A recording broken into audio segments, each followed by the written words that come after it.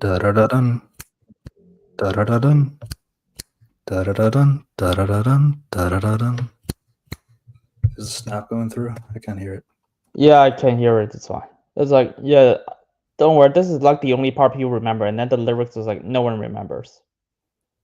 Yeah, which is kind of curious. I don't think it's really in the music for this show that much. The only time I Uh, really hear it clearly is like in the final ending credits, but like I don't it's know. it's the thing is like the lyrics is in the '60s version. I mean, they have part of it. You can watch it on YouTube. It's only like Yeah, it's like it's less than 3 minutes long. It's like the creepy and the cookie, the scary and the spooky, the Addams Family, the house is a museum, and then the Addams Family by Andrew Gold. Uh, it's a great song. But like, it's to be honest, it's only mainly featured in the '60s show. I mean, I think they yeah, did like briefly in like the Broadway, depending on which version you see. yeah. And I know they have the music in the animated movies as well. Yeah, they have they have the like the sound of it. Like every single movie has that sound. That sound is Yeah. iconic for a reason. Of course, no one knows the lyrics of that song. Oh no, that's not it's not my forte there. But No, yeah, that I never skip the intro, so that's true. Well, welcome to another Reviews Corp podcast. This is episode 83. We are talking about Netflix's Wednesday season 2, along with other stuff related to Wednesday and the Addams Family. I'm with my good co-host, Unity Reviews and Analysis. What's up, man? I am good. How are you? Yeah, yeah. Um, No, yeah, it's I'll do life. I'll do some preambling stuff, and then I'll let you take it away since this is a little bit more of your forte in general. Um, Wednesday, starring Jenna Ortega and Emma Myers. As we talk about that show directed by Tim Burton. Um, Obviously, it had some history with Tim Burton and the Addams Family franchise, where he was supposed to do the 1991 film. That didn't happen because he was doing Batman and Batman Returns at the time. Then he was supposed to do like a stop motion type of movie, like how he did for Nightmare Before Christmas and Frankenweenie. But then that didn't happen after Illumination bought the thing, and then you know made the animated movies instead for Nickelodeon. And then he was gonna retire from directing after Dumbo was being so bad. But then something good happened, and by Yeah, good I mean like the writers of the show, they sent him the script and he was interested, and that reinvigorated his interest to direct. yeah. It's like I see the Michael like it's like okay, Michael Rosenbaum. That podcast I listened to was like, oh, this is how you get Tim Burton. Apparently, a small field showrunner was like, oh, I'm working in this animated Wednesday Addams Family film, basically Nickelodeon ones. And then he was like, oh shit, who has the rights for Wednesday? Like the Addams Family, and they found like, and they talked to like the real estate person who owns Charles Adams's stuff, and then he was like, oh, thank you, I'm gonna help you right now. And then they, because they love the idea, so they allow him to pitch everywhere, and then the only people who accepted that deal is Netflix. And then the first thing they did is like contact Tim Burton so they can get them on board, and Tim Burton just like, yeah, he's on board like 4 days afterwards, which is surprising because they have said, because the Smallville showrunners have said that they never heard anyone until like weeks later, but this time Tim Burton just responded like in 4 days. Yeah, I know he was bored out of his mind. Plus, with COVID going on as well. Uh, And eventually, the show dropped in 2022, um, and quite a success. But it took a while for season 2 to come out until 2025. And you got Netflix's trademark now. It's like, now that you get something popular, now let's do all the other seasons in the let's split it in half method, and yeah. This is I don't know how did that happen because I know Stranger Things and Arcane did it, but like, let's just say you have to make sure that those are really good first. Like you literally have to make sure that the parts are really good. I mean, Arcane failed at it. Stranger Things season 4, they are good, but the problem is like Stranger Things did it mainly because they haven't finished the VFX work for the last 2 episodes. Yeah. And Andor But now you know, like season 5 is gonna do like the same thing again, just because that's what we do now. I think Bridgerton did it too. I don't watch Bridgerton, so Yeah. I guess. And honestly, no one even talks about Bridgerton. I don't even know what's happening in the latest season. It's like every single show on Netflix. They just after they're popular for a bit, and then they just like no one talks about it. It's the same as Wednesday. Yeah.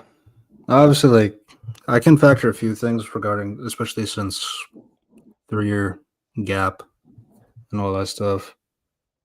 And in our microcosm of like how much stuff is going on, there's always a new show or movie to talk about. Just consume product and move on method. So I get it. I mean, the funny thing is when the Wednesday season 1 dropped, I was actually in the beginning of university, and now season 2 dropped when right after I left.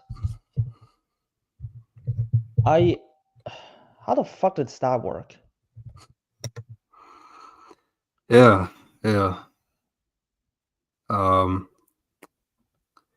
I didn't get to watch Wednesday during its peak, or like when it was like popular at the time. But you know, obviously I was very aware of like the success that was going on, especially online, the rave that was going on. Everybody wanted to do the Wednesday dance. Yeah, it's just things like that. just Jenna Ortega was starting to be everywhere. You know, and obviously she got a lot of massive success, and you know, she's talked a lot about how much it's been kind of overwhelming. But you know, she's in a good place. yeah, I mean that launched her career a lot, so that's cool. To be honest, I'm gonna be even without Wednesday, she's fine. She has the Scream franchise. She was in Scream as well. Yeah. I mean, just give her like a lot more offering, show like job offerings. So yeah, I've got to be honest. I think there's like a 3-year gap because like Tim Burton and the Wednesday showrunners have to write Beetlejuice. That's literally the only reason that's 3 years of show gap. That, and you know, I'm on Jenna working more roles as well. It's like, I'm gonna be honest here. Like, if you know an industry, if you tell them ahead, you gotta have this project, they gotta stop booking roles. That is true. Yeah, it's like that's literally because they make Beetlejuice, and that is not a good gambit. Nope. It's really not good because like now Tim is like, yeah, I don't really want to do a third film. It's like then why the fuck do you end your film in the second film that way? You literally left it as a cliffhanger. Yeah. Good. Yeah, I mean, I'm gonna be honest here, if you ask me, this season reminds me a bit of Beetlejuice. A bit. Not all, but still. Holy shit. All right, so that was kind of like a bit of the preamble to kind of like the production, how we are where we are. Now, I am not, as I said before, I'm not an Addams Family viewer. I'm familiar with them. Obviously, I might see like a few references here and there, or like at least understand the cultural impact that Charles Addams had with these characters and over the years and all that stuff. And obviously, beloved franchise for sure. But yeah, Unity, you take it away. Yeah, so Okay, for my history, I love the Addams Family, but I will not tell you that I watch literally everything because the things I watch is the '60s show, the both '90s movies, the Nickelodeon films, the TV shows that takes place after the '60s show, and then there's the Broadway play. I mean, I read some few of comics and stuff, but like there's like show there's like the sh- there's like the sh- like 2000 show that takes place like after the '90s film, which is not canon by the way, so it's like it's fine. But like no one talks about that show.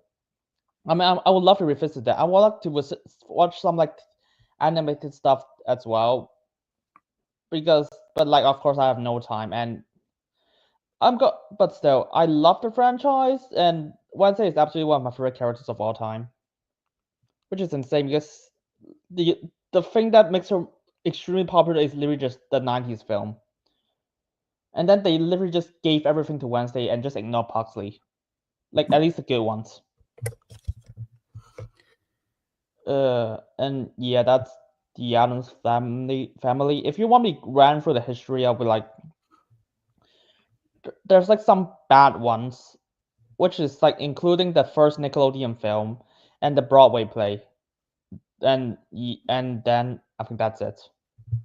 And then all the other ones are good, no questions. I mean, the best one is easy. The Addams Family Fellows. It's like there's a reason why it's that good. It's for what because that's the movie that redefines Wednesday and makes the Addams Family incredibly popular. And I'm gonna say this: when people talk about the Addams Family, they think of Wednesday. They do not think of like Pugsley, Faster, Morticia, or even Gomez. They immediately go for Wednesday, even before the Netflix show, because the '90s movie makes her that popular. The animated movies, at least the first one, definitely focus on Wednesday more. No, the second one actually focuses on her because the second one she has a major arc. The first Isn't one the has one? Isn't the first one the one where she goes to school? yeah, but still, at least I can say that's more more even. I think Pugsley. I definitely remember Pugsley a lot in that movie. You know, Pugsley has more to do in the first film. Like he has an arc. Like okay, every character is underdeveloped in the first film because Yeah. there's like too much to juggle. And then the second one actually has a lot more focus because they're like okay, let's focus on one character and that's Wednesday. And so even though the second film plot is like a lot more wacky and it's actually deal with family drama, which is like I think the only thing I've seen in the Addams Family franchise that done it well, which is a hot take because that fucking film has a 29% Rotten Tomatoes. I was actually so scared when I jumped into that film, and I was surprised how good it is. And I You're was talking legit about the second animated film? the second one. Okay. Yeah. And you're saying particularly the drama between the family members? Yeah, the family members. It's basically about like they are not sure it's Wednesday their kid or not. There's a lot of like interesting reason why, and the villain, like there's a reason why she would think that and stuff, and then it just like compounds like oh family is not by blood family is not by blood and like it's the people who care about you and other stuff. Of course, I'm not gonna give away what happened in the film because you gotta have to watch it yourself. And trust me, Wednesday in that film is also like extremely like I was like sadistic. Yeah, I'm gonna be honest. They just literally just give Pugsley stuff to Wednesday for no reason this time. But yeah, that's the animated film. Do And then you have any theories why you think that? Because I feel like that definitely carried into this show as well. At least the discussions that I see about Wednesday's characterization. the thing is, no, really, because no one really talked about second Nickelodeon film. Okay, here's the thing: no one did, but the showrunners admitted they actually worked on an animated film. Yeah. So I can think that they absolutely have some influence on it. And they even mentioned in the Michael Rosenbaum podcast, they even mentioned that they are even aware of the Broadway play, which is also a family drama of Wednesday hating her own family. that was incredibly wow as a decision. Yeah. But at the very least, I can say they commit to it. They actually try to commit to that decision. I was like, fuck it. And at the very least, I can say there's some great things in there. Like there's some payoffs. I was like, oh my god, that's actually good. And then I can say, so they absolutely have some influence on these two things. The 90s one is absolutely because they fucking have Christopher Lloyd and Christina Ricci back. Of course, they gotta know about her in the 90s one. Yeah. But I'm gonna be honest, in this season, I was like, absolutely the 60s. They actually watch the 60s one, or at the very least, they look at Wikipedia. Yeah. It's weird because okay, I should talk about the season 1 first. Go ahead. Season 1 is shit. I'm not even gonna pretend it's not. And okay, as a standalone show, it's rigged with plot problems. The characters are like they're either like bland or like they're like inconsistent. If you've seen Pitch Meeting, even he was like, oh, there's a 1 minute joke about how Wednesday keeps saying that she loves to kill people, but her entire motivation is she wants to save people, and that attitude never changed and never challenged. And there's like the screenwriting guy was like, oh no, I have to like rewrite the entire story. And then the producer guy was like, no, it's fine. Nobody's going to remember that. That's just the foundation of the entire season. Yeah, even they are aware of this. I mean, I looked on, even more and more people are aware of like, oh shit, they made her that way. It's like after popularity like died out, that people are starting noticing problems. Yeah. So like what I was referring to before is like especially that first moment of her in particular. What I know is that from previous iterations of Pugsley in particular is that Pugsley gets bullied and thrown into like a locker and all that stuff, which is like not something you would allow normally if you were to use real Pugsley. Oh no! And in the second, if he was the one, he would be the one to drop the piranhas in the pool, not Wednesday. Here's the thing: in the second Nickelodeon film, he blows up an entire Grand Canyon. Yeah, that's Pugsley for you. And in the first and second film, even though he's not that much focused, you can tell that he does a lot more stuff. Like he helps Wednesday with a lot of plans, and he even like shot down an eagle in the sky. I mean, the second film is absolutely more focused on like Wednesday, but still there's like a few things that's like, oh, you can take out from him. Yeah, but this season, I'd say since Pugsley, there's not really much to say. He's definitely the more innocent kid, essentially. He gets bullied. Oh, he gets upset when his dad is like arrested and all this stuff. Wednesday have to comfort him in some way while they do fishing with grenades. Oh my god, that's yeah. just, like I guess what I'm trying to say is like Pugsley, I felt like he's like not very wacky, that like I feel like you would expect out of an Addams Family member, or something that makes him stand out. Oh, he's an explosive guy. Yeah. But you only get one reference to that, yeah. Yeah. And that sense, just him telling how amazing Wednesday is. Literally, they end the scene with, the only one who can save that, it's you, Wednesday. I was like, kill me. Like, okay, for what you do, if the people don't know that Pugsley has always been like the most destructive, the demolition guy. He always like blows stuff up. In the first film, it's like I think he's probably the best one in the first film, in the first Nickelodeon film. Mm. He because he could not, he doesn't want, because his parents like concerned was like, don't play with explosive that much. And then at the end he was like, he's finally allowed to be free to play around with his bombs and stuff. It's like, it's cool in moments that it's cool. I can say that. It's like, and here's the thing: Wednesday is always the brains. She's smart. She's cunning. She's smart, cunning, and other stuff. and that's why she's a lot. That's why she's much more fun to write around, because she's like incredibly smart, and she's always like aware of what she's doing. That's what. Yeah. And I also she has a better aesthetics. Let's be real here. That's true. I do feel like I feel like maybe again I'm only guessing because like I feel like giving sadistic things to Wednesday is one. I feel like people just gravitate to Wednesday more is one thing. And then secondly, when you add like sadism to somebody who doesn't give a fuck, kind of a thing, I feel like people find it empowering or something. Which Um, is which is weird, because like Wednesday has always been like, okay, if you don't bother her, she will not bother you. That type. I mean, the only reason why she's triggered because you bother her, and you try to fuck her family, and and that's why she was like, when she fights back, you're basically dead. You're basically gonna die.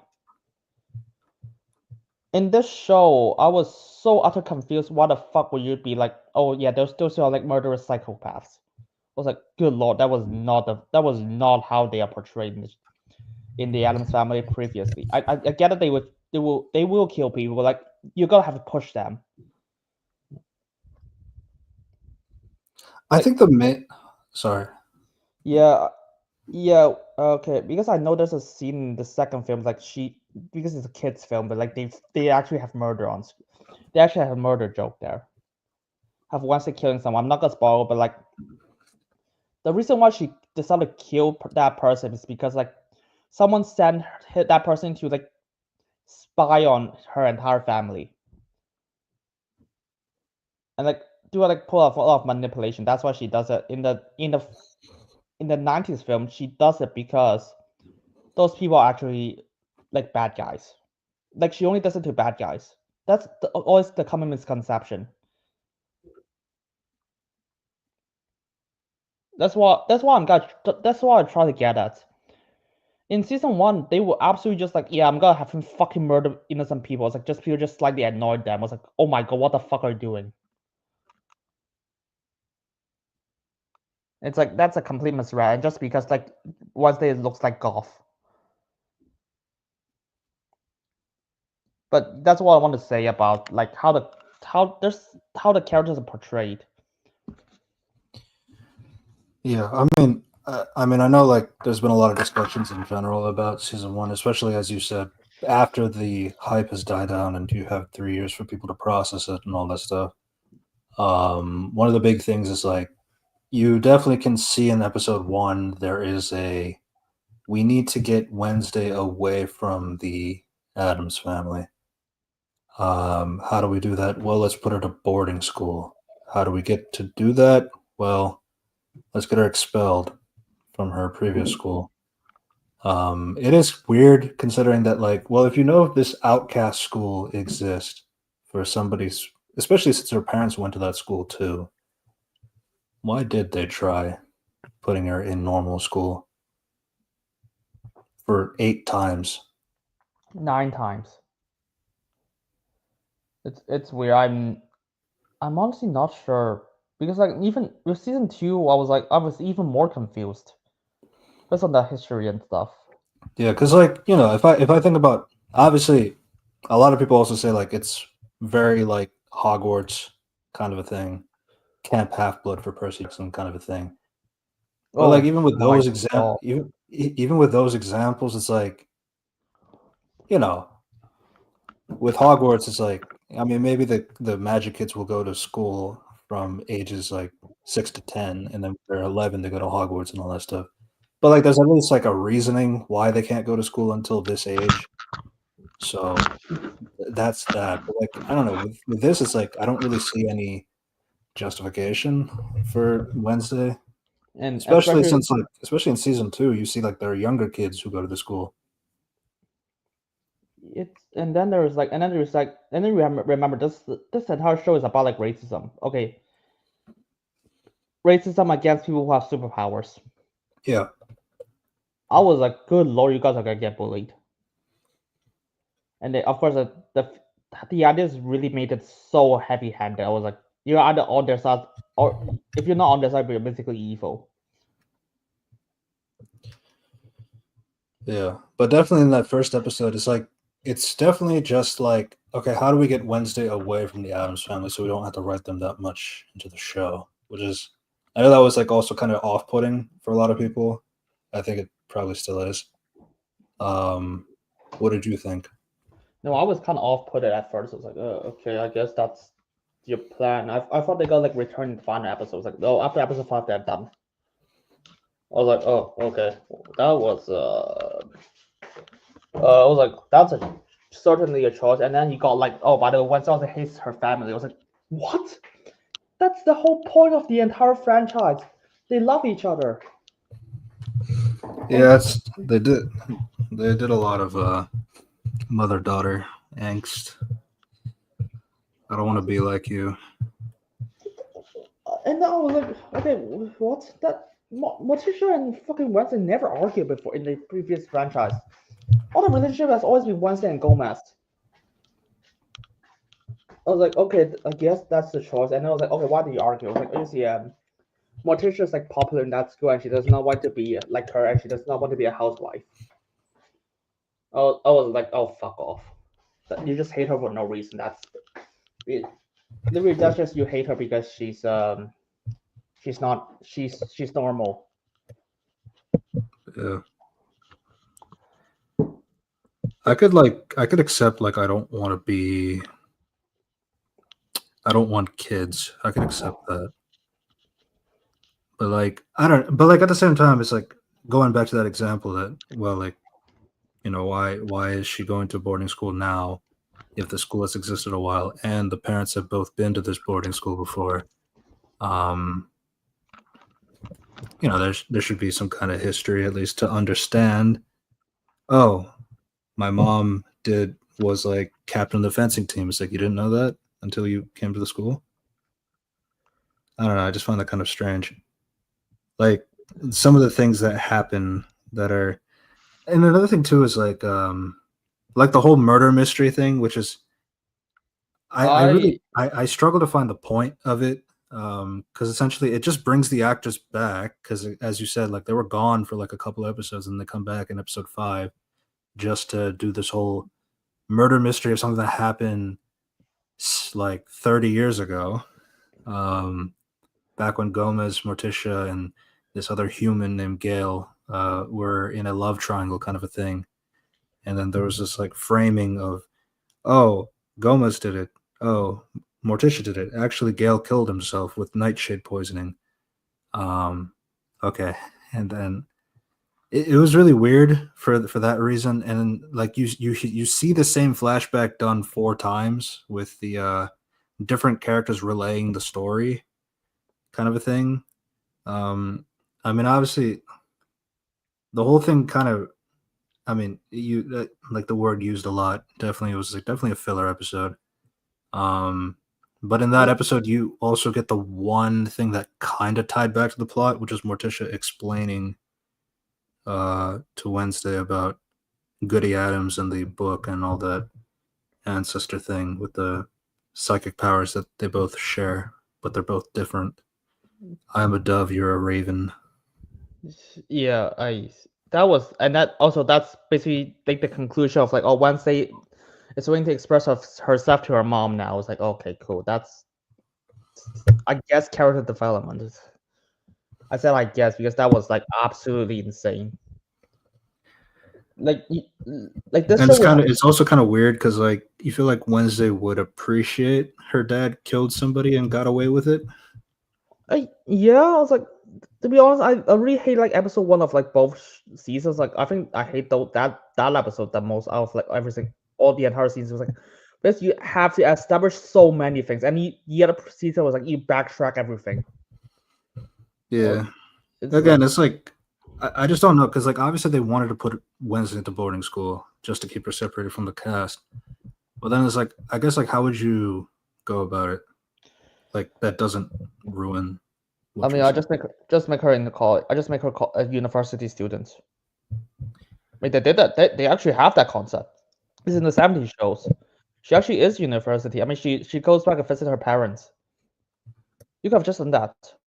Just like, oh, she's in university now, or like, or if you want to be a teenager, it's like, okay, she's like really smart in school, and then she skipped classes. She basically skipped like she jumped like sixth grade or something, so that she can go to the university as a teenager. Yeah. I mean, boarding school is still like something that exists, right? Yeah, but like those But are those like are those obviously are the big concept with this is like I think like I mean correct me if I'm wrong, but like in other stuff it's usually it's like the Addams family reacting to a world of normal people, right? It's, yeah. it's not really That this concept of like outcasts, other monsters. I okay. Okay, and technically, the Addams Family's concept is just like they don't want to like they define social norms. So I can see it in a certain way, but like it's always confined to the Addams Family. Right.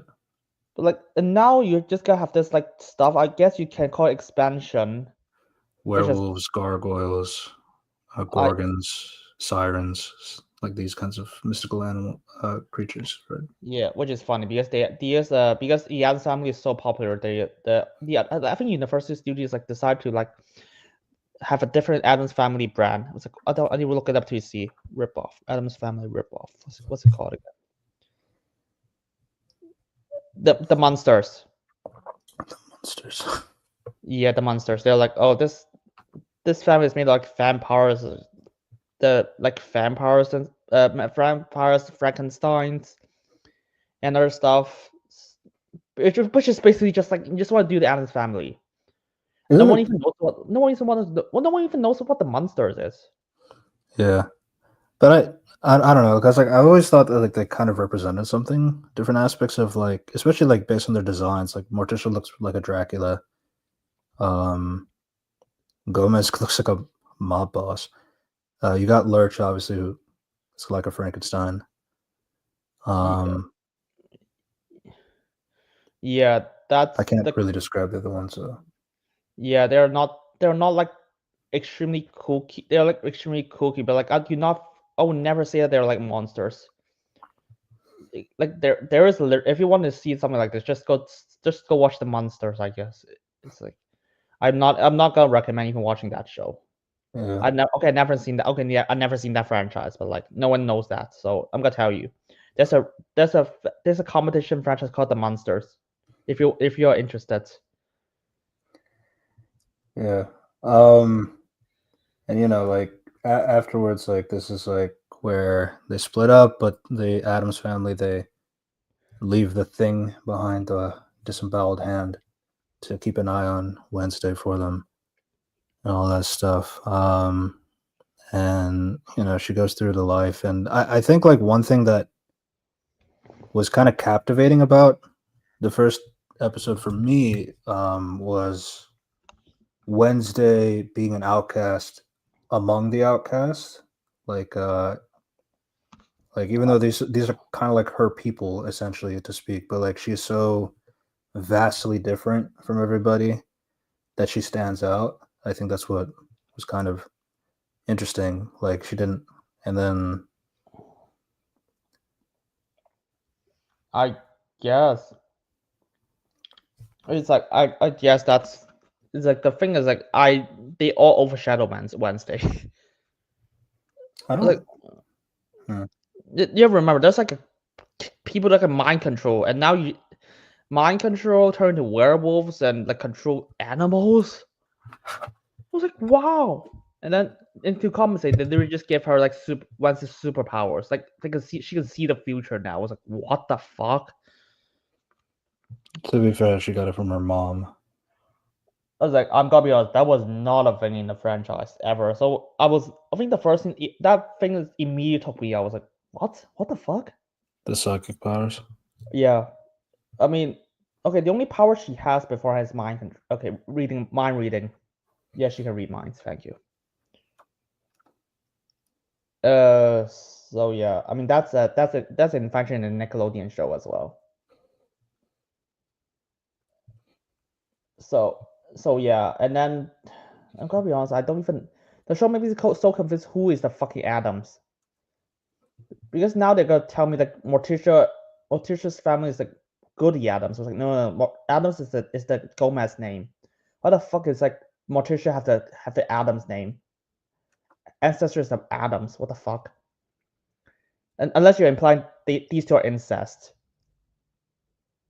Which good lord, I do not want to see that again because I saw that happening in the musical. Yeah. But yeah, that's But yeah, I'm gonna but like that's a lot of franchise they misunderstood about like about like the family and stuff. Yeah, okay, I'm saying it. Unlike other previous incarnations, this Wednesday shouldn't have supernatural abilities, which makes it conventionally unique from other adaptations. Okay. Which is like weird I because like don't see why. My guess is to compensate with the other mystical beings. I mean the thing So that that was like a choice that the show made. the different the reason she sounds because she's really smart. Like do you know her IQ? Like what do you want to guess what her IQ is? Yes, they actually set her IQ in the franchise. Thank you. It's in the 60 show. So. And they always play it up. So who has the smartest IQ in the world? Who has the which person has like the highest IQ? Look it up. Yeah, you can just Google it for me. Like currently or all time? All time.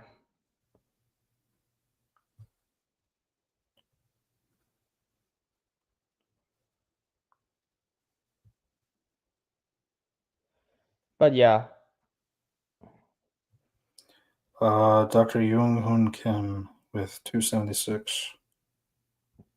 Cool. So her IQ is set in the 60 show. Okay, to be fair, they did not technically set Wednesday's IQ is that, but like she's smarter than that person who has the IQ of 320. And she's 6 years old at the time. Yeah, comic book logic. And yeah, so even though the 60 shows did not do much, the 90 shows immediately play up but the aspects of how smart she is and how much she like enjoys like sadistic stuff. But like here's the thing, if you want to write a character smart, you have to be a smart writer.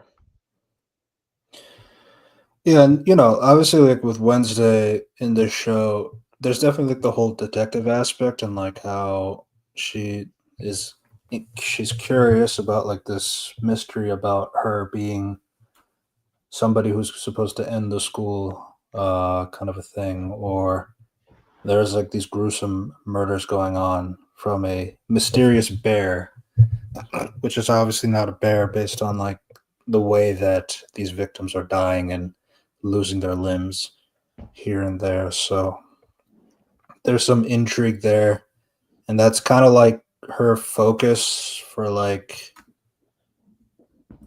the season essentially. Kind of going through the motions of how to solve this mystery. In the process of like, hoping that nobody else that doesn't deserve it die, kind of an aspect. There's a lot of different friends here and there that interact. Some are good, some are not great. And then it gets to like a point where, they added a love triangle, which is the most criticized aspect of the show, even by Jenna herself.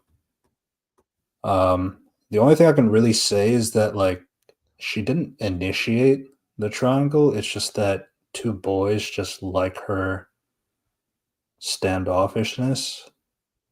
Or like Tyler's just really weird. It's like, yeah, I thought you were giving me signals. Like she kept telling me to fuck off.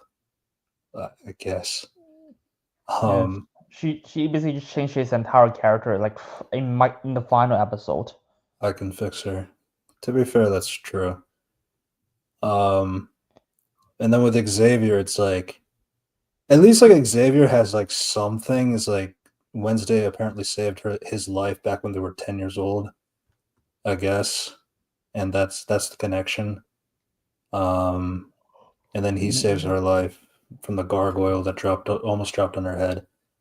Um, and then like there's at least like kind of something like with like how he doesn't trust Bianca, his ex-girlfriend, because she used he can never tell if she used her powers to like make him like her or anything like that. So that's why that's kind of been a problem. And like I guess like the appealing thing with Wednesday is that she doesn't give a fuck, so she's not going to manipulate him, and that's what he finds interesting. I mean, I guess I could see that reasoning, but like I don't know, it's just it was kind of dumb overall. But that's Yeah. like that's at least the most criticized aspect of the show. And I mean now it's like, oh, I mean now people are just criticizing because like, wait, she does not act like Wednesday from the Addams Family. That, yeah, which is like an aspect like people just started to slowly realize after the show, the hype of the show has died down. But I've gone over that already. Yeah, and obviously, we talked about some of the other characters like Xavier, Tyler. You also got Bianca, Yeah, and Enid. Enid, obviously. like she's the sole reason why Wednesday is people gave a shit about Wednesday because like Wednesday is a walking inconsistency in the show. I made a video even beforehand, just before the show dropped. I was like, man, because you know what, this is my one video of this year, and yeah, it's basically just like, oh, she one moment she was like, oh, I actually love to kill people. Now I just like I don't want. When people, oh my god, I want to open up. It's like now I don't. Out of fucking nowhere. But yeah, and Enid, because Enid's it's decent. She's the fun character. She has I mean, I think a lot of it, a lot of it's credit to like Emma Meyer's performance. But there's like she has an arc like, oh, I'm fun, bubbly, and I want you to make friends with you. Yeah, and her big struggle is that she's a werewolf, but she's like a late bloomer in her family. Her whole family is like werewolves, but like she isn't able to do it for some reason, and her mom hates her for that, and have been trying to get her to like lycanthropy conversion therapy, which is very on the nose for something else, but it is what it is. Um, but that's kind of like her issues. My surprising thing is like I've heard about Enid so much. I'm very familiar with the Winclair aspects. I'm sure the two of us are also Winclair shippers too, secretly. But like, the main thing is like not that much in the season. Which, to be fair, she had her credit was like 7th in season 1. Now it's like 3rd. But like, I think they definitely underestimated um, how much should be popular. But it's also kind of weird because like she was the roommate, so it's like I don't know. Like I felt like that could have had more, and I don't know if like I remember like there was this human in the first movie, the first animated movie, who Yeah, was also like pink and bubbly, kind of, and Wednesday's the other one. I don't know if that was like an influence for Enid. probably. I mean, to be fair, the showrunner didn't admit because how they got the idea is because they are working on the animated movies. Yeah, because like when I was watching that animated movie, it's like that made me think like, oh, it's like I feel like maybe that transferred over. But the thing is, like, no Um, one. It's like the problem is like because like because that movie is not good, so they literally just dropped it in the second film. I also think it's like I feel like it's like a basic thing, kind of like, oh, somebody likes is a goth girl who's like dark and wears all these black clothes. Well, how do we compensate with the other one? Well, make her colorful and bubbly and pink. I mean, it's I feel like it's kind of obvious to do that foil stuff.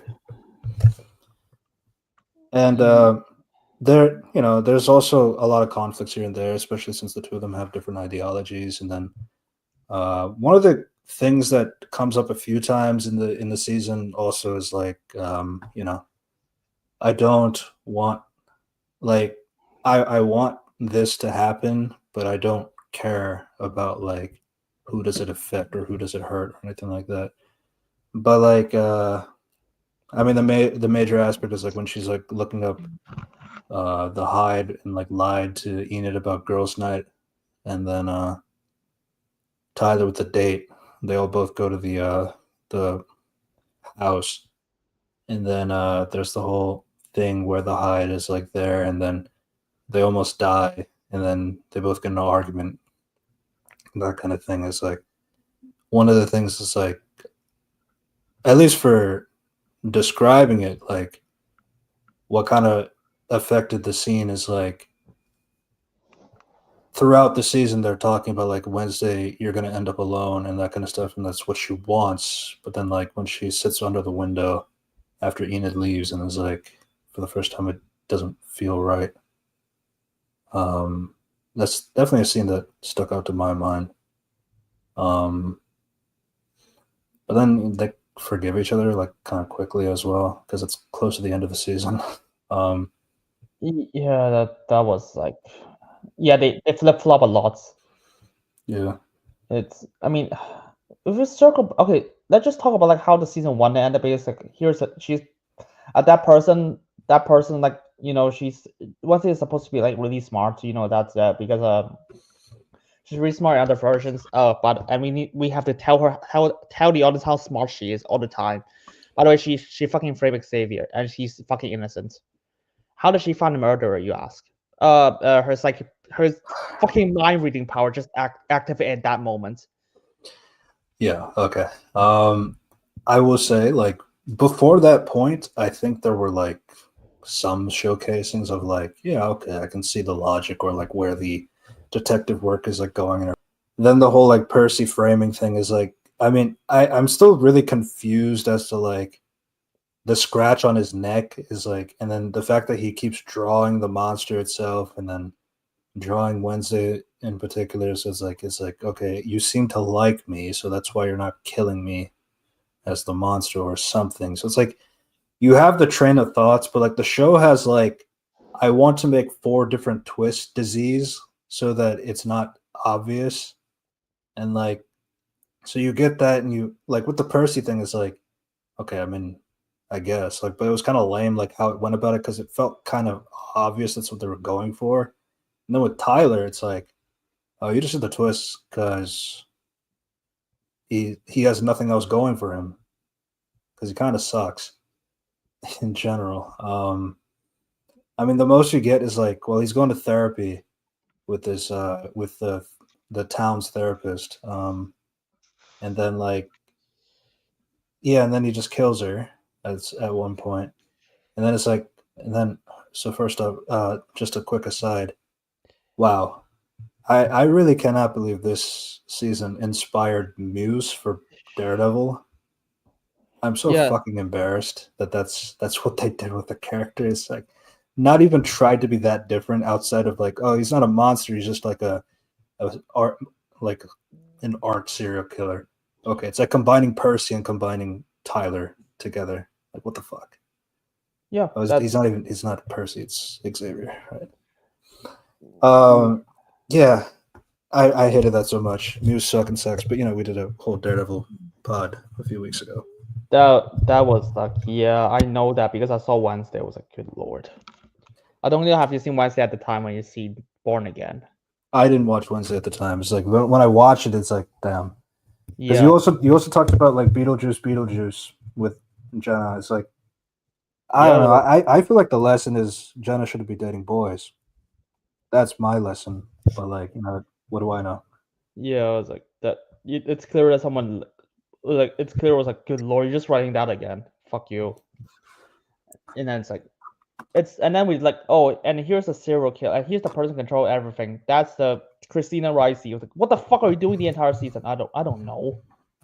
Yeah, she's like the plant person, normie teacher, and then like she's like, By the way, and then you're I I, like, I figured it out. You're the killer, and then you're the one who controls the hide and all that stuff. Which that one was like, for that one for sure is like, and I think she was told this. Oh, because like Eugene saw like the lightning bolt, and it's like, but she was wearing red boots, I only know one other person who wears red boots, and that's Christina Ricci. So okay, I was like complete out. fantastic. And then it was like, oh, and then here's a thing no one talks about. It's like, oh, this is Wednesday's plan. I was like, I'm gonna have like what's it called? It's like Gwendolyn Christine just like disguised as Tyler and just so like it's like she can confess everything. Yeah, it kind of skips over the part that she agrees to the plan. Obviously to be a surprise. And That Tyler is not Tyler.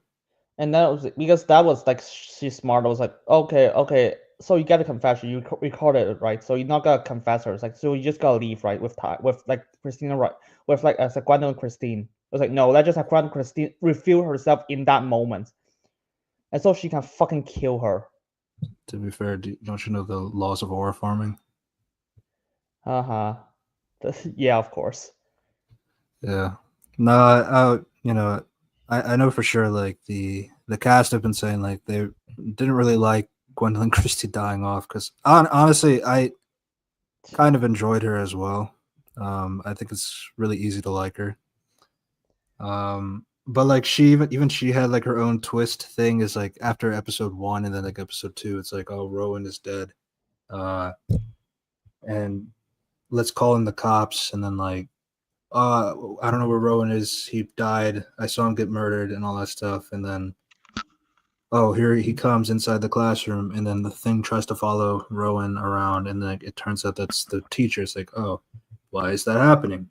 And then it's just, well, I disguised myself so that you guys could get the cops off of us so that we can not get the school under more fire from the normies and all that stuff, which is, it's like an understandable conflict. I want to do what's best for the school. Not really meant to be like a villainous thing, just more of like a reputation thing. I get it, but like the way she died is just that sucked. I was like, cool. Is your parents okay? I guess your parents never fucking filed a lawsuit, or like the body just suddenly disappeared. Come, The only thing that she says is like the parents hated their son too, because like yeah, he was crazy. that was like good. Yeah, sure, whatever. I guess they would never get their money back. Yeah, it's like because dude, if your son died, I was like, even if you're neglect, like you hate your son, I was like, I would expect you want your money back, right? Yeah, and even with like Xavier, it's like I don't know, like the whole season was like kind of weird with him, like not just like the like I understand like where he could get his feelings for her from, but like the whole thing with like Rowan and like everything to do with like he just happens to get psychic visions of Wednesday and the Hyde, like the two most important things of the season, technically speaking. Uh, and it's like it's never really explained why. And then the way it ends, like, yeah, I'm gonna give you a phone, buy you a $1,000 phone so that you can text me on it. And then season 2 is like she drops it in the toilet, Yeah, intentionally to be fair, but like, and she said, "I'm not going to text you." But it's kind of weird looking back at it because like the way that season 1 and season like the way that this ends and like how it starts in the next first episode of season 2 is like you have like the stalker like texting her. It's like I've received my first stalker and all this stuff. Who is this person and what do they want? And it's like they show like gifts of like wanting to kill Wednesday, and then it's like season 2. It's like, is this the same stalker as like season 1? Because you know who I'm talking about now. yeah. Because with the invisible girl. Jesus Christ, that was. You know what? We're gonna talk about her a lot more later. Yeah, but that's kind of like most of the motions of season 1. Um, Yeah, I think we got like all the players like Morticia. We talk about because Christina Rice was like yeah, and then of course we have the final battle. Blah blah. I yeah. she definitely did The save the most thing day. that people talk about really is the hug with Enid. Yep. No one even remembers what the story is. Like, yeah, I would not blame you. There's no the story is just ass pulling out of nowhere. Yeah, I also remember the Netflix season 1 adaptation of the show in a book form. It's written pretty gay, from what I understand, especially from Wednesday's point of view about Enid. So, fair enough. Fair enough. Yeah, I think yeah. So I just found it kind of funny. What do you call it? One other thing is like, I feel like out of all the characters, I mean, you had Enid in love with Ajax. Not really much. There's like nothing to Ajax really, outside of being a Gorgon, and all that stuff. Bianca, I felt like had the most going on for the side characters in the sense that like she's a siren, she's a popular girl, she's the queen bee essentially, and she's kind of mean overall.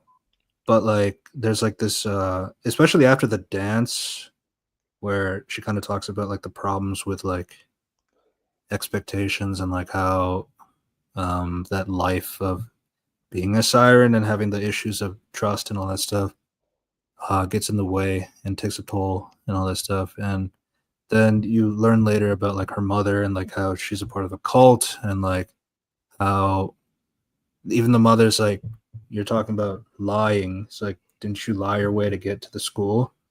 Like that's not even Bianca's not even her real name. It's like some other name.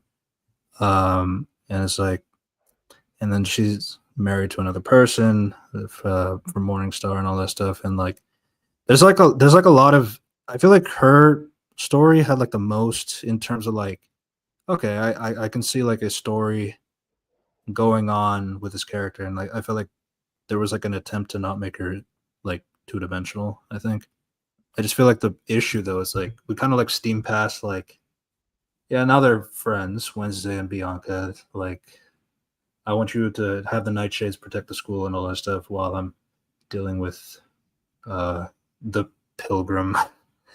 I'm gonna resurrect the Pilgrim from the dead so that he can kill the outcast, I guess, according to Christina Ricci. Yeah.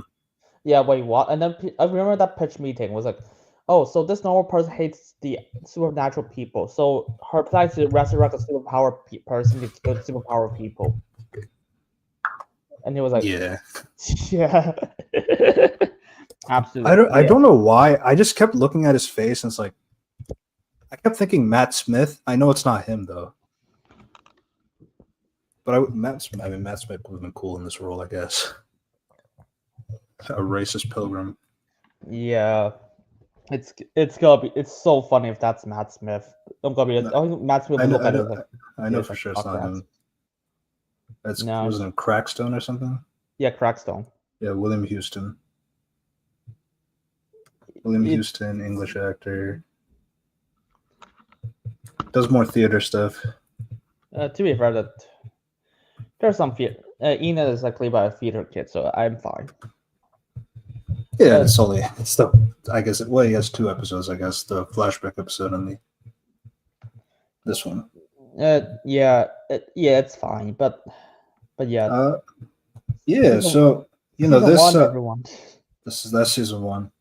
My big thing is like, yeah, the phone thing. It's like it everything ends pretty well, I guess. Like everybody forgives Wednesday, including Percy, Xavier, because of the even though Wednesday got him arrested. But it's like, I guess like she took an arrow for him, so it's like not that bad, I guess. And she just shrugged it off. It's like, wow. Yeah.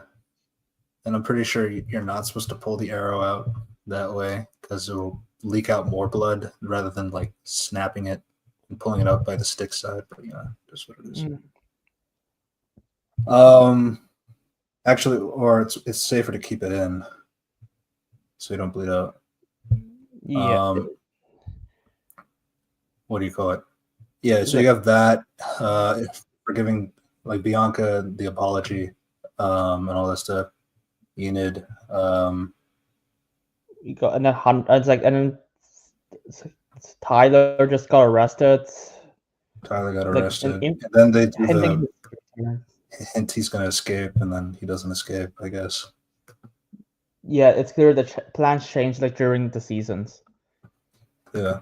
It's like, I And mean, this season is like fucking clear. It was like, oh, by the way, do you remember all the character development she has? Okay, quote unquote character development she has in season 1. You know what? Let's just throw all of them away. Just reset her back to episode 1 of season 1. You fucking genius. so my only take with that one is like with the use of, well, this is summer break, and now she has some kind of like goal in terms of like, oh, I have this book, the psychic book from Goody Adams and all that stuff. Um, I'm going to use it to like test my psychic abilities and that kind of thing, or improve it, learn the spells, things like that. I've mastered them, which at least later Morticia said you didn't master shit. So fair enough. And this is like, this scene was sent a few weeks ago, the first 6 minutes, where she's using a bowling ball from Kansas to find a serial killer there. The weird thing about it is like Thing brings the bowling ball to Vermont. It's like And that. then she uses the psychic skill to find where is it in Kansas, and then she goes to Kansas right after. It's like I feel like if you know that the killer's from Kansas, I think you should probably start there by you traveling there already, then have Thing go and steal the bowling ball. Yeah, I said that in my video. I was like, what the fuck? Do you literally just tell Thing to just go to Kansas, just steal something, and then went past security and just like, and then you just go fly to Kansas yourself. Yeah, it's also a bowling ball. Like, you got to bring it on the plane. And then they almost got caught in security. I was like, I'm gonna be honest, all you have to do is like, oh, by the way, this is the Addams Family. They have a private jet. Yeah, well, we had to do the joke. It's like all the weapons. I mean, they said that what part of bringing prohibited weapons into a plane is like right, and it's like, well, how is it right to be in a prism of like thing in the air, like and act like that's okay? Okay, I guess that's sass. And then like they look in the bag, they see a thing there, ask what that is. It's like, oh, it's just a cosplay hen. And then it's like, no, I'm talking about this. It's the SPF. Fucking genius. Classic humor. Yeah, that was. By the way, I forgot to mention. I did not mention that in my video. That's the only appearance from Haley Joel Osment. If you don't know who that is, Emily Osment's brother. Yeah. From Hannah Montana. True. And also, The Sixth Sense. Also, the guy from The Boys who also died in season 1. Yeah, that was. I don't know what's the point of his character. His character, I think he's like. It was like he's like acting gigs like suddenly just go downhill after like The Sixth Sense. I mean, he still got a lot of work. It's just the works are like less significant. It's like this is like 6 minutes of this shit. Yeah, my only thing is like I understand getting captured and all that stuff, but like I feel like the problem with it is like I feel like you would want a monologue out of him, so like that's why you get captured and that kind of stuff. Is like I know, like I mean, we had this comment before outside, but like I feel like I have a plan, and the plan being Thing attacks, I guess, since he is around. And then the whole psychic glitch thing, I can only chalk that up. I feel like it might be a little bit different now that we've seen the episodes. I feel like the psychic glitch is just her way of coping. Of like, yeah, no, it's just like, I mean, I'm fine. There's nothing wrong with it. Maybe it's just a glitch or something. And then obviously Morticia knows what it is and explains it for us later. So I can make sense of it in the first 6 minutes if that makes sense. Yeah, it's like, but like, oh, okay, you have to glitch at that moment. It's like, okay, that's And then we got like Morticia. I forgot to mention, is like Morticia was like, oh fuck you, they usually just retcon Morticia's relationship. You fucking ignore like Morticia and your relationship development in season 1, and then season 2 was like, yeah, What development? oh, episode 5, I'm opening up about my superpowers. Oh, the joke is you're supposed to say Oh yeah, there isn't any. there isn't any. But yeah, even Dan was like, Yeah. So another thing we also didn't mention about season 1 is like, so there's like a Deus Ex Machina kind of, because like the explanation is that like, well, bringing back the pilgrim guy from the dead back to life and all that stuff with all these like things under the blood moon, which Adam's soul would be able to open because Goody Adams was the one who locked him there. Okay, so I guess that puts like Goody Adams also available so that she can come back to life through that blood moon and then magic mysticism thing. So it's like, yeah, we can. I can,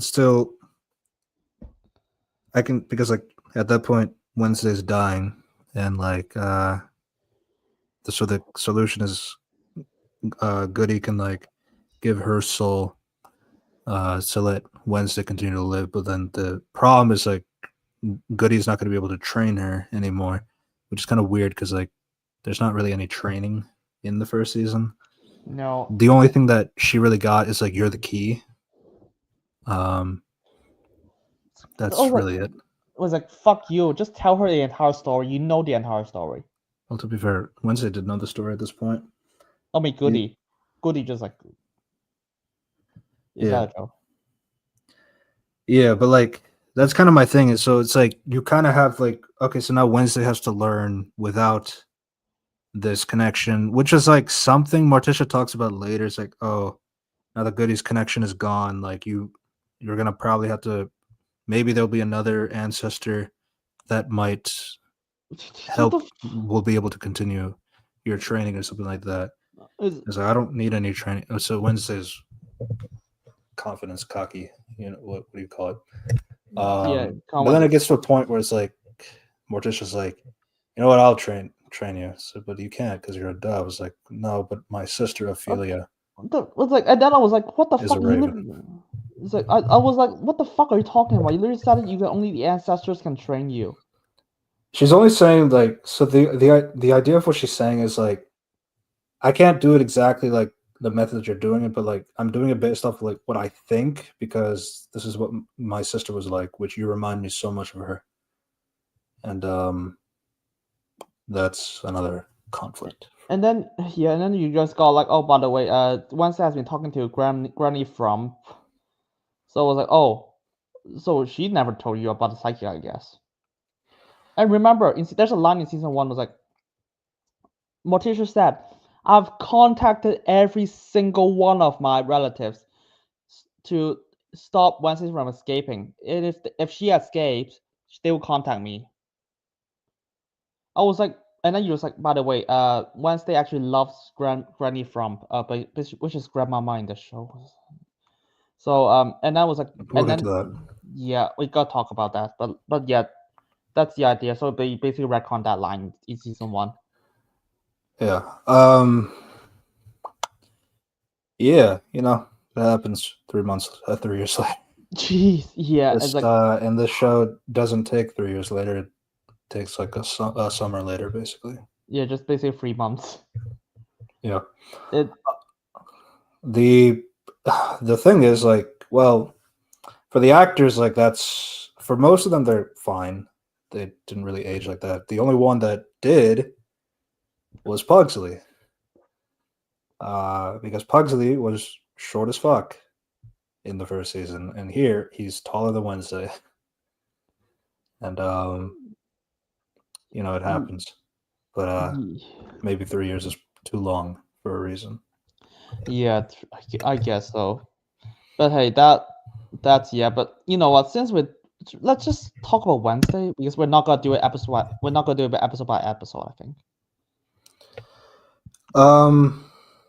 Well, the only thing we could talk about is like already you can see a little bit more Wednesday family dynamic because like they do a lot more flashbacks this time of like, oh, this just remind.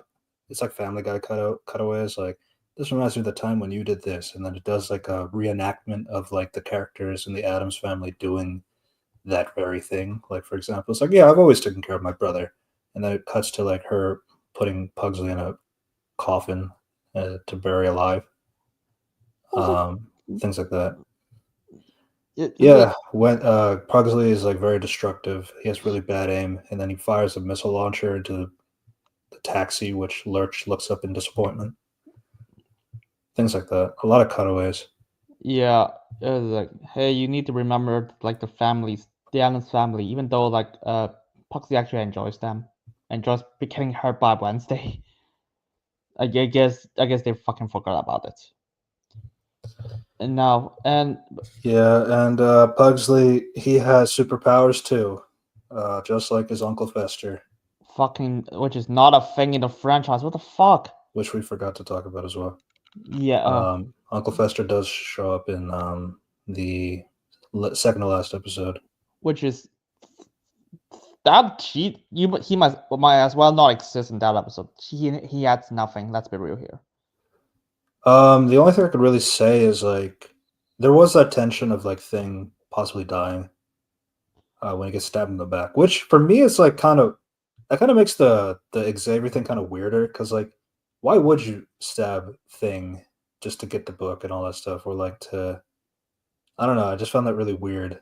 You know, that was like because like one of the things that she describes in that season is like I realized that tears don't really solve anything, so I stopped doing it, kind of a thing. And then you have this one moment where Thing is possibly going to die. Uncle Fester's trying to resuscitate it back to life, and she's got tears in her eyes. I mean, Jenna's just good at acting. But like with and then season 2 immediately was like, by the way, I still hate you, Thing. I was like, you kidding me? And all she does like she lets out her frustration into Thing. So to be fair, she gives more credit to Thing than the other family members, which absolutely. What the fuck is wrong with you guys? What the fuck is wrong with the showrunners? we could talk about Thing. In the sense that like with this season, there is like this whole tension thing because like in this season, there's more Addams Family because there's a new principal in the school, Principal Dort, played by Steve Buscemi, and he wants like benefactors to help and improve the school, send their money to help make Nevermore the greatest school ever, and that kind of stuff.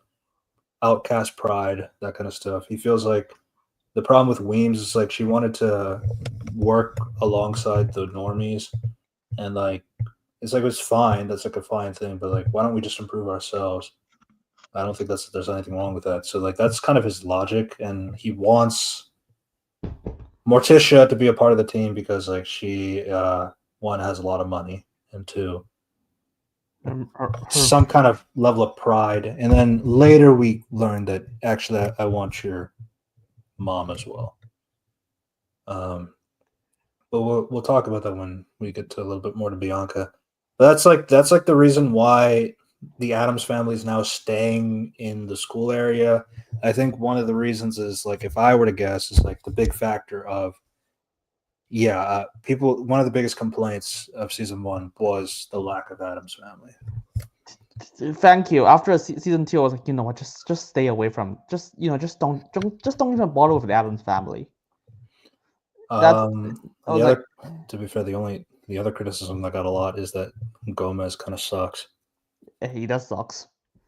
Yeah. I mean, the thing is like, what the fuck were you cast like Louis Gutzman? I was like, no offense to him, but he lacks charisma. Yeah, you don't have.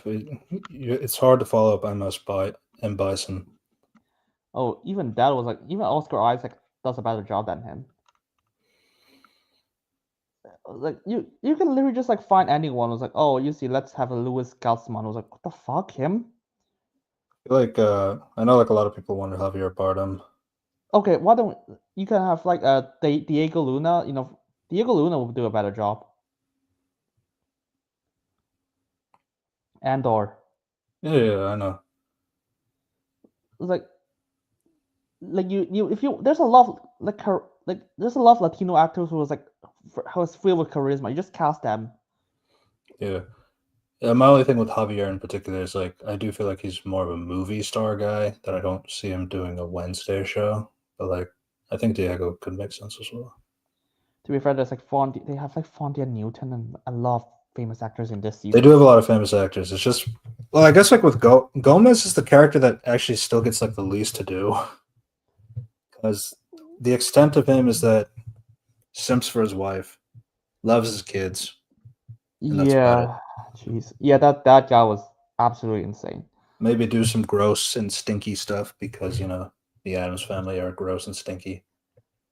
Funny, Um, so yeah, but but yeah, that's the Addams Family role was like it's like Gomez has fucking that's pretty much nothing. all to say about Gomez. Yeah, Gomez is like just a joke machine. It's like, oh, he once break out of like Wednesday out of the prison. It's like I'm his attorney. Yeah, Okay, I I was like, hey, do you remember you got arrested in season 1?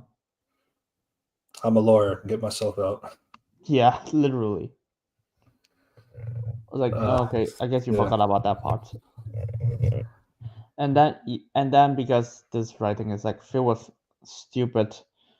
Okay, who's the least important character in the show? Oh, I know, Pugsley. Pugsley. Fuck And me. I know like this.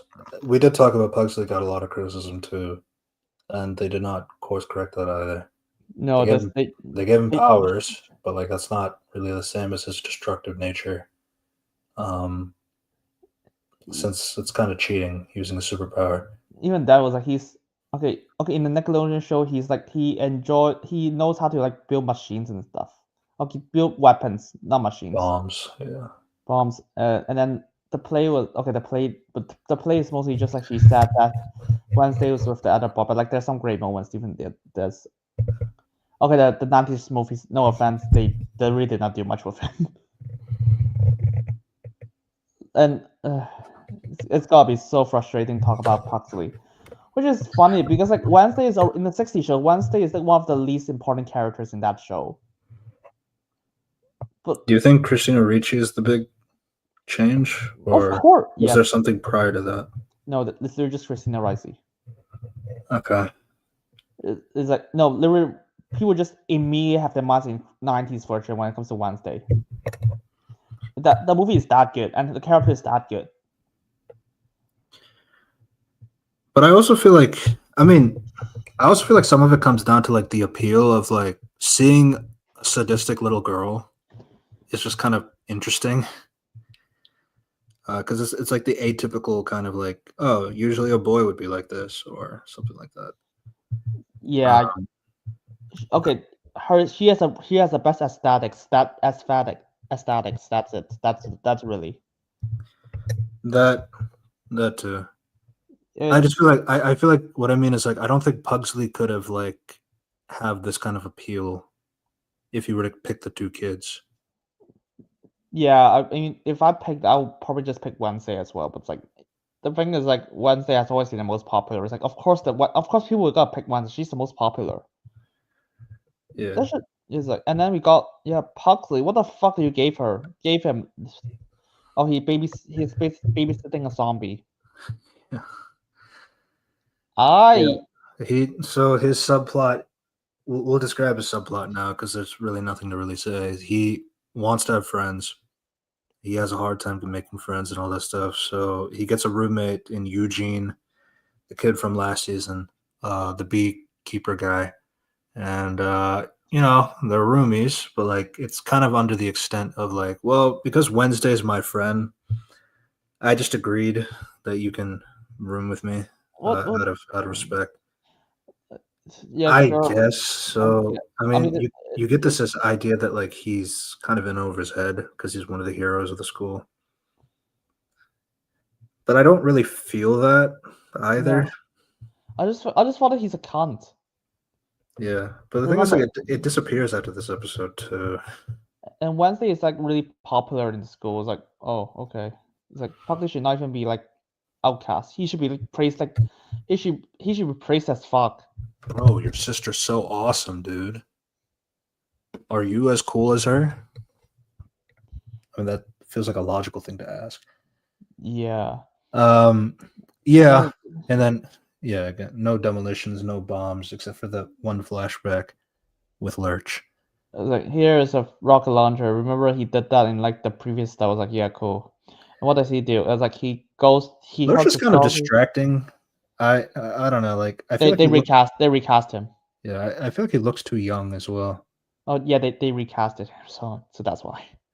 Yeah, It interesting because he doesn't talk, which is I'm aware of. But yeah, it, let's okay. Puxley stuff is like I heard a story about this thing, so I go to that tree to see is that true, and it's like which I by the way, fucking that you got your Tim Burton bringing back the stop motion animation for the that stuff. It was kind of nice to see that after all these years.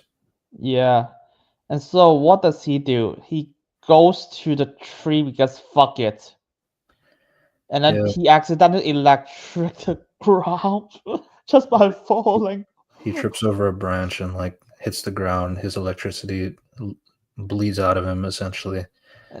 Nothing seemed to happen, so he walks away. Then the zombie lifts his arm out of the ground, and I think that's how the episode ends. How the fuck? How the fuck you electrify the fucking corpse in the 6 feet under?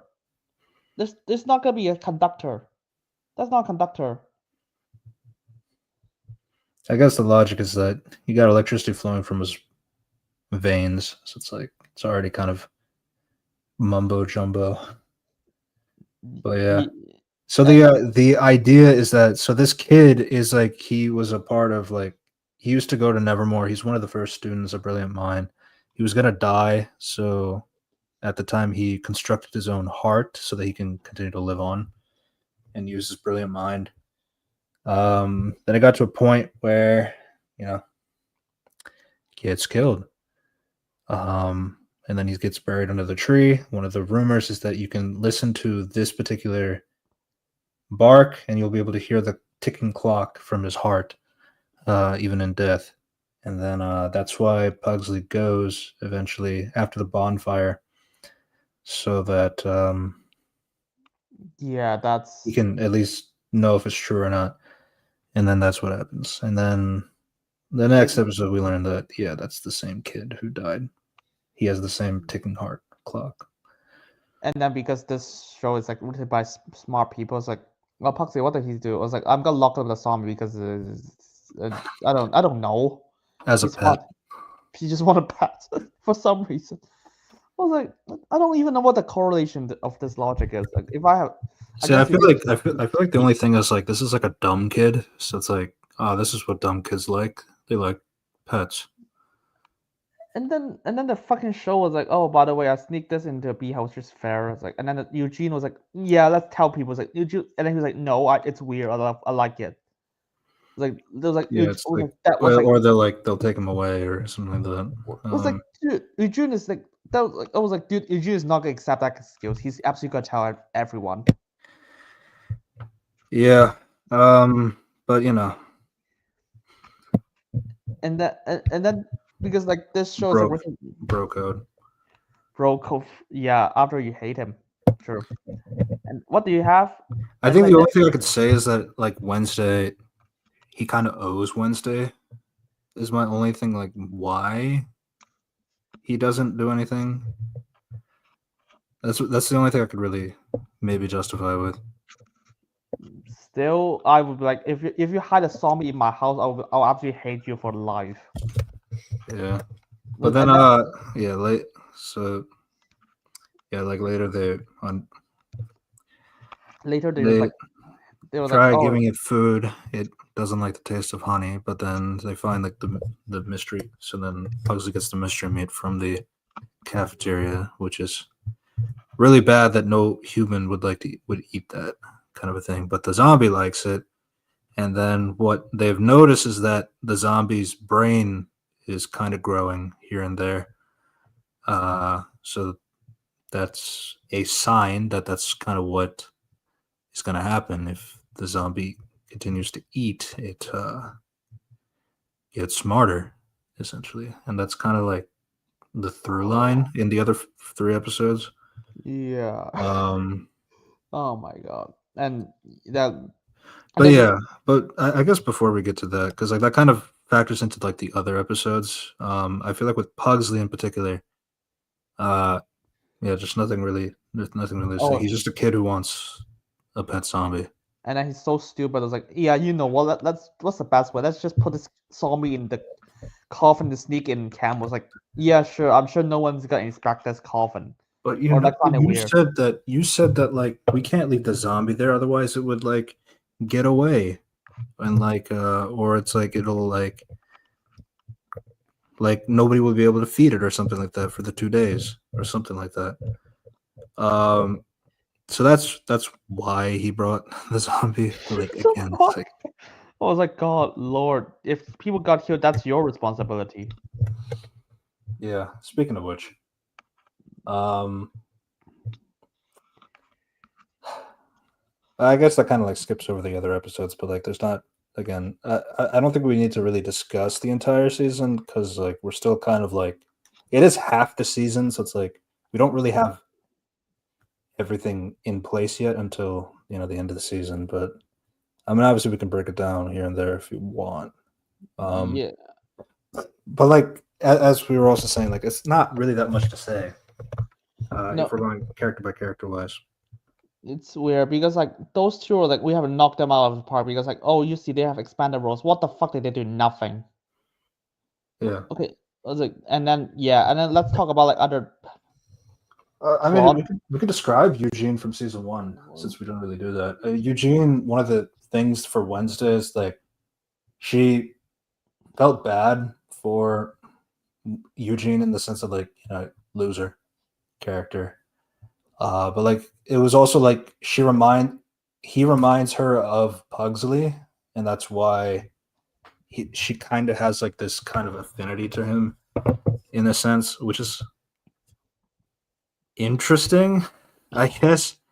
But like the main thing that happens is like they both are dealing with like they're trying to find this mystery about the cave and all that stuff. Then there's the whole dance, and then you have Wednesday doing the Wednesday dance in that episode. But since Eugene doesn't have a date for the dance, he goes off to the cave on his own, and then he gets attacked by the Hyde, and then he gets like hospitalized for pretty much most of the rest of the season.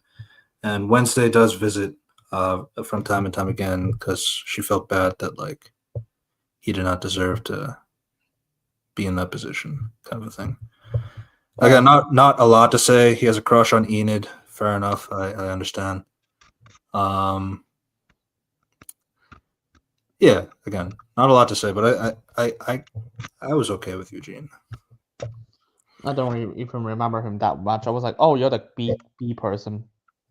That yeah, I was like when this season started, I was like, okay, that's yeah. Eugene's like enough. It's like He that's. also has a big growth spurt, so he doesn't look anything like a season one time either. So I was like, also thought he's now thinner. he is thinner. He's definitely thinner. Yeah, that's Eugene. Yeah, I Oh, mean, shout out to the kid. yeah, I know. Yeah, good workout. But yeah, because we have to because episode 4 is like they wrapped up a lot of bullshit, so I need to think of how to deal with that. Well, so let's talk about some new characters. Yeah. What Oh, what I one last thing before that. I felt like it probably should have leaned more into like Eugene kind of being a dick because he's getting the fame after not getting it his whole life, essentially.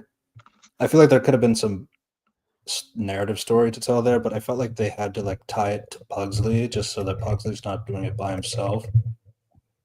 I mean, you could Which just I not. still don't really understand why that had to be the case. But like again, I feel like the narrative thing to go from season 1 to 2 is I feel like maybe making Eugene a dick because of the power of like people give him with all the credit and all this stuff. So it's like I feel like that could have been more of the narrative choice. I probably would have gone with the character, but like, yeah, no, you gotta take care of a pet zombie. All right, you These can go two ahead. was like, Go ahead. okay, now let's talk about other incredibly amazing character they invented. So why don't we start off with the principal? The fuck Principal is Dort. yeah. Dort. I don't even know what kind of creature he is. He has fire powers, but like, is that like a what is the fictional creature? That part I don't know. I don't know. It's like also it's like he shoots fire in his finger guns. So I'm Yeah, not even sure. And then this guy was like, "Oh, actually, I love Wednesday. You're the hero." Blah blah blah. Anyways, and I love you. You're Morticia. And then suddenly it was like, "I'm actually evil. I want power low." Complete 180. Yeah. The only thing I can really say is like putting a face on. Like this is how I'll act in public. This is how I'll act in private, kind of a thing.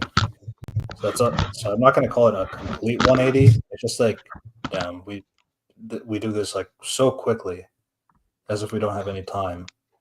And this season does suffer from like a lot of characters' disease. Again.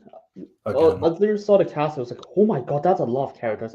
And Francis O'Connor and Lady Gaga hasn't even appeared yet. Yeah, Billy Piper has not really done anything. Oh my god, don't worry, they have a solution episode 4. You gotta love.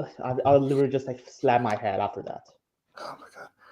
Yeah. Yeah. So you got the new principal again. The big difference between Weems and Dort is that Weems was like really trying to get humans and normies and outcasts to like coexist and that kind of stuff. Give credit to the school and all that stuff. Dort is like, you know what? Let's just make Nevermore the greatest thing ever. Kind of a thing. A lot of school spirit, pride, kind of a thing. He wants Wednesday to be the hero of the school, essentially the spokesperson of the school. Really propping up Wednesday. And so there's this whole bonfire, and we also talked about him manipulating Bianca to help be the student liaison because he can use her siren powers to get what he wants, essentially. At least in a more efficient way. And the way that he does it, because from the last season itself, we do have like she doesn't really like using her siren powers that much, because of like what it represents and like what her mom uses that powers for. But like his threat is that, well, we do have to cut funding, and you do have a scholarship. And that could be kind of hard to keep track of all the time. So, like, maybe it'll be easier to just cut the scholarship fund or something like that. Oh, I see. We understand each other now. That kind of thing. So basically, just one mustache twirling villain. Yeah, and that's the impression I got. Yeah, like at least Weems didn't do that. Even in the episode 2 surprise that she was like Rowan, like yeah, it was just like I don't know. It's like it was kind of rushed in like how that aspect came out already. But that also kind of like Charlie locked Bianca in general, because like now it's like you don't really get anything about her mother until like, which I guess we're almost there, but like until like the other episodes, like where we learn about Bianca's mother is like she actually left the marriage from Gus. I'm gonna say this as general because this series has so many ideas and they're rushing so many stuff. So every single time you get information, the character have to spell it out for you. And the fucking conversation between Bianca and her mom in space is like, hey, by the way, you're in a cult. You used to be in a cult. The cult wants to use the powers to control you. I was like, dude, both of you guys know about it already. What the fuck are you talking about? And then Bianca was like, because like, let's be real. My mind literally goes to, is that Allison Mack? Was like, so the main thing here is that like, so the guy that like Allison, now you maybe said it. So the Bianca's mom married Gus. He is a scam artist. What a surprise. And it got really bad, like to a point where the guy's abusive and toxic and all that stuff. And uh, to a point where Bianca just had to get her mom out of there. They have her staying in a Hotel 302. Don't ever recommend anybody to go up there, and don't remember that I was here. What the That fuck? kind of thing. This is the worst laying low method I've ever heard of. Yeah, so It's like you think there's like security cameras like throughout the building. Okay, assuming there's no cameras, you think that people have to deliver food there. She has to eat, right? the only thing I can say is like probably. I mean, to be fair, her mom is also a siren as well. I just don't really know the extent because it looks like she's given it up, from what I understand as well. Because like she could have stopped the cops from like questioning, like, who are you? Why are you here? Why were you in that room? That kind of thing. It's like she could have stopped it, but like she kept texting Bianca, come, come, come, come, come, like that kind of thing. And, So I don't know. It's and like I feel like she probably swore off like using her siren powers or something. but if that's the case, like how do you eat? You have to go outside. Yeah. And the other thing is like And okay, it's like that's not unless you use your siren powers to manipulate somebody, bring you food, and forget about giving me food, that kind of a thing. But like I don't know because like the problem is like the way that the season went about it is like she's in the hotel already, and we don't see her try to use her siren powers because she feels bad about what happened. Which again, kind of disappointing because like Bianca having that much of a difference with like her mom is like when like for example like the mayor's son, the one who died, he just disappears. We don't know where he is or like where what happened to him. He's just not in the season. um to be fair, that relationship with Bianca and him was kind of random as fuck when it happened, but like I mean at the very least it's like there was some kind of like semblance of like, oh, Morningstar, like that lady who convinced you that's my mom, don't like unsubscribe to Morningstar. They're going to manipulate and scam you out of your money, that kind of thing. And then he stops associating with them, and then they talk about their differences and all that stuff. So it's like, but then it's like the next season you go straight into like, yeah, the cult was a bad idea, and the mom is trying to reform, I guess, and they're trying to find Gus. The cops, it's like, yeah, I also use my son. And again, this kind of things that we've already explained. It's like, don't worry, mom. I've used my siren powers to like convince the cops to keep looking into that cop no matter what.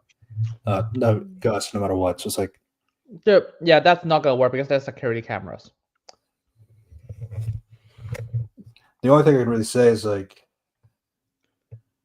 you can directly tell the person like, don't look at the security cameras for this particular room. Do you know what? Or like forget what you see from this camera every time you look at it, kind of a thing. Like the thing is like it's pretty OD with like how far you can go with siren powers. Yeah, the show decided to ignore all of this. And the other funny thing is like how she got caught, even regards that she used siren power is extremely stupid. But it's like, dude, because the person who in charge of the cantina was like, okay, here she knows a specific room that Faster is in. Just tell the call she just burst into that specific room. But like, Yes. nah. But like she's like, check all of the rooms on this floor, and it's like, okay. And then the Now cop, it's because like they need to have some reasoning for like the cops to also find Bianca's mom at the same time as looking for Fester. So it's like that wasn't very reasonable and as the to funny why they did that. and the funny thing is they even said that 302 is empty. It was like, then why the fuck do you check that room? The only thing, like one thing I can like justify is like you could do like I think like usually the way that it works is like you do check the rooms like on the sides, like the direct rooms next to it and the rooms above and below it. I think that's typically what you do if you're like investigating like any kind of like things that are going on, like if it's like a collaborative like kind of thing.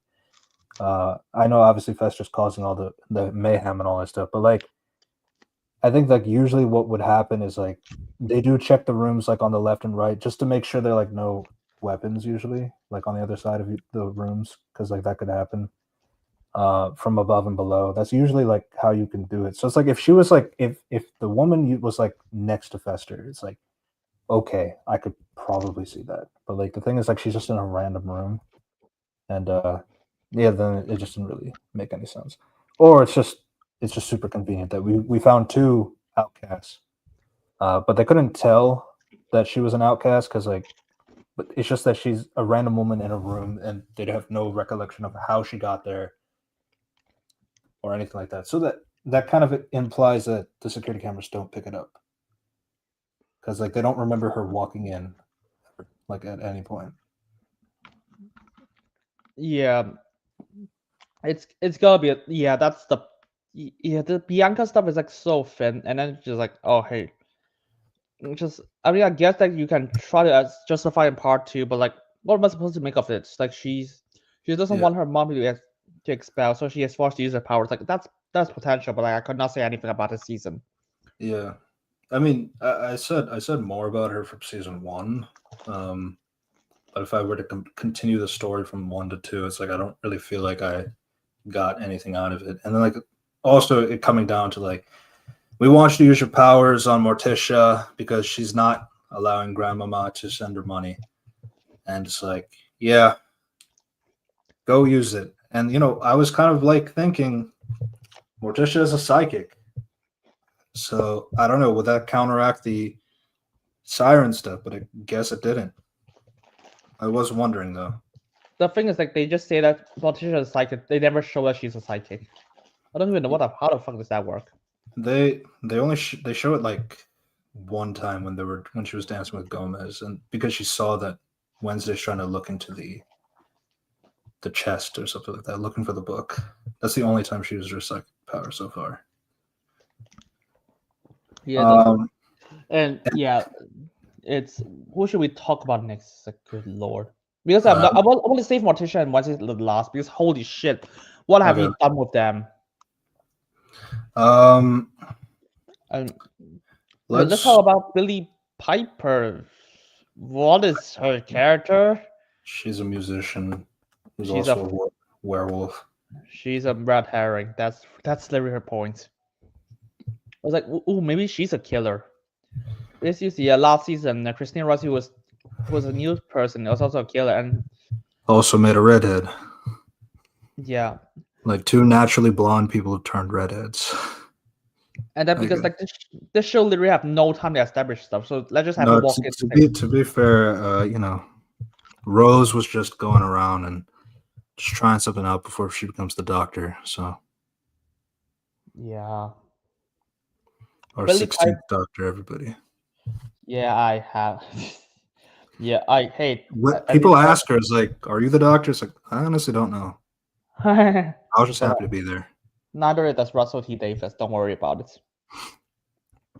Yeah, So Billy Piper just like walks into that room. Is like, hey, this is my motivation. I'm gonna teach you.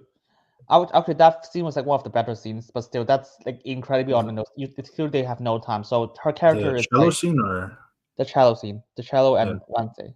and So like, like my other thing is like this season has a lot of like we already seen this before, from season one, and like does the same thing in season two, including the red herring that we talked about with Billy Piper, the cello coming off of frustrations about things like for Wednesday. Um, I'm a big orchestra fan because I play the violin. I love the cello and I love the use of the cello. I wish there was more of it. But yeah, yeah, that's. I mean, the thing is like, what is like? Oh, but you see, the main I things that she talks about is like, don't think. Use your heart. Don't think with your head. Think with your heart. yeah, That you know, and Wednesday was like, I do not think with my head. I like to think with my head more. We'll get to what that when we talk Wednesday. I'm actually incredibly frustrated. the only thing is like the main thing out of it is just like I don't really give a fuck. Like I'm not trying to impress anybody. I'm not trying to like do what is best or whatever. It's like I just do what I gotta do. I'm good at what I do, so Yeah. that kind of standpoint. And then yeah, the only other thing is like, I mean, she's a werewolf, and like, but we haven't gotten any implications of that yet. She's a child prodigy. She's a She child she prodigy. she she She's supposed to be mentoring Enid, but we haven't seen that yet. Very no. disappointing. And by the way, which is funny because there's a scene just like Billy Potter just tell Eno was like, oh, by the way, I don't know why the strip is set in during full moon. That's gonna be weird. That has no payoff. Yeah, Why even say that and about? and they have a night, and they have like the campfire song, night time. I see a bad moon rising. Yeah, I was like, what the fuck is the point of that? she plays zombies on piano. Oh god, and that seems literally just excuse for Wednesday to just progress the plot forward.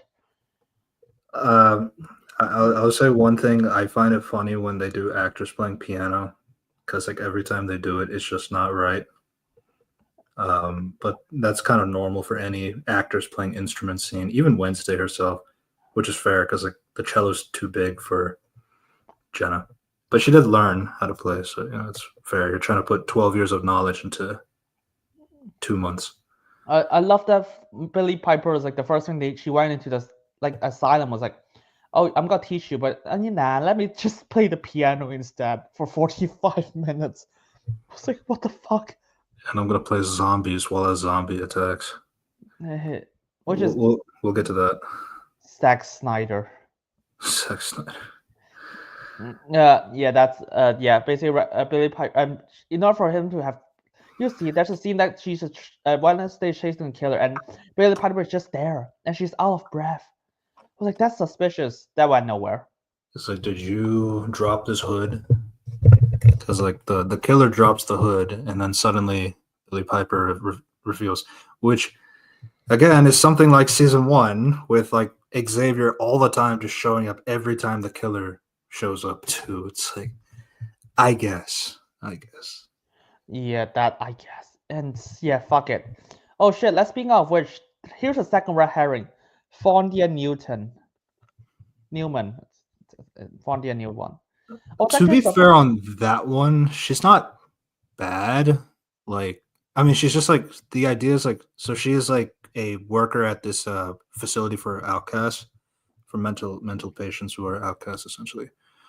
So Wednesday does go back and forth with her because she has access to Tyler, who is like in prison there because he's a Hyde. They never imprisoned a Hyde before, but they have like the closest thing to it is like the prison was able to hold a werewolf. So that's kind of like their safety measures for that, and obviously with the shock collar and all that stuff. So Wednesday goes back and forth to the hospital here and there, and Dr. Fairburn, played by Newton. Fondia Newton. And okay, you know what? Let's just say there's a one line that was like so funny. She said, according to my studies, the best way to like make and I'm gonna pull off the quote because I'm gonna read that. It's so funny. It's in episode 3 when Wednesday visits like Fondia Newton. It's like, oh, she's gonna bring him to like Hunter. You're talking about the one where Wednesday says, I hate psychiatrists because they're fucking gross. Yeah, okay, yeah, one of them, but like that's not a quote that I'm gonna pull out. So I need to find that first. Holy shit, I don't remember. Is that episode 2 or episode 3? I'm not entirely sure. Definitely 3, because this is after the driver's ed teacher dies. No, it's 2. Fuck. Because like yes, Tyler.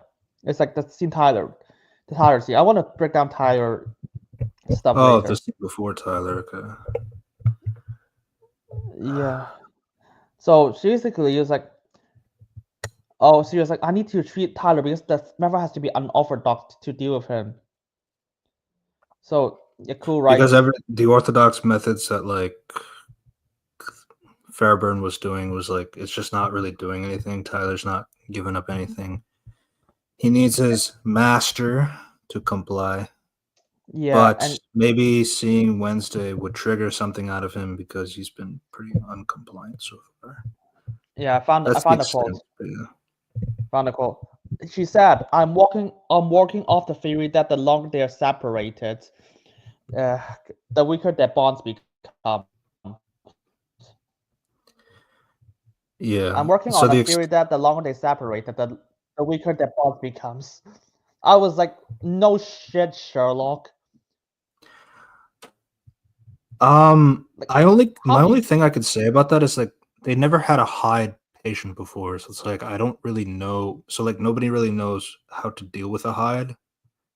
Um, so the idea is like so the reason why Christina Ricci is not around, who is the daughter of like Gates, the guy who tried to fall in love with Morticia, like her brother, like I don't know, it's like very messy subplot from season one. But like, so she is like the master of the Hyde because she was able to unlock the Hyde from Tyler, take advantage of the fact that he has no mom and that kind of thing. So she kind of acts like his mother slash master, a mommy figure, one might say. Uh, Um, so that's kind of like the extent. So, but they're kept separately for that reasoning. Is like maybe if the master's away from the Hyde, then like I was like, that I will at least keep. no, I understand the logic, but the thing is, like, you're saying this as if this is an intelligent investigation. I was like, I think any 10-year-old will figure that out. Oh, that's what you meant. Yeah, it's like, yeah, it was like the longer they're separate, of course, their bonds are weakened. Like that's basic human common sense. I just feel like it's for the sake of Wednesday and the audience. Yep. Hey, do you know what's even funnier? It's like, oh, but we need Wednesday to talk to the high. I was like, oh, but like why? You see, Wednesday defeat the Hyde, so let's have Wednesday talk to the Hyde. Right, because like the thing that we skipped over from the first episode and the second episode is his father. The reason why she's there is because he died. In Oh, episode two. good, good Lord, that was a fucking great mystery, High. Alright, let's talk about the. Okay, you know what? We gotta save the father later when we get to that date. When we get to Tyler. So let's talk about Fondy and Newton. Was like, yeah, let's just have Wednesday go there. It's like I was like, yeah, that you sure that's safe? I was like yes, you sure she's not gonna do anything? I was like, Yeah, I mean, no, she barges around all the time with no yeah. consequences. So. I was like, dude, you Little sure? to no consequences. There are sometimes here and there. But yeah, she just brings it. She just bring her there because I want her to you to face it, and so you get something. And then okay, fine. I guess that's better. And then here's the thing. And then she suddenly is like, and then she just brings Christina Ricci to her office. Spoilers, I guess I don't give a shit, but like, she was like, oh, tell me how to control Tyler. And she was like, nah. And it's like, you know what? Okay, fine. All right, send her back to the prison. No. And I need him. I need him. and then it's like, yeah, and then Christina Rice is like, yeah, you know what? Okay, fine, I'll tell you. But first thing first, let me meet Tyler.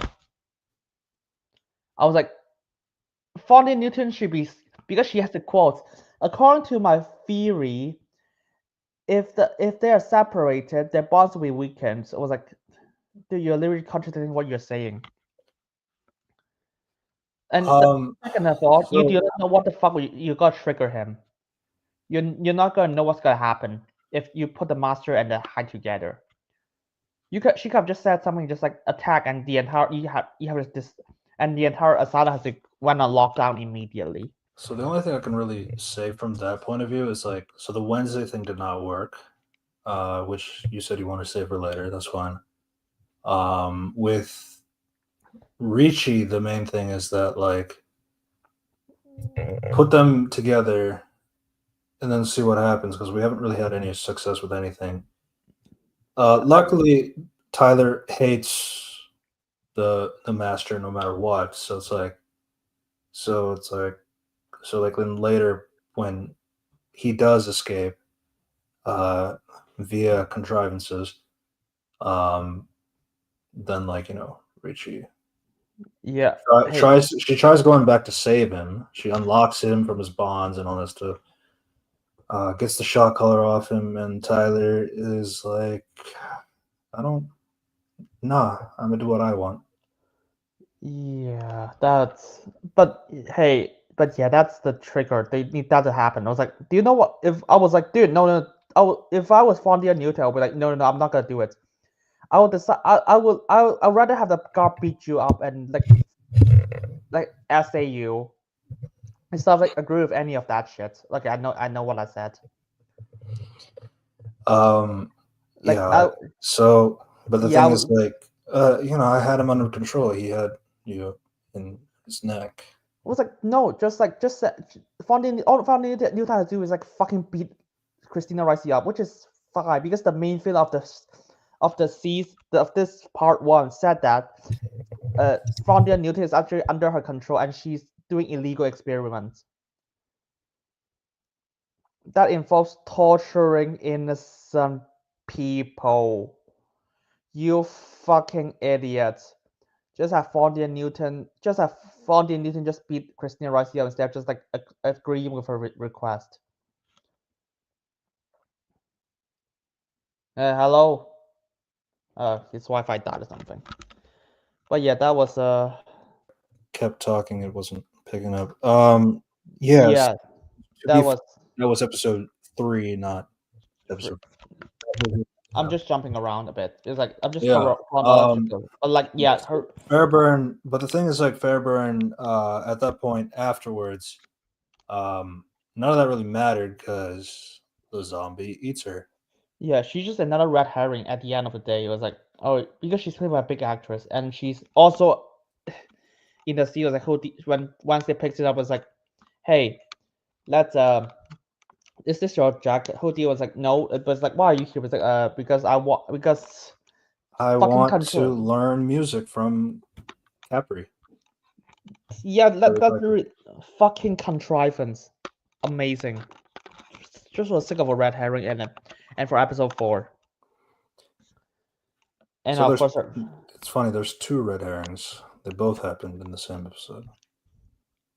yeah, And then I guess we could talk about who it actually was at the end, since it's kind of like it happens toward the end of the part 1. It's random extra 27539. Yeah. So the big thing there is that, like, apparently there was like this guy who, the creator of the facility, he used to be a teacher at Nevermore. He was a normie. He used to experiment on Outcast, and he would like to see the potentials of, like, maybe giving powers of the Outcast into the normies and stuff like that.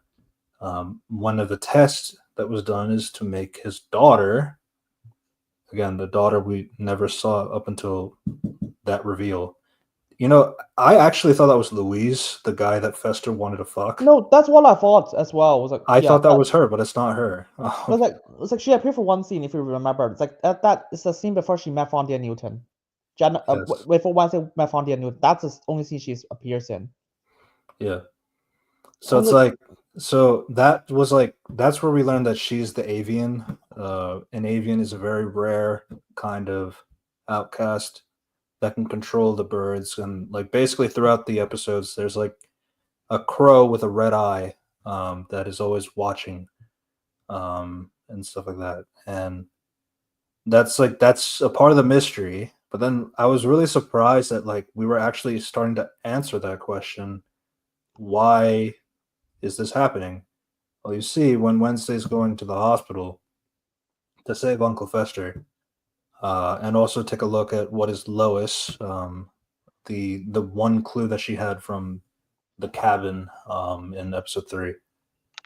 So we learned that Lois is not a person; it is an anagram about controlling life, essentially, to do what people want. And, like, they've noticed that, like, again, this is kind of tying into other Wednesday plot lines from the other episodes, but, like, essentially all the deaths that have been in the cemetery. They're not actually of real people. They're just ashes.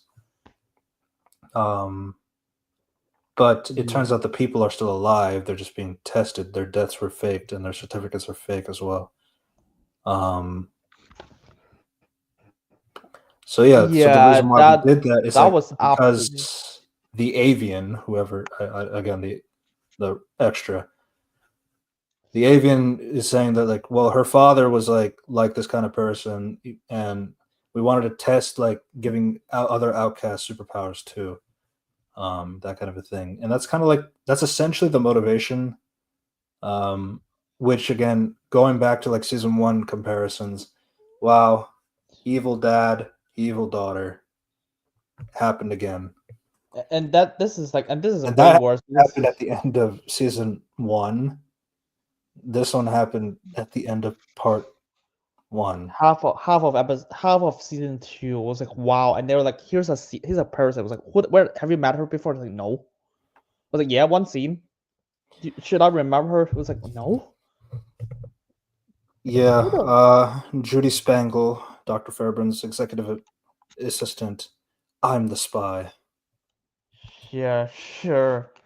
Since she's like really smart and stuff, just shoot them. They did Yeah. nothing. So, I mean, the extent of shooting is like Dr. Fester charges up his electric hands to nuke the place, essentially. Yeah. Destroys all the power in the facility, which opens all the doors. All the prisoners are rampant, including the Hyde. Which, to be fair, that happened a little bit later. But then he also opens the doors for the other Lois detainees to attack Judy. Now it's kind of weird that you had your birds. They're pretty effective. They were killing. Do you know what I found funny about this guy, this person? Yeah, She was a hood all the time for no reason. yeah, because she revealed her identity like so quickly. It's like, why the fuck do you wear a hood? Like, there's no one here. Just you don't have to wear it. And I Yeah, realized you just sent a bunch of crows I attack. was like, dude, if she fucking dies, it's like, what the fuck are you doing? But like, no, it's like, so the zombie kind of things, they're like grabbing her, and she's like feeling irritated, but like she still runs up the stairs and escapes. But it's like, I don't know, that was just kind of, why would you do that? I've already like the thing is like, okay, you revealed her identity, but it's like then you make her like super incompetent on top of that. When she was like killing like loads of outcasts and like officers who were like looking into the crowbirds kind of a thing, and like she killed like Tyler's dad and the random guy from episode one, who was friends with Tyler's dad. So it's like, okay, so I mean that you had some level of like keeping loose ends like tied up, but like for some reason Wednesday and Fester, let's not do that. Let's let them go all the way down to Lois. Or, I mean, because like the thing is like with episode four, it's like they have like the red-eyed bird steal the evidence that Wednesday had. So it's like there was definitely some awareness, but then there's like no protection for not revealing the Lois stuff. But like the what else is there to say? Like, yeah, it's just like what's the other thing is just like if you can control crows, why can't you just control that miles away? You don't have to physically appear yourself. You have the one-eyed crow seeing everything. It's so weird. And then the more you look back at it, it's like, what's your plan? Because like I'm gonna kill people because they're investigating me. How the fuck do you even know that? And why the fuck is Kaplan even investigating you? Okay, let's talk about Kaplan. Fuck's sake. Cap, are you talking about The sheriff. the sheriff? Wait 1 second. So like, so she turns into the avian that controls the birds. She wanted to continue her father's work, essentially. But yeah, It's like, killed. right, she's the assistant. Okay, she's the one who's like, yeah, I read this book, and that book is like filled with bullshit, all that stuff. How can you Yeah, trust like psychiatrists? That's my I, sister. I I love Wednesday's just said it's like, oh, it's like a vegetarian writing a book about was a Yeah, cannibal. I was like false. that was good. False. That was kind of that was kind of That's funny. but it is. But at the same time, that's false equivalent. But still, I was like, whatever. We'll get to talk about Wednesday. Yeah, so that's who she was, and I was like, yeah, I legitimately thought that was Louise, Yeah, I mean, Louis would make more sense unironically. because then it's like Lois is like, okay, then it's like, okay, just taking Louise and just shortening it to Lois, like, okay, I could see the connection. It's like, no, it's just this random girl. Her name is Judy, Judy. I guess. Long-term outcast integration studies. That's what it represents. Okay, Yeah. we can talk about the Kaplan. So the only thing that I was mentioning from the first episode is that there was this other guy, Carl Bradbury, who was like looking into like a just some guy and his girl like cheating, I guess. We don't really get that much into it, but he takes a lot of pictures, like a lot of pictures. And then there comes to a point where like all the crows are watching him, and then they attack him. He's in the car. He's trying to go like. He's telling Galpin like it's gonna be really dangerous.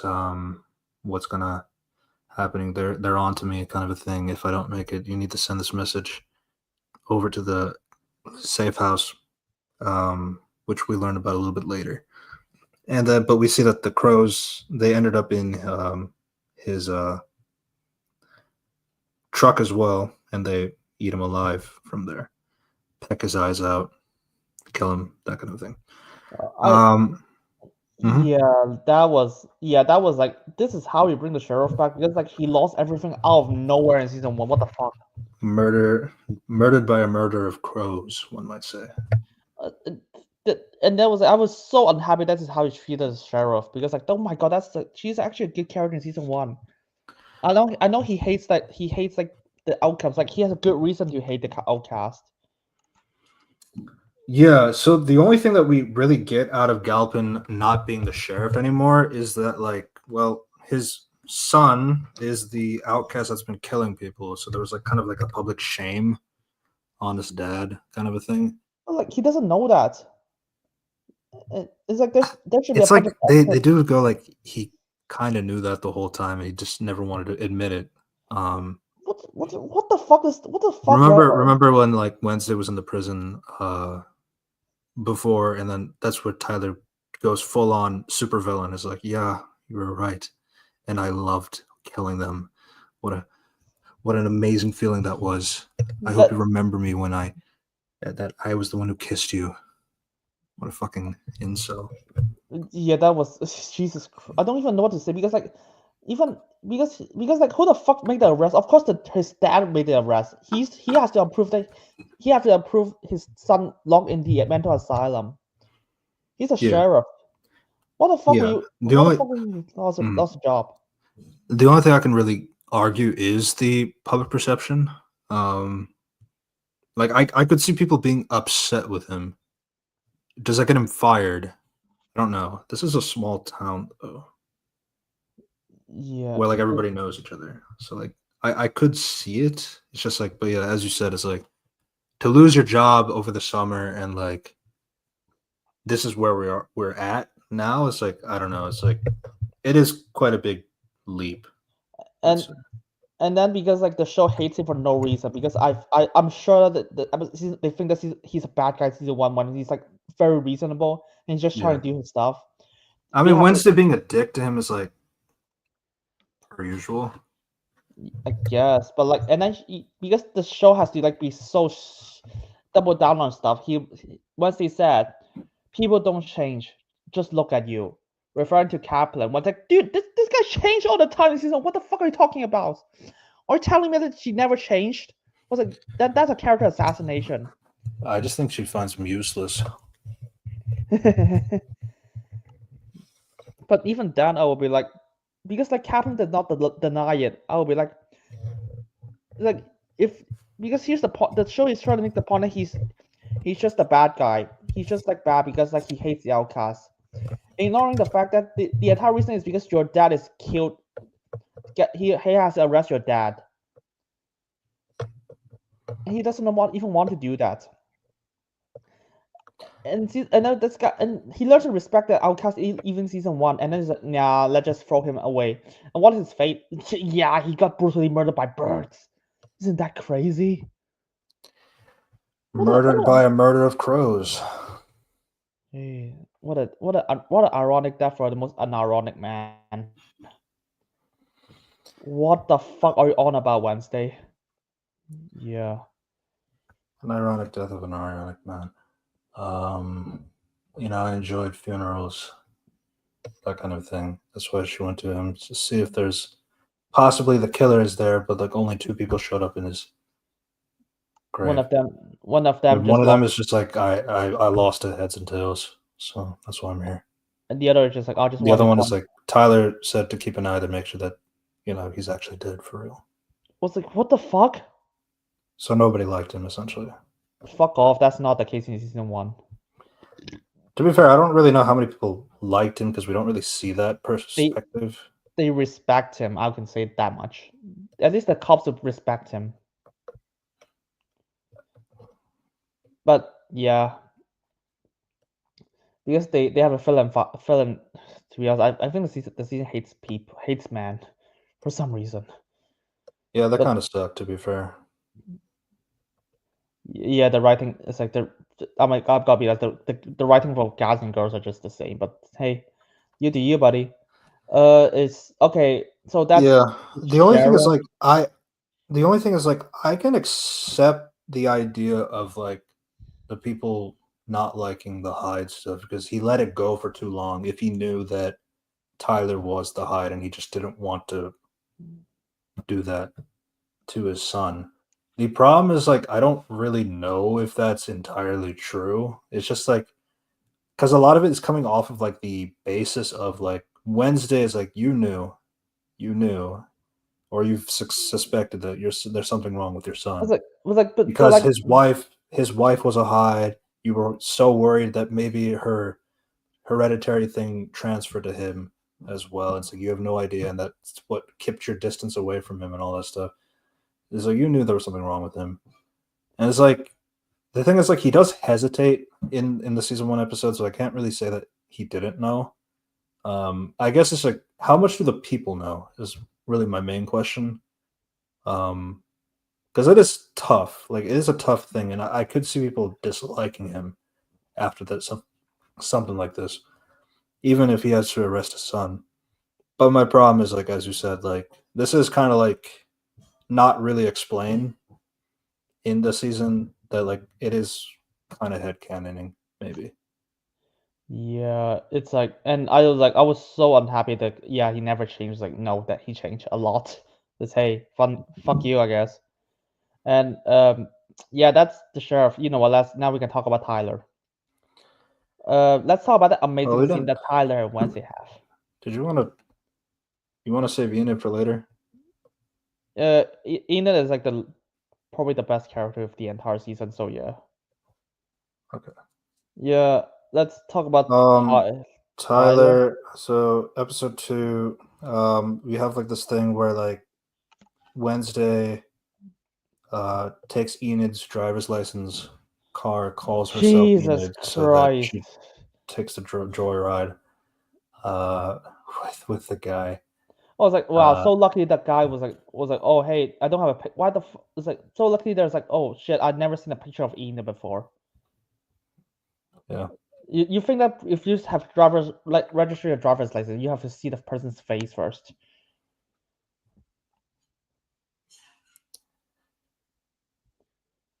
Did I do that? I don't remember. Like driver's ed, they ask for your name. Sometimes they ask for your school ID. I don't recall if I did that because it's not like a real driver's test. It's just like to learn how to drive with an instructor, that kind of thing. So it's like she's not taking her test or something like that. But at the same time, it's like you do need to have like a practitioner exam, pass that to get your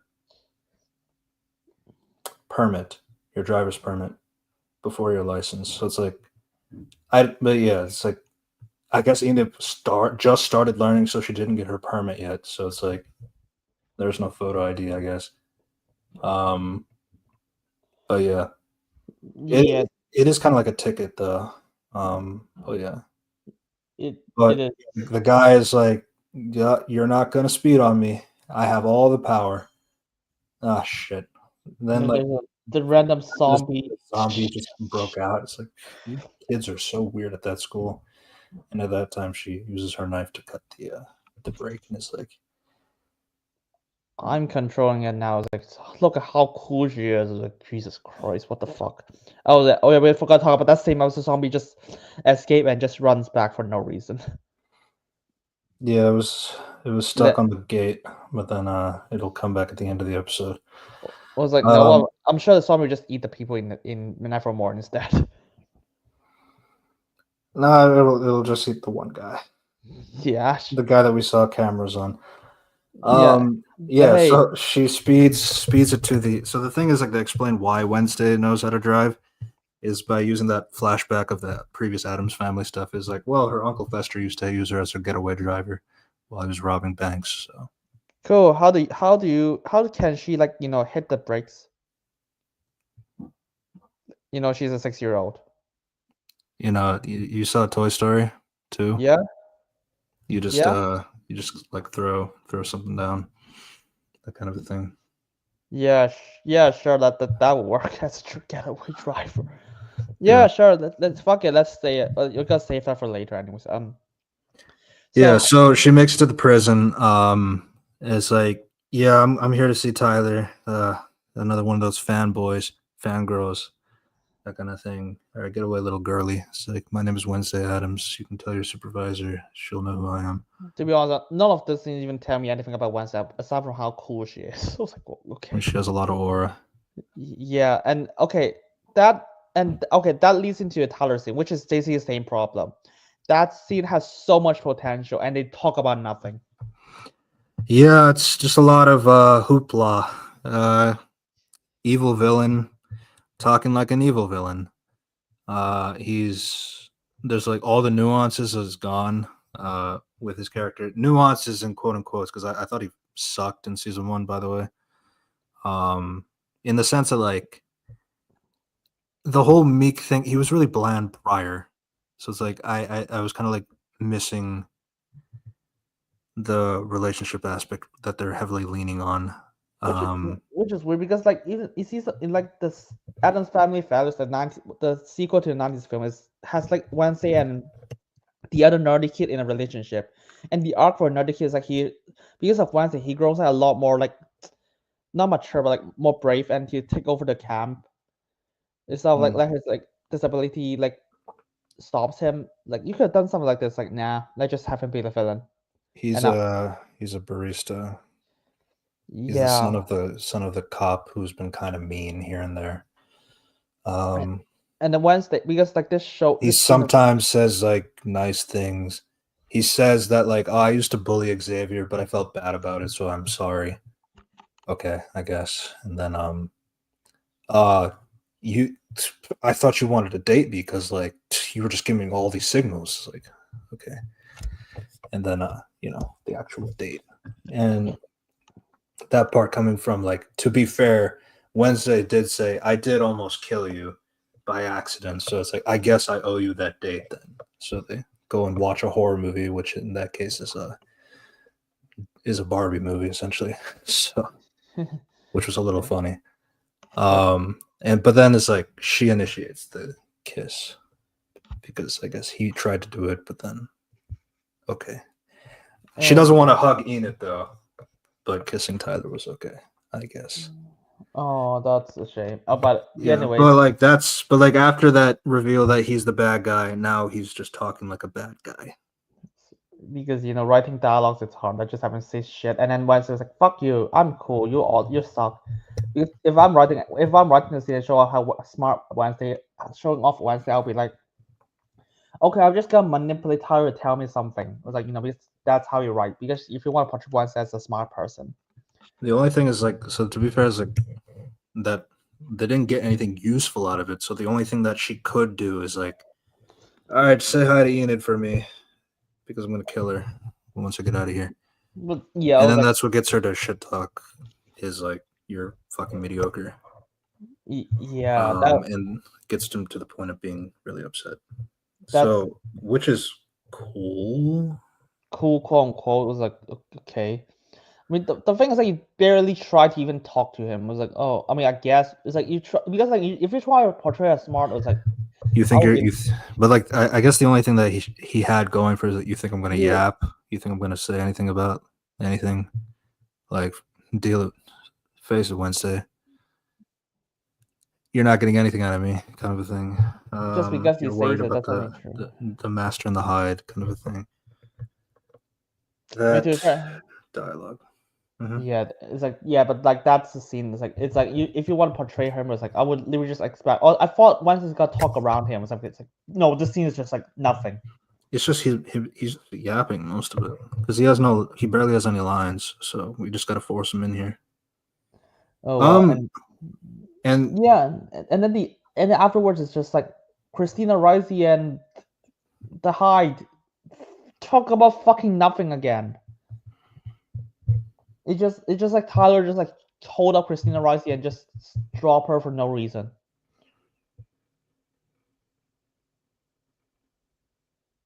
Like because we've seen episode 4, we know that Tyler was like, yeah, I actually hate you. I was like, okay, why didn't you kill her? because he was in love with her, Sure, let's go with that. I can fix her. I swear. You know, again, I agree. 100%. But nah, No, but yeah, it's like it's that's funny thing. because Hunter is gay. Really, Yeah, the actor's gay. really, fuck. I actually don't know that. Yeah, it's kind of funny actually, like how insistent they are in making him the incel, both in this and Daredevil. No, he's queer. Yeah, I Basically, think, he but can he is married to a guy. Yeah, producer for. Oh shit. Yeah, I guess so. I mean, congratulations, of course, of course. I guess he can just like girls as well. It's like it's fine. But still. But yeah, Tyler was like, I hate you, and Tyler was like, I've got to kill you because I don't want connections anymore. And then he kills her, and then she kills Wednesday. Quote unquote kills her because killing her involves throwing her off the building instead of just stabbing her. Like he did Oh, for you're me. talking about the ending. Okay. Um, You complete idiot. the only thing I could really say about that one is like, in the face of death, she doesn't have any fear and that kind of stuff. Because at that point, Wednesday is like, there's this other woman from the lowest group who did not run after the avian, who was like a little bitch. But like the woman, she's just like mysteriously like normal, whereas the other ones are like blind or they have like some kind of weird deformities or something like that. She's the only one who's like seems kind of normal, which a lot of people have theorized that maybe that is Ophelia. Tyler's mother, or Ophelia. I've seen I'm both those theories. let's be real here. I don't even know what the. Okay, we got to get to Ophelia later because holy shit, I'm gonna have a lot to say. I'm off the assumption that's not Ophelia, but yeah.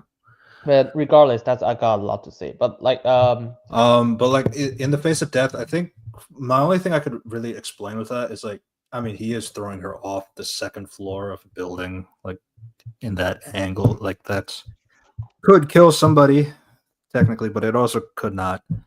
There's that, and there's also probably the pissed off nature of like, yeah, she's not afraid.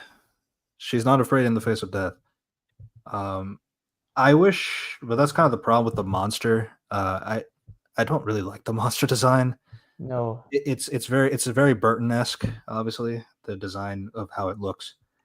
And I appreciate it for that point of view, but like it still kind of looks goofy. He looks like the zombie from Plants and Zombies, Yeah, it's especially with the bug eyes. But yeah, that's Tyler. He has nothing and he's an idiot for the show. He's just one no character who also does stupid stuff.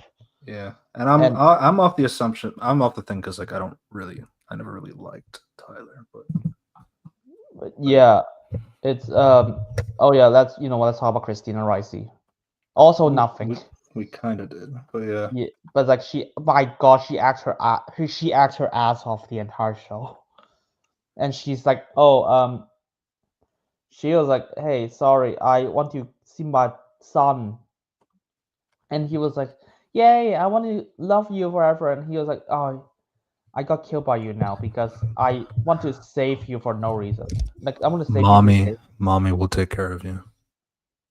Yeah, because like she just really loves him, even though she hates supernatural beings. Yeah, but a supernatural being that I can control under my whim. I can see the appeal from that point of view, but like, yeah, But yeah, bad haircut is what it yeah. is. But yeah, that's a character I had nothing to say, and then that what an And embarrassing then end to the main she villain of the dies season. the previous Wednesday. Yeah, that what an embarrassing death. And that was like, I think so. Hunter was talking about that too. It's like, it's kind of iconic in the sense of like, I felt kind of like proud that I killed a Wednesday and I almost killed the other one. To be fair, that's some aura. Some aura. Yeah, I get it. It's like she wants like I get the idea. It's like she's the creator is killed by her own creation. Yeah.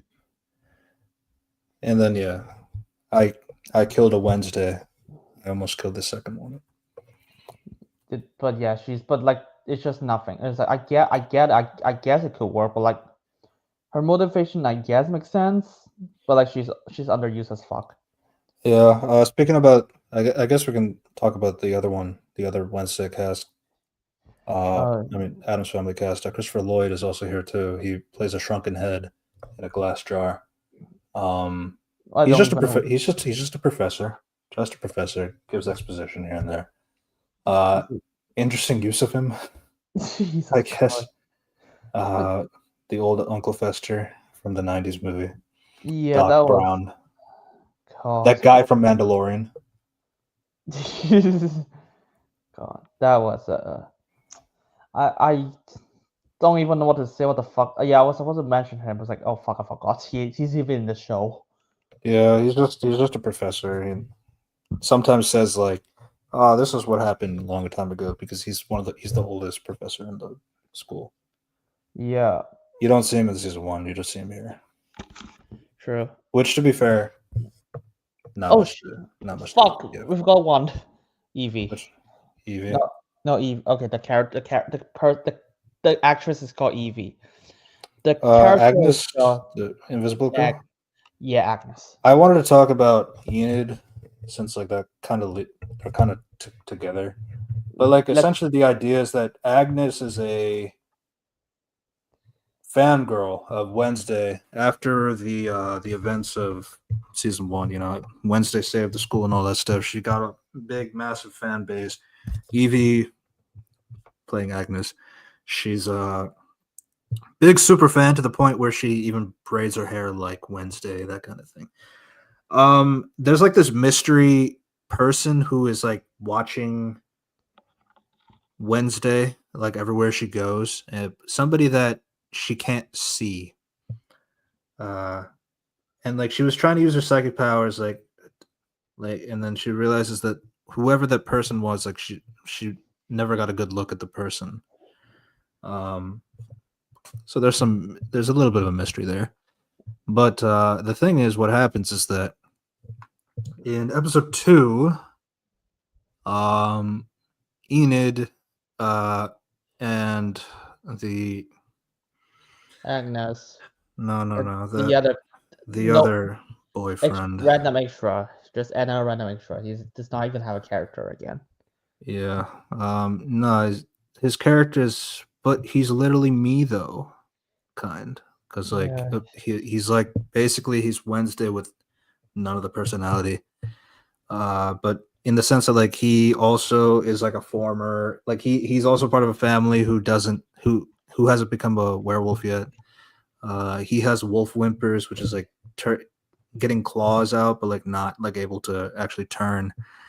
And that's like, obviously relatable to Enid. He looks very nice and all that stuff. Boo, hiss fit. I don't like it.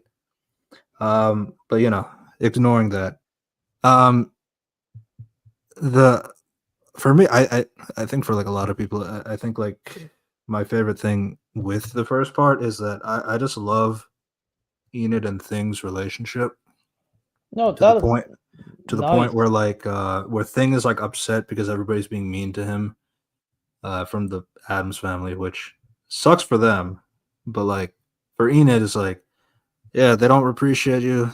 That sucks. I just feel like you need to have a home of your own. And then she in the first episode she like has like a entire diorama where Thing can like live in as his own house, and it's like that's a very nice scene.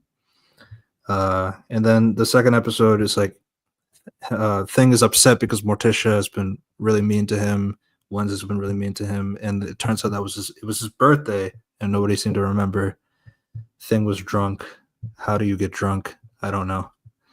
But like, but then, all right, no Thing, you're part of the wolf pack. You'll join us, have a good time. But then, That never went anywhere. After it that, didn't go anywhere because somebody took over overpowered Bruno, I guess, and then overpowered Enid, and then locks the Thing inside the chamber. And then we see that Enid and Bruno are now tied back to back in the clock tower from this mystery person who put them there. And yeah, so it's like I'm pretty sure it's either a prank day from Ajax or somebody is getting after them because of Wednesday. And then Bruno asked the question as to like,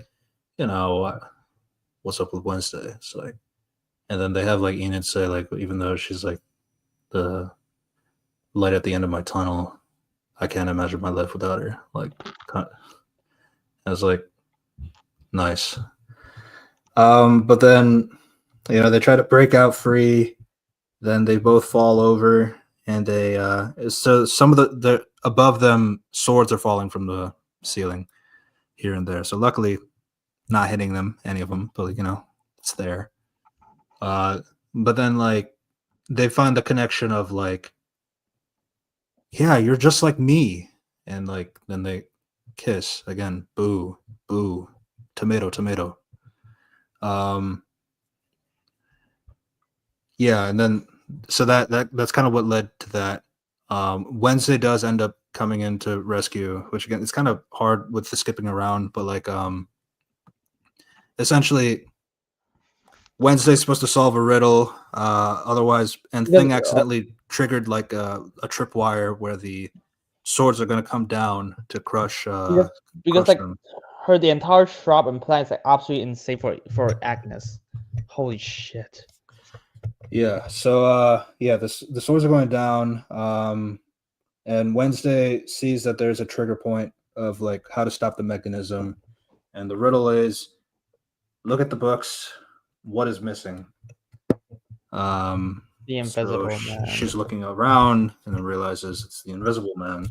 She does that, and then the thing stops, and then the invisible girl, Agnes, reveals herself. So she's this psycho stalker. And Okay. earlier we saw that she also hacked into Wednesday's phone to send her to send pictures and stuff like that. So it's like not Wednesday's phone, Enid's phone to send her pictures and stuff like that. But then my question is like, so is she the same girl from season 1 was sending to kill Wednesday? No, because like they're friends now. So I was kind of confused on that. Like, I mean, my first question is how the fuck do you even get like the sheriff's phone? She said, to be fair, she said that I wanted to overcompensate to show how good I am to be as a member of your team. But like you have to go to the crime scene first. How the fuck do you go to the crime scene? How do you She's know invisible. that? Like, okay, unless she's invisible and she's okay, that's basically just that's basically just a hand wave for every. Yeah.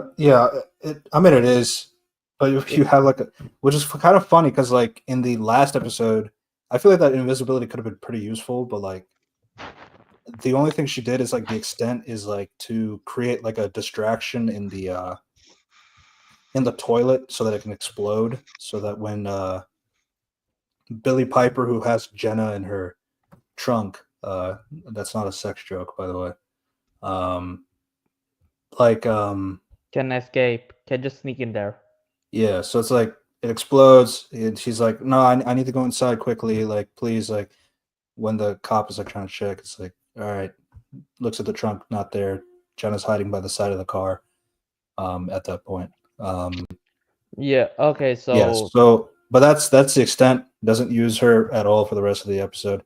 And the thing that I found kind of dumb with Enid, and because Evie. we did talked about the finale with Agnes. It's like when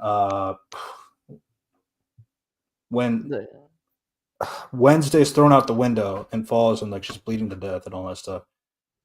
Yes, Enid called the cops, but like I felt like what kind of sucked is like I felt like you should have had Enid's reaction.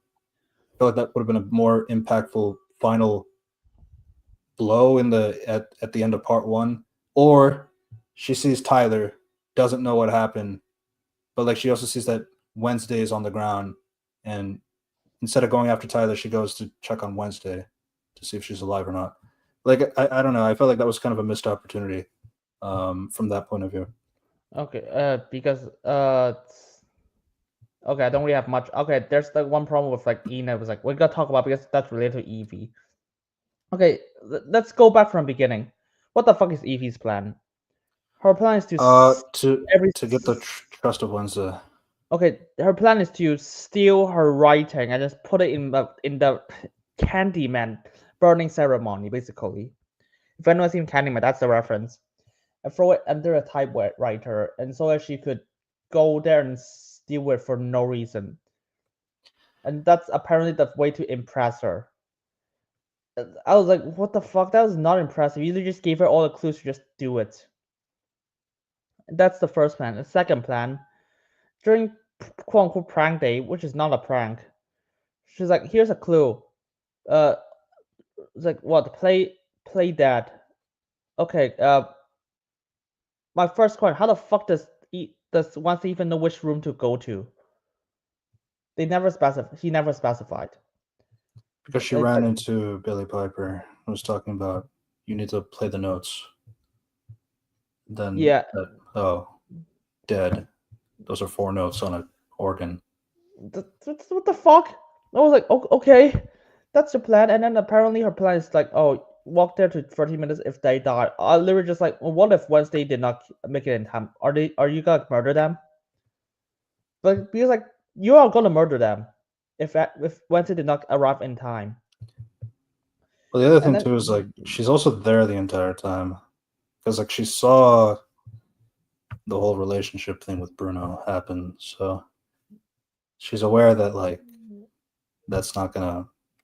I don't really know if to the extent because like I feel like she had control of the situation based on what she's describing. The thing is like she's a fixed Swiss Army knife. It's like, oh, because her invisibility, just like, oh, if you have a problem, just a hand wave away, she's invisible. Lol. That's the excuse that the writers would give it to you. And that is how she got a sheriff's phone, ignoring the fact that she does. How the fuck did she know that the sheriff is gonna be in that place? He's gonna get attacked. And then Evie, it's like she's apparently smart as fuck. Decided was like, here's a tripwire, and the thing is literally just the same height as a tripwire, and he does not see it. Somehow Finn is not stabbed by one of the knives. Instead, she's stabbed by like a side. The size like traps him under. Yeah. It was like, dude, if it's actually a knife, Finn is dead. How contrived is that shit? He was already stabbed by a knife. To be fair, I don't think they wanted to do it again. Yeah, maybe don't write season 1. That He's already been through enough. It's his birthday, you know. Let him have his contrivance. And hey, and that's and then it's once they just type like the visible man, it's like, oh, that saved her. I was like, what the? And then Agnes revealed herself. Was like, oh my god, I just want to be like you. I wanted to be like you. I'm I such a fan, girl. and then it's like, how'd you do all that stuff with the crows and the? I didn't do that. Like, I also have Galpin's phone. I overcompensated just to show that I'm absolutely worth to have in your team. And then Enid immediately is like, "Fuck you." What the fuck? Very, very jealous of Agnes, Well, which I the, get it. Jesus Christ! The only reason why people she's the only reason like people even like this character is like because like she's played by amazing act. Ify Templeton was like she's 16 by the way. By the Yes. way, it's like Keep who's going. like Keep going. she's in okay. If people don't know where you recognize her, she's in the Silent Hill 2 remake. Yeah. She plays Laura, and she's also in Return to Silent Hill, the live action film in 2026. And she has like this music, it was like this like piano self tempo music, like creepy, innocent, but still that kind. So, but the thing is like she's just a fucking useless device that to trigger episode 1, episode 2 to give intrigue. Yeah, I mean, the main thing that people talk about is Enid being jealous, which is pretty funny. What and the fact that it's like that jealousy is fucking shit. I disagree, only because like it's just funny to see Emma mad. Emma Again, Meyer. I'm biased, but like what I mean is like at least like what for people that like it is it's just like because she's obviously jealous. Like Wednesday's hanging around with her more. The Winclair stuff. So that's where it's coming from. Yeah, I was still kind of pissed. Like, well, first off, like she kisses the boy, and it's like she didn't break up with. So we're kind of talking about Enid now. So the way that this season started is that she's more popular now. Not popular in the sense that like she's able to be with the wolf pack now because like now she has able to wolf out. She spent the summer with the wolf pack and all this stuff, making friends and all this stuff. And what's been difficult is that she had a relationship with Ajax, relationship quote unquote, because like it wasn't really that much. If we're being honest, just a lot of kissing. To be fair, they never really said they were boyfriend and girlfriend, but at the same time, still kind of sucks. Like, yeah, I don't know how to break it off with him because like Ajax is in love with the old me. But I've changed over the summer and like now I don't feel like that same girl anymore. And I feel like Ajax would hold me back on that point of view. I get where it's coming from. But like I still feel like even in that moment, I also can understand that like, well, Bruno and Enid thought they were gonna die. So that's probably where the kiss came from, but like you didn't have to make my girl a cheater. I don't know. It wasn't necessary. Not my queen. Not my queen. That was kind of annoying. And then episode 3, they do have like that where Ajax and Enid do talk about it. After the campfire song, with the whole like, you could have just told me. Yeah, I know, and I feel bad about it. But like, I guess like the only thing that she had is like, I don't know. It's like we had this relationship, and that you would think that I'm like the girl who's like closed off and like not like very sure of herself. It's like, but I like that one. It's like, yeah, but that's not me anymore. It's like, which is kind of a weird exchange, but relationship drama. So here and there. And then it was to a point where like, damn, like the military boys, which we'll get to in a bit. It's like I kind of feel bad for the Gorgon. Yeah, I mean, me too. You realize that you might as well just talk about the military now because like the Addams Family stuff is way worse. Yeah, my thing about Enid is just again, I like the stuff with Thing. I think that's like probably the better part. The thing with Ajax is kind of unnecessary, but again, I don't like Enid with dudes, so biased. And very slow burn, if you know what I'm talking about. But like again, outside of that, and I also feel like with Enid, I feel like what was missing, I feel like she should have been at the ending of the episode, in my opinion. I think that could have helped a little bit more in the moment. And what else? What else? What else? I think that's about it. Yeah, the jealousy stuff was kind of funny with Agnes. Do you even want to be my friend? It's like that was never in question. That kind of stuff, you know. There's already a bunch of TikTok edits of When Claire, so trust the community. But yeah, there's not really that much to say as of right now. I think it's interesting that dynamic changes a little bit post season 1 to season 2. But there's like not a lot of actually for both Wednesday and Enid, they're barely in these seasons, to be honest. In the episodes, I think that was like one of the major complaints of the part 1 so far is like there's not really that much of them.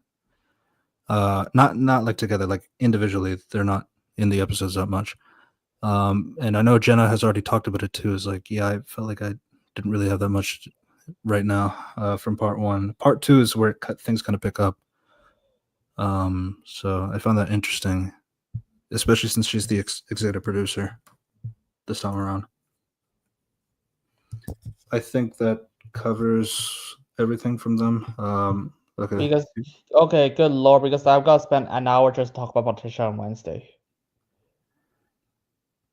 We'll see. But go ahead. So this is how Wednesday started off the season. She destroyed the Kansas City scalper. We did talk about that. Fuck, that's stupid. Let's move on. So she got popular, and then the season started with like, oh, I actually never talked to you for a fucking month now, mother. I never told you about the fucking magical book. It's like I was like, dude, what the fuck are you talking about? You guys literally are never talk to each other. Or you guys have a relationship growth in episode 5 in season 1. And then they absolutely completely retcon the relationship out of nowhere, even though this relationship is shit already. But I feel like this is a different conflict though regarding the book. It's literally the same one because like she does not know that the book is like it's just a power. The book is literally just to control her powers, which is exactly the same situation in season 1. She does not know this book will backfire on you, which is like retcon number 1. I have no idea what the fuck will you do that. And then because like okay, which is fine. Okay, which is not fine, but still, they go back to this place, and then once they just see a bunch of people, it's just like, oh my god, I'm popular. I have no idea what the fuck we even do. It's like she's popular, and because according to season 1, she's supposed to have character development that she outgrown herself. Yes. Is it? Yes. She's supposed to be like what to like popularity or not popularity. It's like accepting more people. But that's kind of extreme though. When the whole school is like praising you and all this stuff, that's pretty extreme. It's just one. I'm gonna be honest. It's just the entire season just only show like one group of people does it. That was disturbing, you know. And hey, I have no idea what the fuck to make of this. And when she comes back to it, it's like, so this is how she triggered the season. She said that, oh, I actually write up to a bunch of writers, and they never write it back because apparently my words are like too Asian and they do not understand me.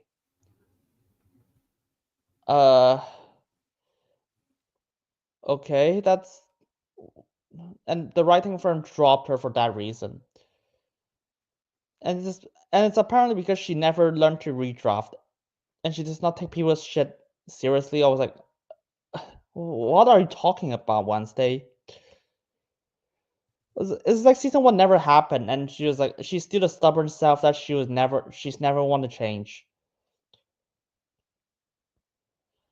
It's honestly quite frustrating. It's like the Addams Family is supposed to be about like family, and then Wednesday just like, oh, I actually never wanted to change.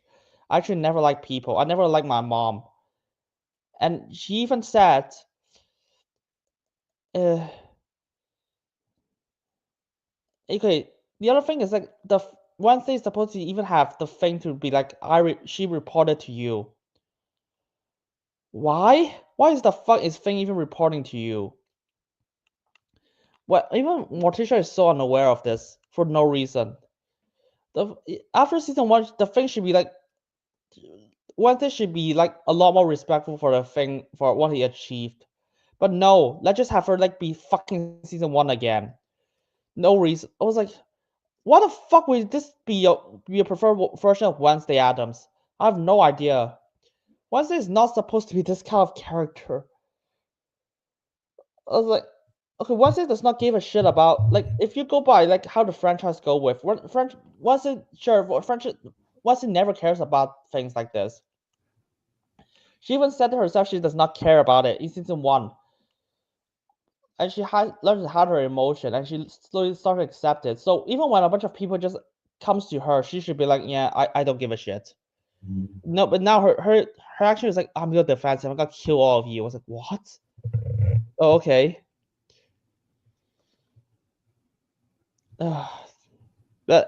But yeah, and so Wednesday decide to like go back to her room, and it's like, here's a bunch of people,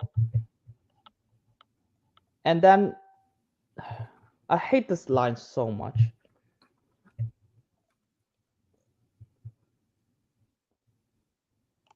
Okay, let's see. Wait a second, and then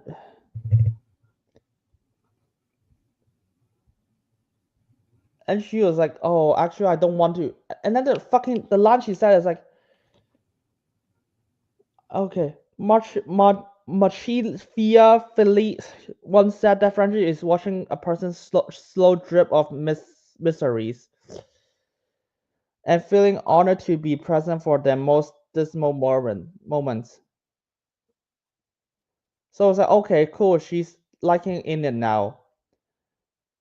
But at the same time, she also said that this is a huge contradiction from season 1. She said that she's not. Enid said to her, "Are you is one anthem slowly mellowing out?" Wednesday was like, "No, more like evolving." In this season, in this scene, she was like, "Oh, I'm never evolving. I'm just cocooned." What the fuck are you? Okay, But the thing is, like, that's a retcon again. What the fuck is but wrong with that? but the extent of that is coming off of like, I feel like it's kind of overwhelming with like the entire school like giving you credit for something is like I just saved the school, but like I don't actually give a shit for like this kind of praise and appreciation, that kind of stuff. Which is like in the first season it was a lot more like tame in that sense, but like when you're coming from like this whole thing, you have like a fangirl group and all that stuff, and like all these like pretty lights and like all these like there's like a taco stand now, and everything is like moving around in like some kind of whimsy and joy and all that stuff. It's kind of like overwhelming from that point of view. So it's like I but the thing is like I don't know like if her relationship with Enid specifically should apply to everybody else though. Yeah, That's not what I got out of that. but Like I know no. she's evolving, but like that doesn't mean like with everybody. And then the line is like, "Yeah, I'm not even gonna backtrack. I'm just like, yeah, I'm not evolving. I'm just cocoon." I was like, what the? How the fuck do you phrase this? Okay, if that's the case, like you should not even phrase it as evolving. But anyways, and so because Wednesday is not a fucking character and she's like really passive, the entire plot starts with because when she opens the door, someone set up a crossbow and almost killed her, and she fucking reacted to a crossbow fire. Was like, wow, imagine she died right there. The plot is over. I mean, And so once they try to use Enid her power, is a werewolf. It's got some heightened sentence. she does not even she notice it. And so Wednesday used her power and because there's a picture, I was like, oh, Wednesday, welcome back, Wednesday. She used her powers to find whoever shoot the arrow, and that was like never, and she could not do it. Yeah, because she says that I haven't seen her, or I haven't seen the shooter, essentially. But I was like, that's where they noticed the tears is also coming out of her eyes. I don't know what it is. no, I don't. And so once they decided to be like,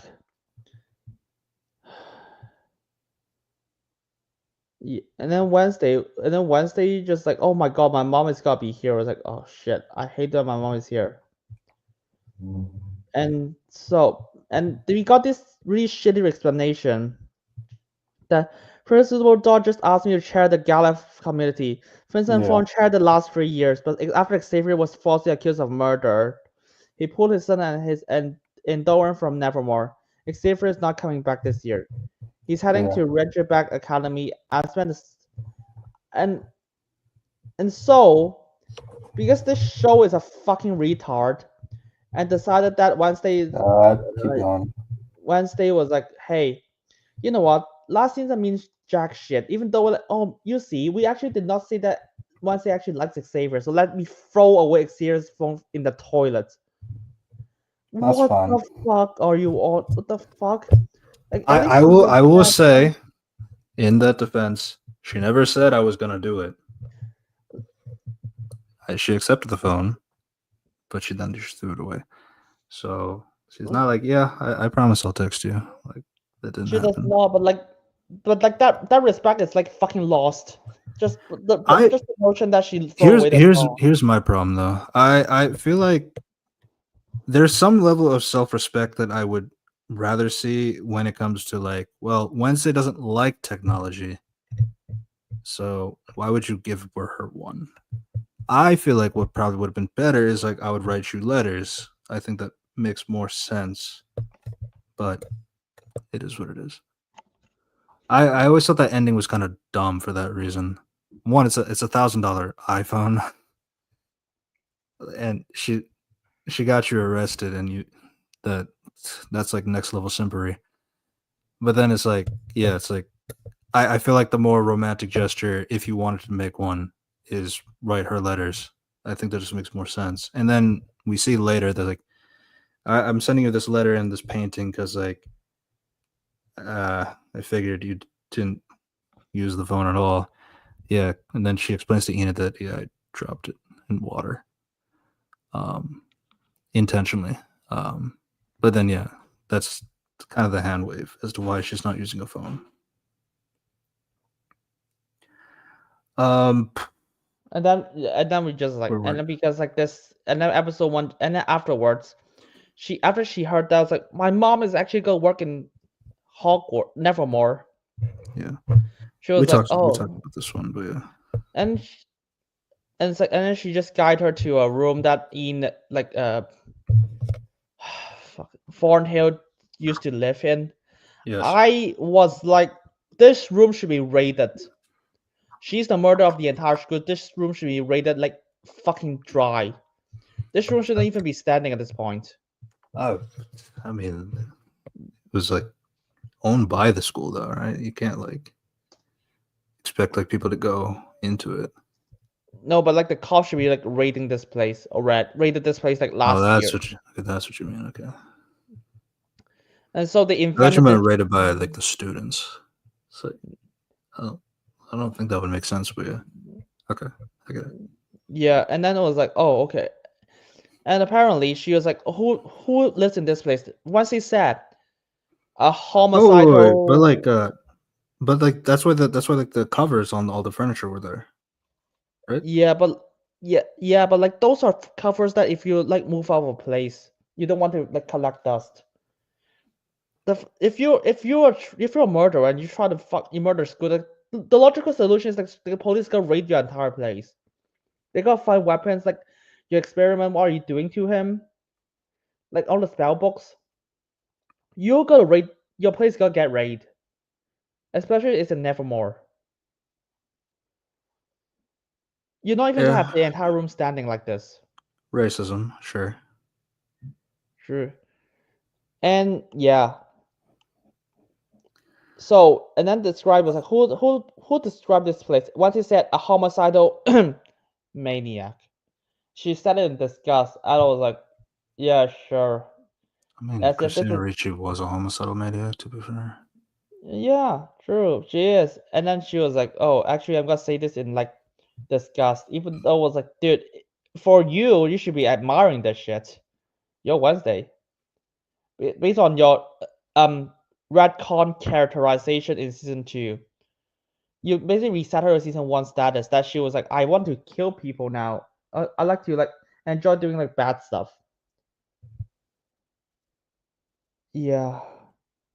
So yeah, that's the thing. I have no idea. Sounds. So yeah, it's just one of the many examples. Like the show have no idea what the fuck is Wednesday again. And then we have this explanation.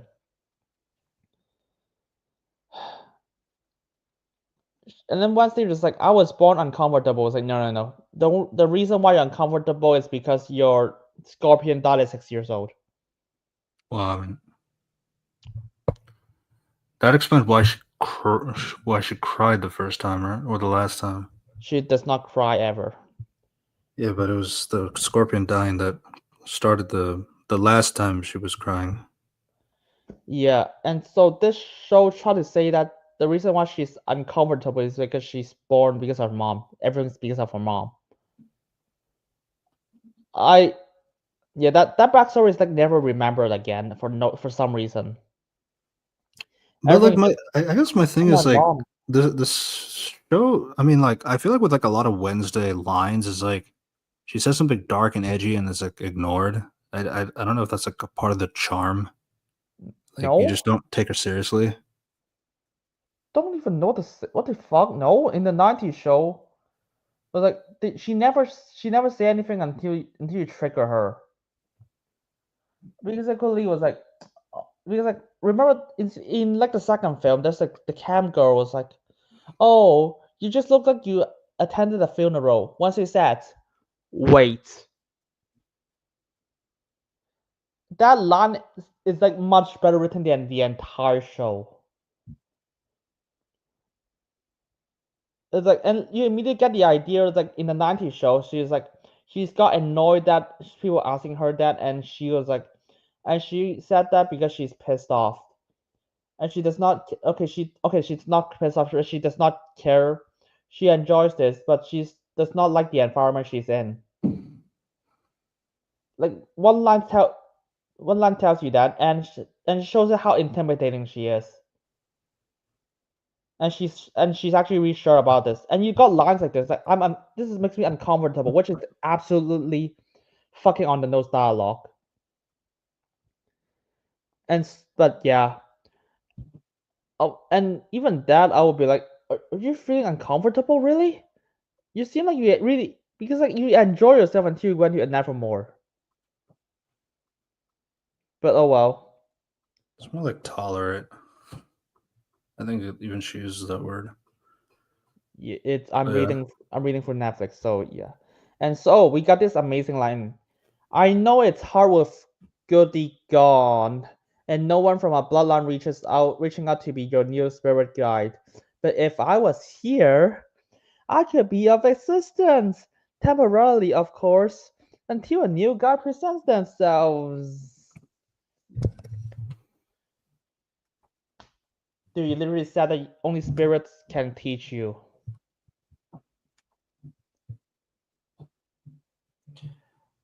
Apparently that line was like, oh, I mean that line is still somewhat referenced because she's like, oh, the solution is like some other spirits will teach you, but like you said that yourself, but like at the same time you said I could teach you as well. Oh, like, okay, you could have just teach her. You could have teach her then instead of just like I could not teach you even if I wanted to. I think the only thing that I could really put onto that is like because like the main crux of her argument that comes afterwards is because well, Goody Adams had a conversation with Wednesday already prior to them talking about it in episode 5. So it's like there was like some okay, so you have a connection with the ancestor. Good, just go with her. That kind of a thing. And then this later season with this issue of like, well, now Goody Adams is gone. I can't communicate with her. Maybe another ancient spirit will come, or worst case scenario, I teach you, but you're a dove, I'm a raven, that kind of a thing. Well, your aunt, Ophelia, was a raven, which is a.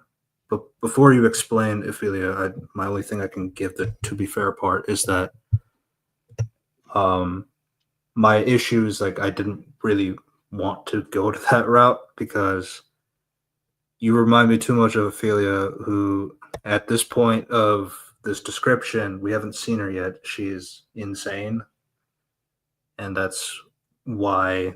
And like, there's like a lot of baggage as to like what's wrong with Ophelia and that kind of stuff here and there, according to Grandmama and Morticia. So if it goes too much like Ophelia, then Wednesday's gonna go too far and all that stuff. Okay, I'm gonna talk about that later. It's like holy shit, because like But like that, I'm saying, but like that's her explanation as to why.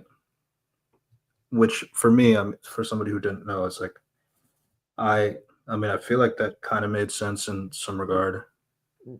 no, actually, I want to talk about that when I was talking about Ophelia. No, that's fine. I'm just explaining from that point of view. It's like from that point of view, you know what? Let's talk about it. And then she was like, Wednesday's argument was like, you're a dove, I'm a raven. So it's not denying the fact that that is not true. I'll be like, if I was Wednesday, I'll be like, what the fuck are you talking about? I thought you said you could not teach me. And then Wednesday fucking say, we're on different paths. You said so yourself. Fuck you. That was not true. But they were on different paths.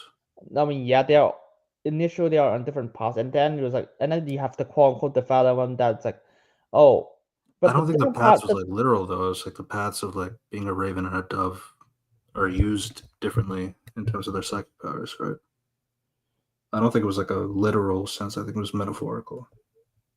Depends because like in season 1 the dialogue means like I see the world positively, so I'm a dove.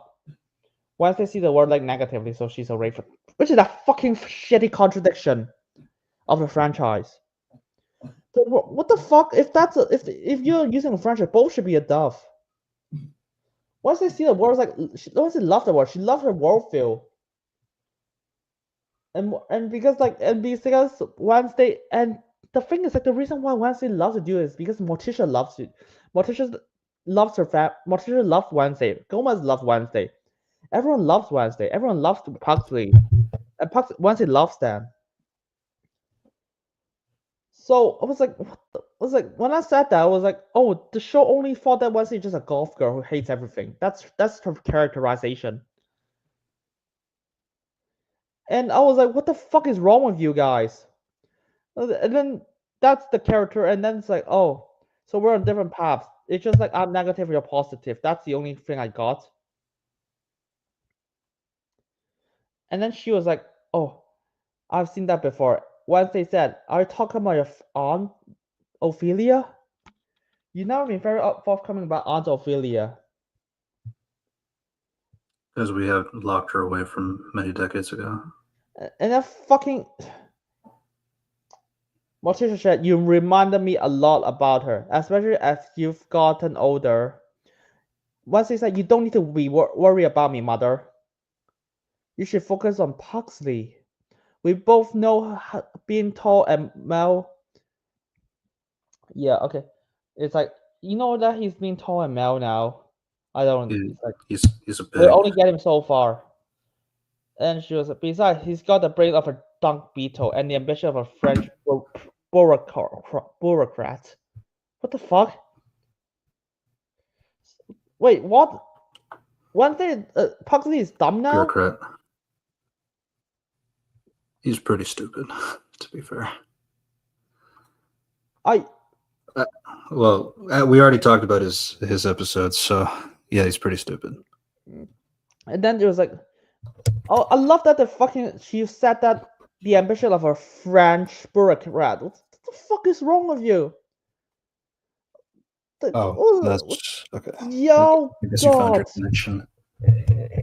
Yeah. To be fair, as an American, we joke about the French all the time. It's kind of a meme. Okay, in the 60s show, Morticia is French. she said a lot of okay. I could technically, I could not be 100% sure. They did not say that she's French, but the thing is like, she said a lot. She constantly say French. She constantly have lines that is in French. And Gomez would be like, oh my god, that's French, and she'll be always be attracted by her because she said French, and that's how they get married. Language That's of one of love, the that that was yeah. And French then is the you language of love. That's the idea. and so the showrunner was like, oh, actually, I want to embrace on like go once it's a Latinos like heritage. Oh, cool. Because like that she's technically Latino because like you see Gomez is. And then I was like, oh, so are you gonna embrace that she's also French? Was it nah? I was like, what the fuck? What the fuck is wrong with you? So the only thing I could say about that one is like, Like, we've talked about it a lot, but like, the show never made a promise on anything really. But on the Latino thing, because like they said that was specifically important to them because of Gomez's sides of the heritage. It's like you don't really see that in the show either. You have references here and there from like Mexican folklore or stuff like that going on, but like outside of that, like the heritage doesn't really matter to the character at all. I would say some of it kind of just chalks up to, well, Wednesday's kind of smart, so it's like she just knows the history of like this thing, and it's like maybe it's very specific to like some like Latin American culture, like in terms of like knowing the horror stories or thing like that, but like that's about it really. And then like her pronunciation in saying like Spanish or stuff like that is like no, but like I wouldn't say like she was like it was important to her character. It just seemed like something she was knowledgeable in. But that's about it. Like if she was talking about like Greek history or something like that, that would kind of be the extent. But I'm not going to call her Greek, that kind of a thing. So it's kind of weird when like I read like that was like very important to the writers, but like I didn't really get that out of the writing. But keep going. but yeah, and then because the writers are fucking dead, brain dead, and it's like, and it's because they thought that we are on iPhones all the time. We have Gomez said, what is the corrida? And that's a reference from previous the 60s shows again. Fuck me. That's corrida. Morticia said, Wednesday is hiding things from me. Fuck, we know. What the fuck is wrong with you? What the fuck is wrong with you? How the fuck you write small things and you don't understand subtlety? We understand how things work.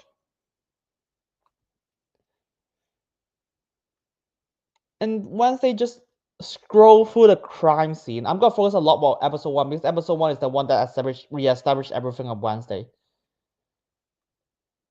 And she was like, oh, she just scrolled through it, and the first thing she's like, it was like, oh, you Sheriff Santiago, you got promoted, and that's an exceptionally low bar that you gotta be like better than the last one. Fuck you, Wednesday. Fuck you. I mean, gets under your skin easily. You chauvinist male. Yeah, I think the show is just under the impression that the sheriff is wrong. Wednesday was like, I hate you. Because I do. And yeah. And then we got one of the scenes was like, Ina just like tell to Feng, Wednesday yelled at me. What the fuck did Wednesday yell at you? Good question. With the idea of because like Morticia kind of gets like the idea of like what was going on. And she said because Thing told her it was specifically the Kansas City thing. It's like, so you were over there, weren't you? It's like, Thing, I told you not to do that. It's like that kind of thing. But that's where it was coming from. But keep going. And then we got Wednesday was like meeting like Billy Piper. She was like, oh, she's playing cello, and it's like, are you Capria, the famous child prodigy who completed her first classical album Wolfhound at the age of 10? And she was like, I've always been fascinated by child prodigies that focus on talent and relentless quest for excellence. Not really important. After 4 Uh, episodes, not really important. not really important. Like for one, that's not really important. Two, you never admire your mother's talent, and she's just as impressive as her. She's like control. She's like a queen in Nevermore. Is she that old though? Billy's younger than Catherine. Okay, to be fair, Catherine is like 50 something, but she said that she admired a talent. She admitted like the talent and stuff. Okay, she said that she admired the focus, the talent, and relentless quest for excellence. That's basically her mother, and she fucking hates her. And in season 1, she actually hates like people who are better than him. The person who's like sliced her face. Bianca, and she was like, I want to kill myself. That was not exaggeration. She actually said, I want to kill myself because I got sliced in the face by Bianca, who is better than me. I was like, I guess the implication is just like, oh, you see, her ego is fragile. But at the same time, I was like, dude, I thought you did not care what people think about you. Actually, it's more of like self-pride though. Like, I want to be better than everybody else, but like, if I fail, then I'm putting it hard on myself, not for other people's validations or anything like that. So it's like, I mean, I get it, but like, yeah, the line is I think that's what it is. Yeah, she said the lines like, I do not I act as if I do not care people care about me, but deep down I secretly enjoyed it. Basically, it's weird because like that line is made after the fact that she has this backstory about like, it's like the episode after she has this backstory about like, actually I do not, the reason why I don't have show emotion is because I do not want to, tears does not fix anything, so I'm not gonna do it again. Isn't that episode 1? Because like, because like Enid was talking about the wolf thing, and like she was not episode 1. It was like, no, it was episode 1, because like she was playing season 1 episode 1.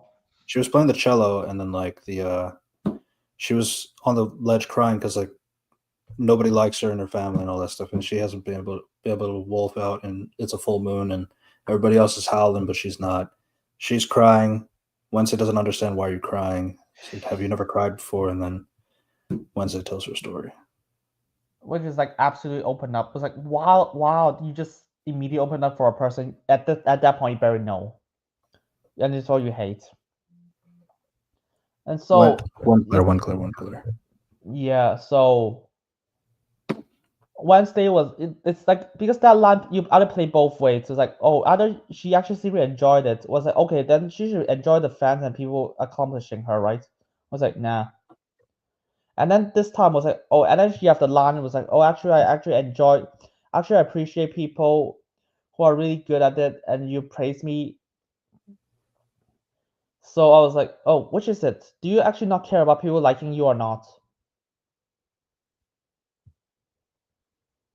Yeah, that line is like come back to bite you, because it's like, I act as if I did not care about people. Does people like me? But deep down, secretly enjoyed it. And then season 1 was like, yeah. And then let's get that to the end of the episode. So we talked about the master plan from Agnes, and like how she got the book inside. You got your little funny meme is like, don't tell me that's your only copy of the book. And then she gives like a blank stare. It's like, are you serious? Copy machines were made before the 21st century. It was kind of funny. Yeah, and okay, but yeah, so she goes over to the pyre because she didn't want to go. By the way, we have forgot to mention, because once they said that in this scene, I was like, I play for my own fulfillment. Billy probably said, and yet music doesn't seem to satisfy you. Stop controlling it. And once you have to succumb to its beautiful chaos. Once he said, I cause chaos, I don't succumb. what the fuck? Do you admit that Wednesday is just a person who just like, who doesn't care about people? Suddenly just randomly was like, yeah, fuck you. I do not care about you. I just want to cause trouble. I cause chaos. I don't succumb to it.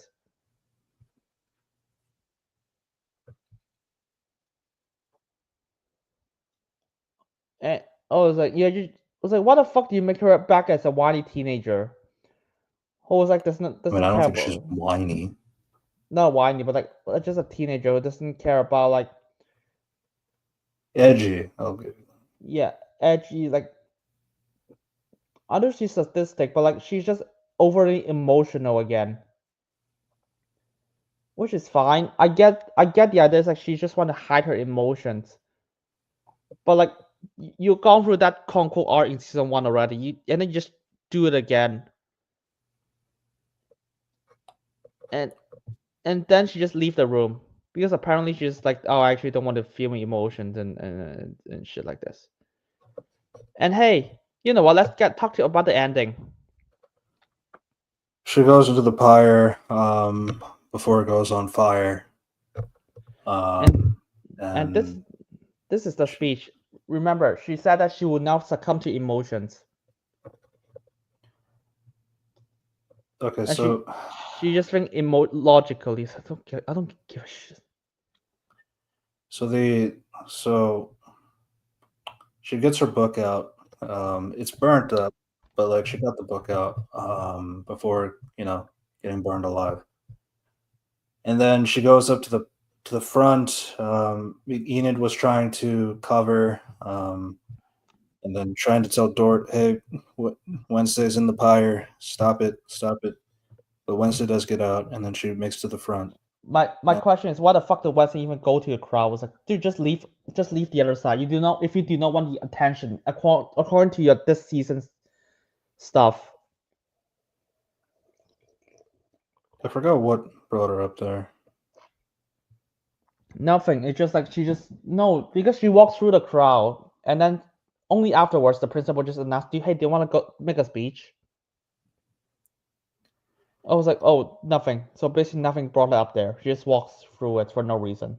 So the first thing that happens is like unveils the painting of the students that saved the school, and the disgust that Wednesday had on her face is with not just the glamorizing of her. It's like it's with Wednesday smiling.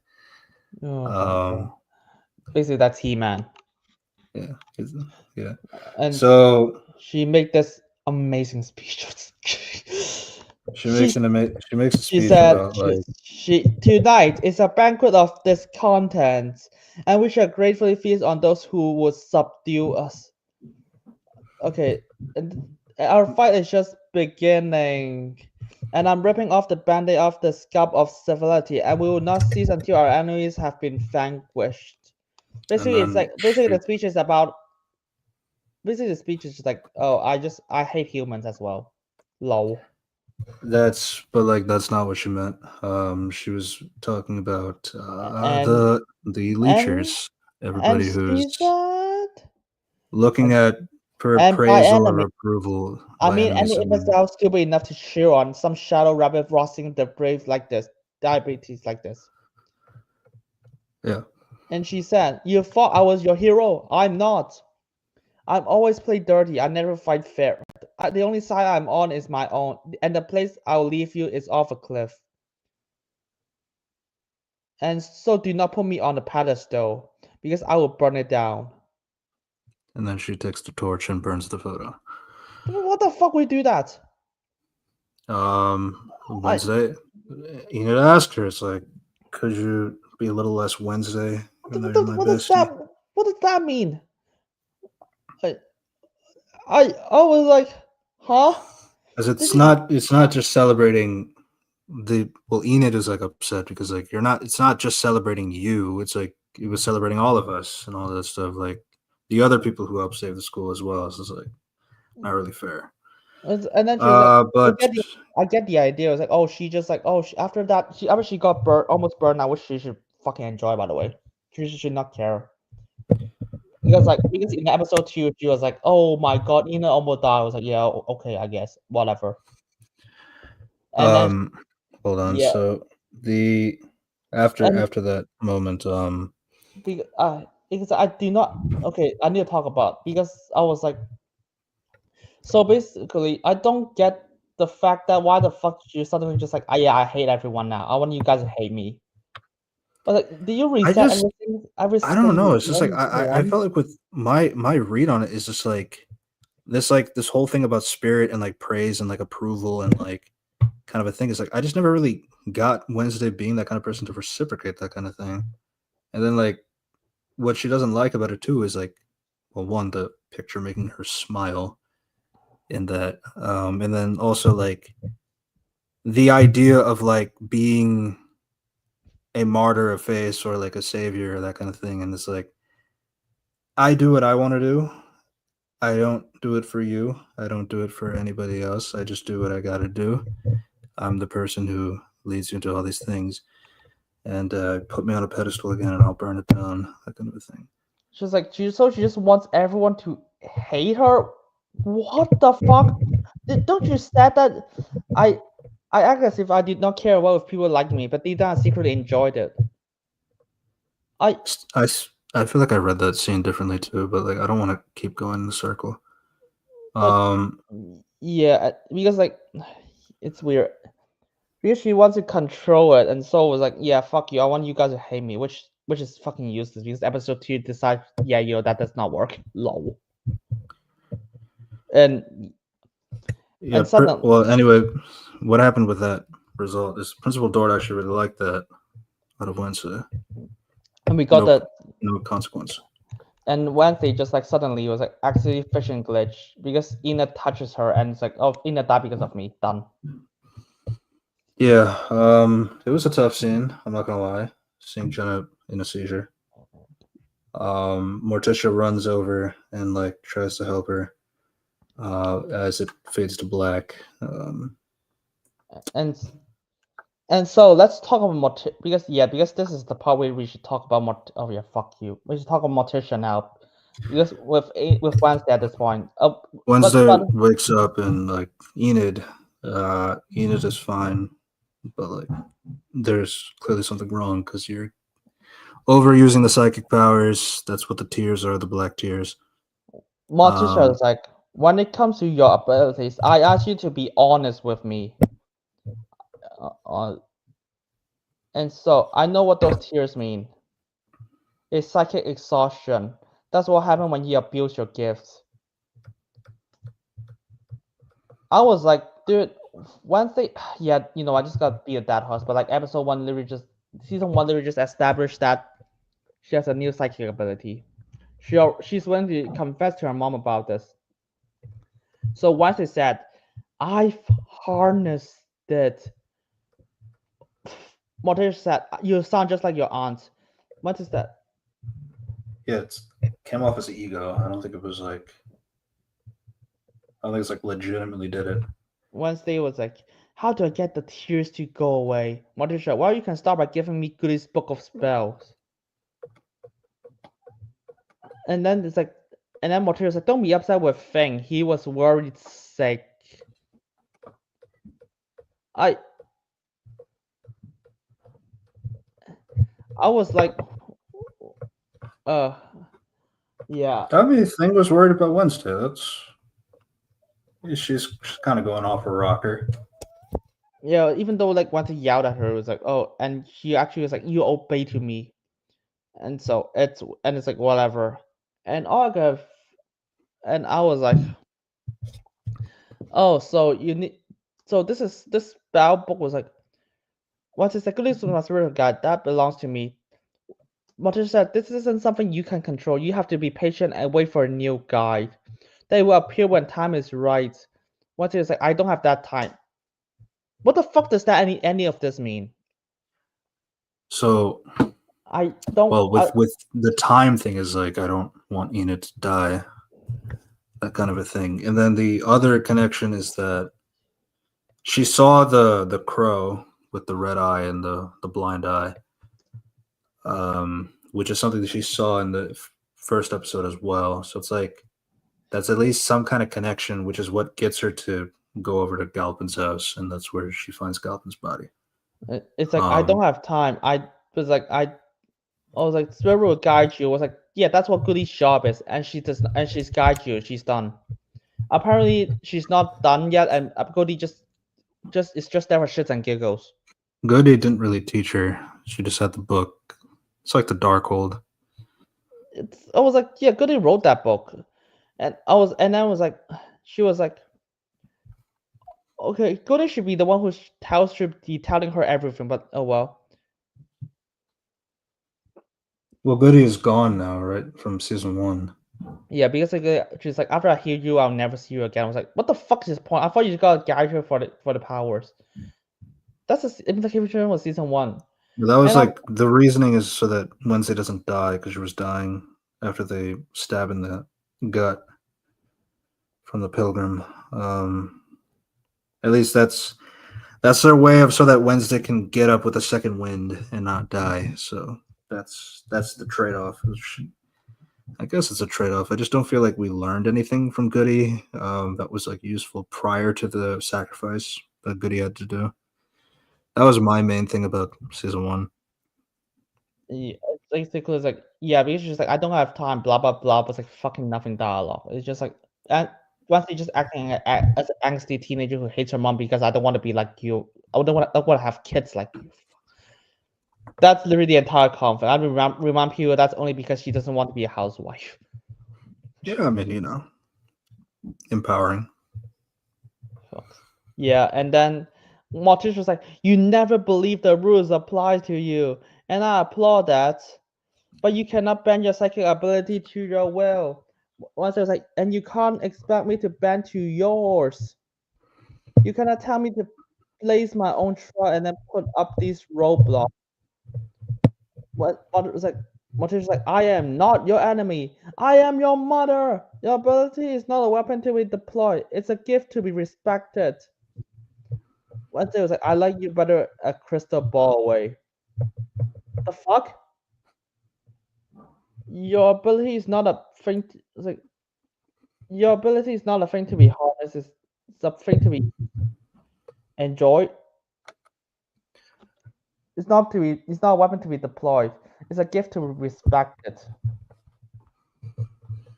All I can think of is what the fuck is wrong with you?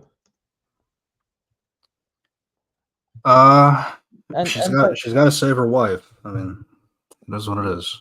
You got to do what you got to do. Yeah, and then it was like, but the Goody's book. Okay, I don't know. Is it remember? Is like this scene? It's like Goody's book was like that's a short. Because like Goody's book is apparently a shortcut or something.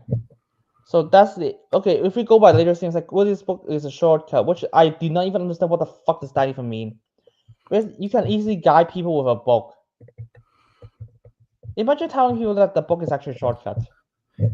I think the only thing is like it's just a spell. It's just how to control powers. That is a weird thing. It's like I feel like the easier thing is to have the person explain it to you, so you don't have to read the book. That's the general thing that would make more sense. But like, yeah, but it's like Goody wrote the book, and it was like actually what she wrote is a shortcut. I was like, wow, what the fuck are wrong? What the fuck is wrong with you, Goody? She wrote the Cliff Notes.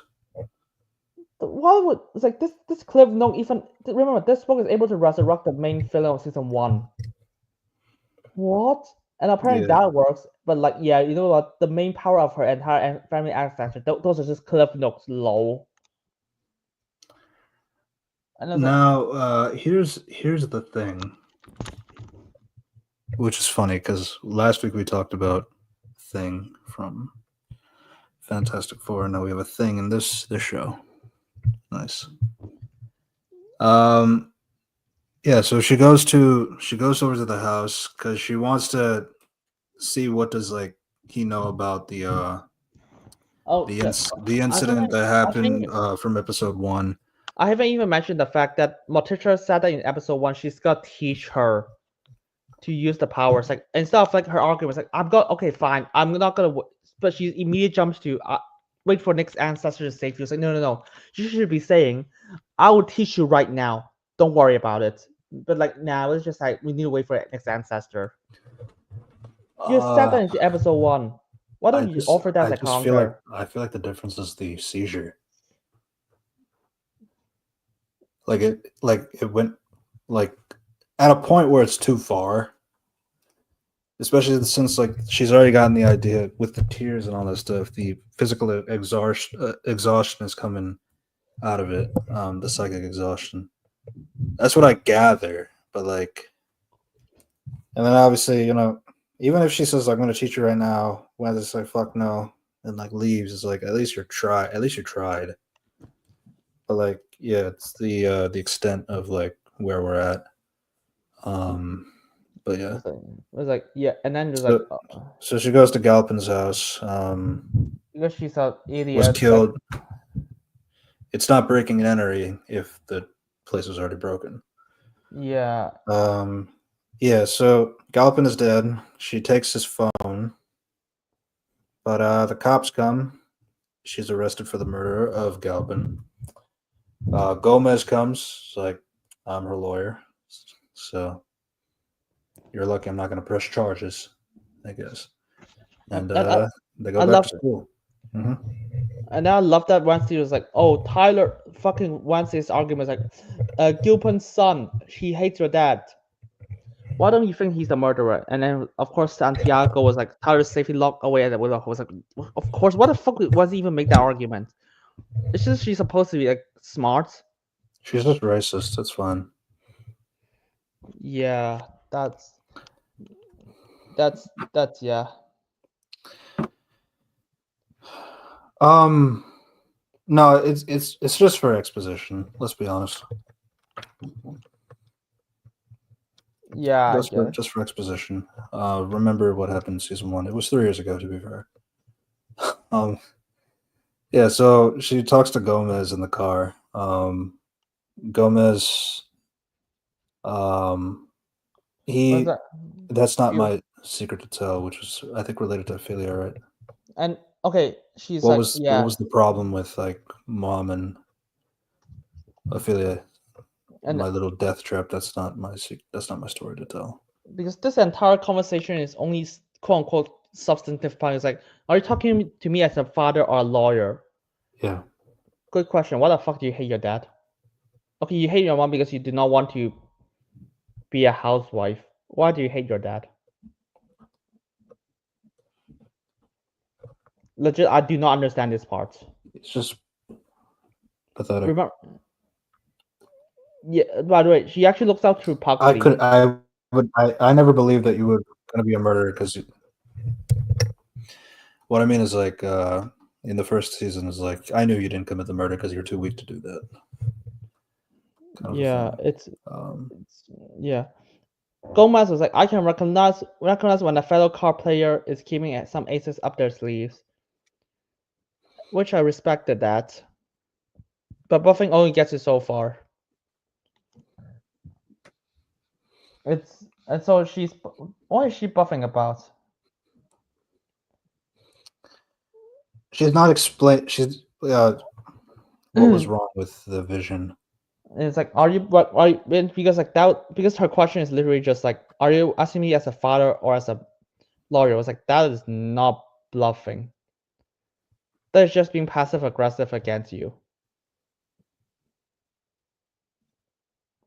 I was like, that was, but yeah, that's the point I wanted to say. It was like, good lord. A few lines I was like, yeah, once he's just fucking stupid. And also, the funny thing is like episode 1 I was like, oh, she's actually abusing her powers. Like, do you know that she only abused the powers like twice throughout the entire show? Throughout episode 1 before she lost her powers for no reason. We support that though suddenly. But yeah. But the thing is, like, the attempt to try and abuse the power is still there. It just isn't. Luckily, it's just not working. But like, she is trying to abuse the power. To be fair. Yeah, and okay, so once they walk into the room, I was like, oh, Ina is like slit in the throat, and then Ina was like, oh, nah, don't worry, it's just blood and jam. And all I can think of is like, wait, Wednesday, how the fuck did you not notice that? You've been killing people. You've been understanding things. Okay. I mean, you just had the vision. You see her on the porch, thought she was dead, runs after her, you know. The girlfriend that's not the girlfriend yet is there. Maybe the prophecy's already been fulfilled. Actually, today's prank day and all that stuff. So I get the extent. She was obviously afraid that Enid actually died.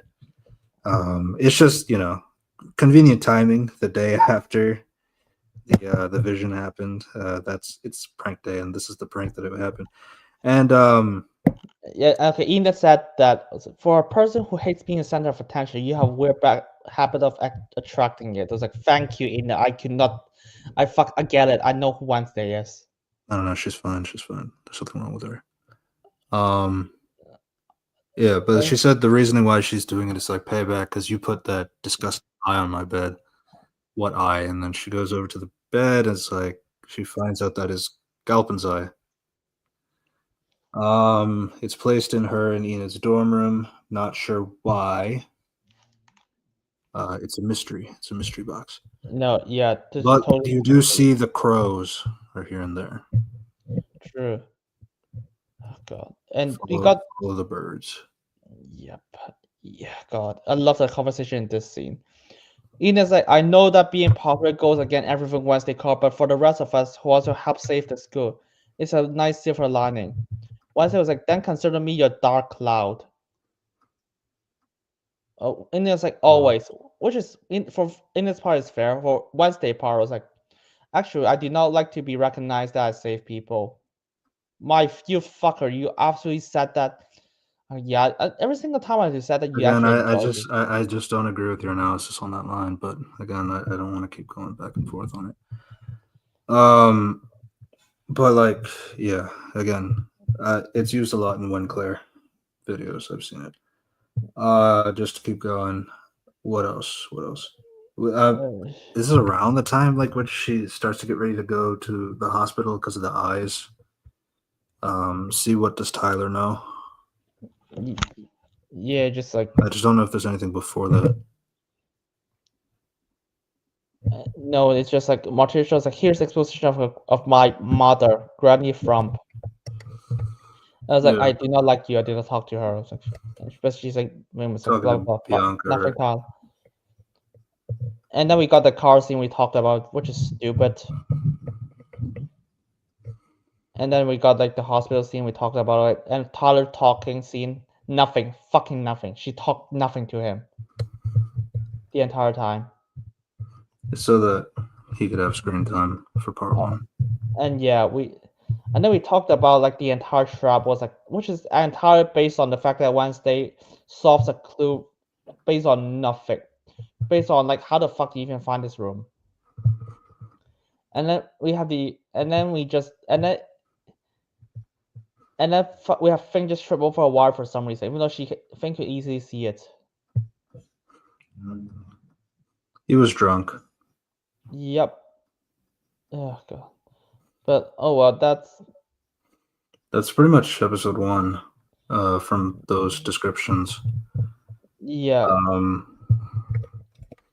Outside of the extent of probably how does Wednesday feel about Agnes, there is usefulness to an invisible person, but that's basically the extent of it. And so Wednesday was like, The ending point was that the cab driver gets killed by the zombie. and also she gave a gift to Finn, was like, oh, you see, this is a thing. Do you want to cut off my finger because I forgot your birthday? It was like, oh my god. Oh, suddenly you care about Finn now? Why? It's his birthday. It's his birthday. Yeah. Yeah, cool. It would be good if this is earned throughout the season. Because if you look at season 1, was like, it looks like she just hates him. The entire family just hates Finn. I mean, she almost cried when he died. Yeah, but like in season 2 was like, oh, actually, it's weird because like season 1 was like, yeah, she cares about him, and season 2 decided it's like, yeah, you know, you're still my slave. I think it's just being mean. I just don't think it's like literally from that point. But yeah, that's pretty much episode one. Episode two, episode That's three. that's episode 2. We just talked episode 2. Now let's talk about episode 3. Because holy shit, that's one scene I was like so mad. This one is the capture the flag episode. Again, we're doing what happened in season one. Again, Because Morticia and Fast and Gomez like, fuck, we forgot Finn's birthday. I was like, yeah. okay. So they hired a masseuse to massage it. And we got Thing was trying to fuck the masseuse, but it didn't work out. true. It's unfortunate. And so They have some conversations though. I know for sure because yeah, Gomez and Morticia talk. Gomez, I hate Louis Gutman's acting. It's like fuck me, she's so charmless. Yeah, he's a little better in this season than he was in season one, but like still not good. Still not good. Oh my god. The accent was just like, why'd you do that? Yeah. And so Wednesday was like, I underestimated your bad like hearing. And Gomez, Morticia was like, and my material illustration. Did you honestly think that I would hide Goody's book in there? All right, fuck. I forgot to mention the scene of the last episode where Morticia asked to get The book from Thing, yes. and do you know what the Thing did? I was like, dude, you treat me with shit respect. He was standing his foot down. No, Wednesday said not to give the book. And do you know? And she was like, Wednesday was like, and then your loyalties lie to me. And it was like, oh, you never treat me like family. And it's like, name one instant. And then it does a full-on montage of like all the shit that the Thing has been through, treating him like a slave essentially. So yeah, including like throwing fucking glass at him and then using him as golf. I was like, my god, that is abuse. And no, this is not like Wednesday and Puxy. Puxy consent to everything. In at least okay, in other franchise, she consent to everything. In this show, Puxy hates her for it. I have no idea what the fuck is that the retcon. well, it's not a retcon with the adaptation. Doesn't do that. Again, keep going.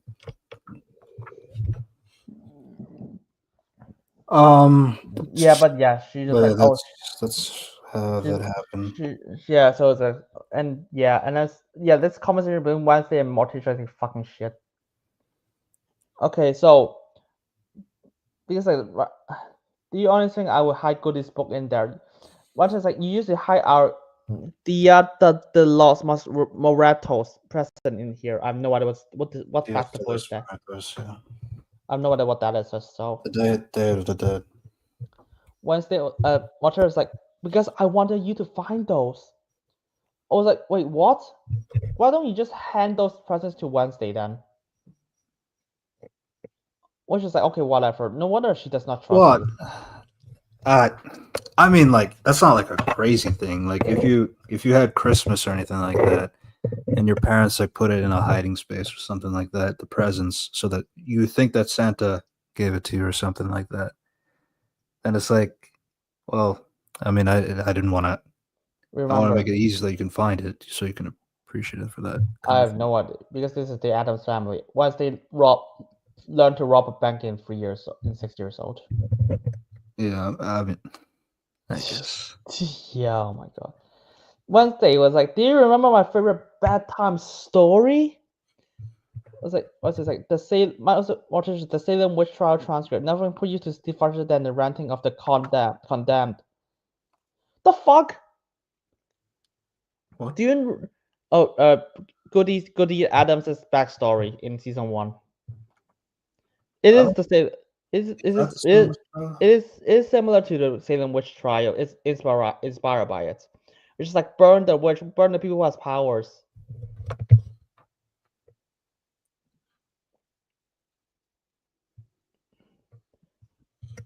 And so, are we to be fair? She only recently learned that, but like, I mean, this should really put a disgust on her based on like her past experience. But like, okay, whatever. Once they were allowed to make their case to magistrate. Allow me to the same courtesy. Okay. Of course, Morticia's like, yeah, I guess.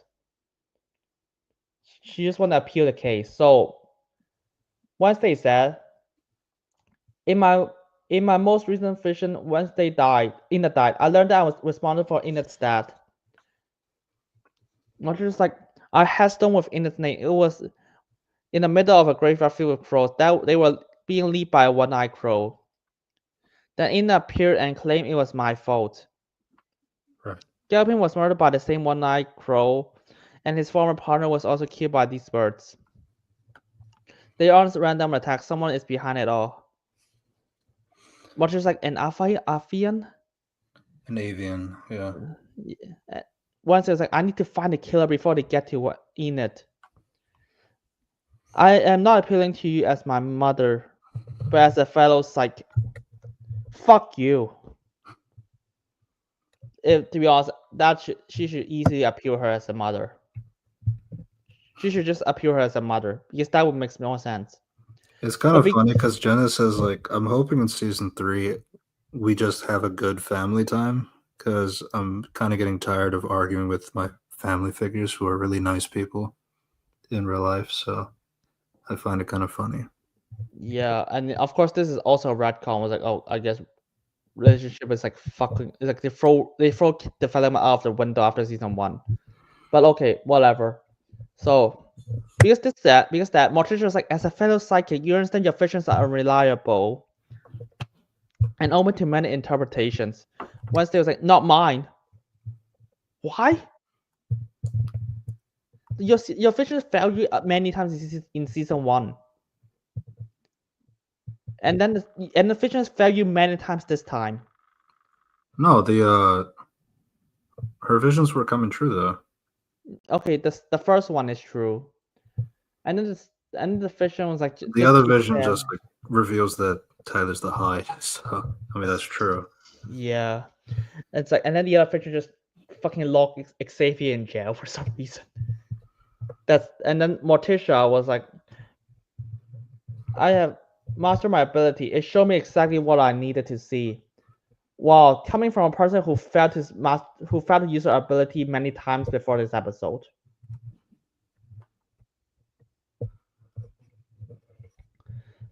Morticia was like that serial killer, huh?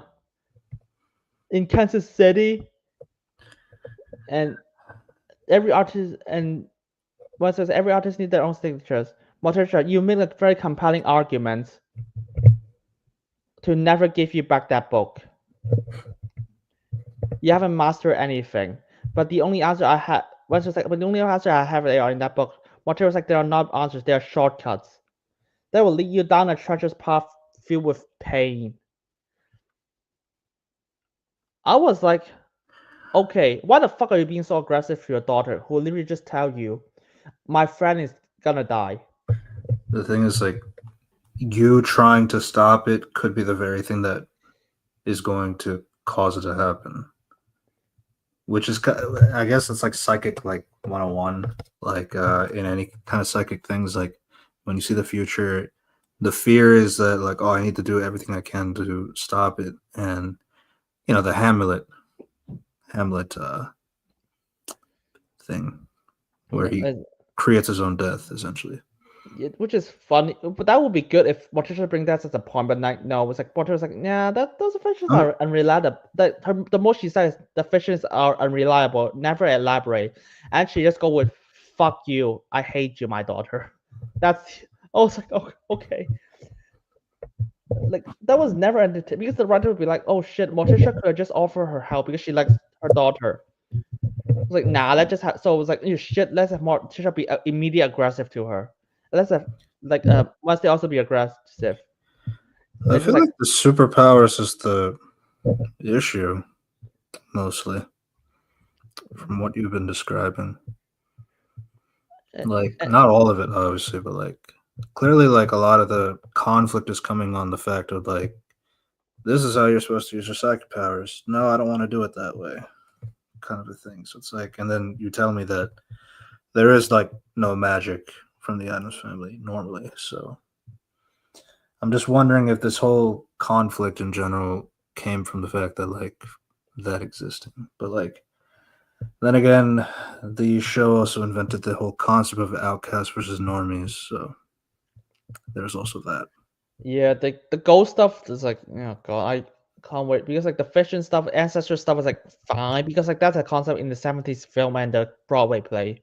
I mean, it's also underused, but still, like the ghost stuff in the Broadway play is just an excuse for ensembles. But hey, that's yeah.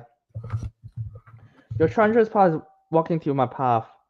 And then Morticia was like, "You sound just like Ophelia." I was like, "Good lord, what the fuck are you guys so aggressive?"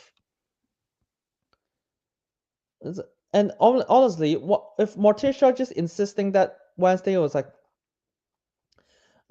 what the fuck does Morticia expect from her daughter? Of course, Wednesday is just gonna force herself to get more powerful because it's Wednesday and she's rebellious. She hates you. She's not gonna listen to you.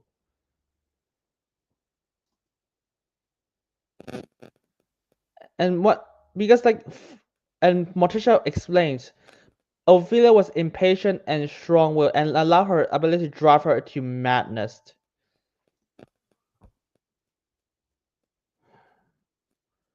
Wednesday was like, "I'm not your sister."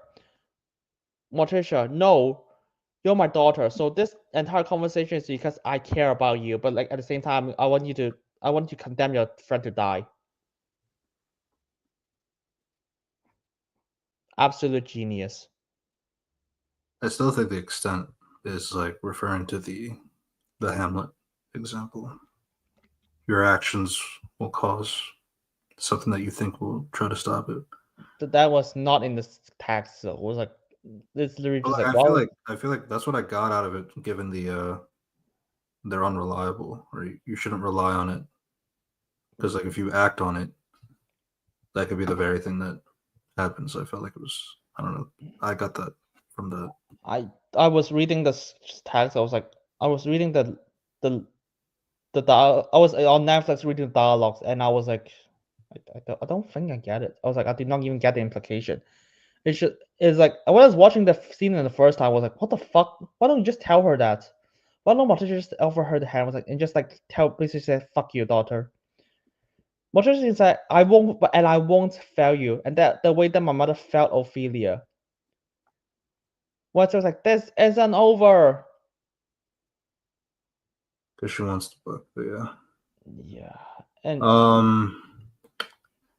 So then it turns out, so Wednesday gets Agnes's help because she apparently has a friend who's another super fan of Wednesday that is a shapeshifter. Because she's trying to log into Galpin's phone, but he has a face ID. So the shapeshifter poses as Galpin, so she can open the phone, and there you go, nice and easy. And hey, because Wednesday is like a smartass, it was like, oh shit, you have a shapeshifter and an invisible person now. Are you gonna use them extremely well? I was like, nah. Why don't you just tell them to fuck off? Yeah, This is fair smart. enough, fair enough.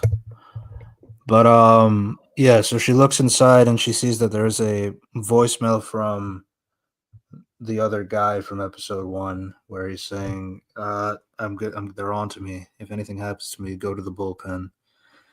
Which is the rendezvous point, which is near the camp that the school is going to go to. So, and something that Wednesday did not want to go to, but like now that she has a motivation to go, she goes to the field trip. And What's like, yeah, sure. Fucking congrats that the place that Sheriff lives in is like so close to the camping, which is happening on the day on the same day. okay, to be fair, they kind of explained that. Which when you were supposed to, maybe if you were here like months, if you signed up months in advance, then like this wouldn't be a problem. Was like the thing is I signed up with this guy. Oh, that's probably the problem. You signed up with the old man, and then we signed up with the son who replaced him. shortly after, and we must have double booked that kind of a thing. Oh, Well, since this is a smart principal who hates to like to play dirty, what do you think the first trick is like? Ah, you know what? Hey, Bianca, come here. Can you just sing a song? Can you just tell him to leave? Let's just sing a song. That should be like the first response. It's like, nah, let's just have Wednesday be a girl boss who does not like attention, which is the show fucking hammered on my face. Say, oh my god, I was saying like she didn't want. I mean, it was very evident she didn't want the camp to leave. Otherwise, like they would get out of the access to the Camp Jericho. So like, all right, we'll put you in a challenge. You challenge your masculine and all that stuff. If we get this competition, you leave. If you win, we leave. That kind of a thing. oh no, if only Wednesday was is actually a person who thinks that, oh, you know what, this is a waste of time. Yes, that was absolutely what she would think. And it's like, you know what? Hey, Bianca, come here. Can you just sound on that person? Hey, invisible person. Can you just throw him off a cliff? Are you okay? Yeah, I was like, this once they should be doing this and stuff like, hey, let's have a fucking like a backyard fights. It's capture the flag. Yeah, let's just do capture a flag for some reason. Because we did in season 1. Yeah, that was a school event. And this one was just suggested out of nowhere. It was like, dude, you're the last person who should be who does you said you did not give a shit about this.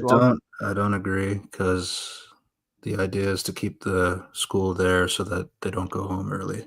But like, there's a much more efficient effort. Instead, including you have sirens here. Literally just mind control them to leave. And you have an invisible person.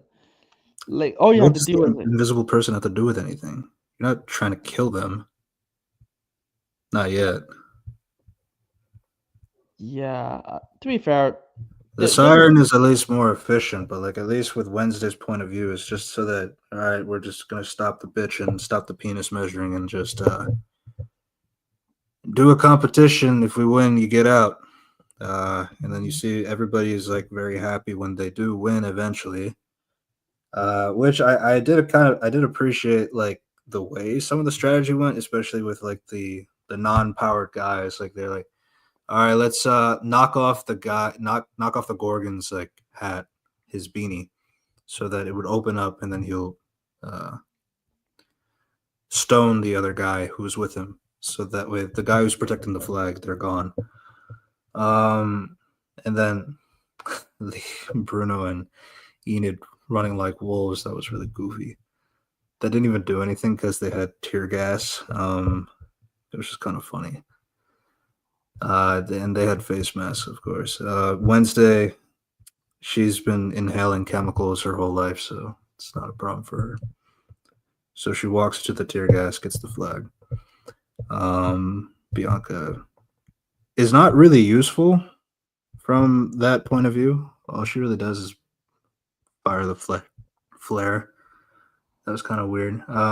They do have the bees for Eugene so that they can like at least stop the kids from trying to grab Wednesday there. They make it over to the ledge. The other guy's like already climbing up the tower.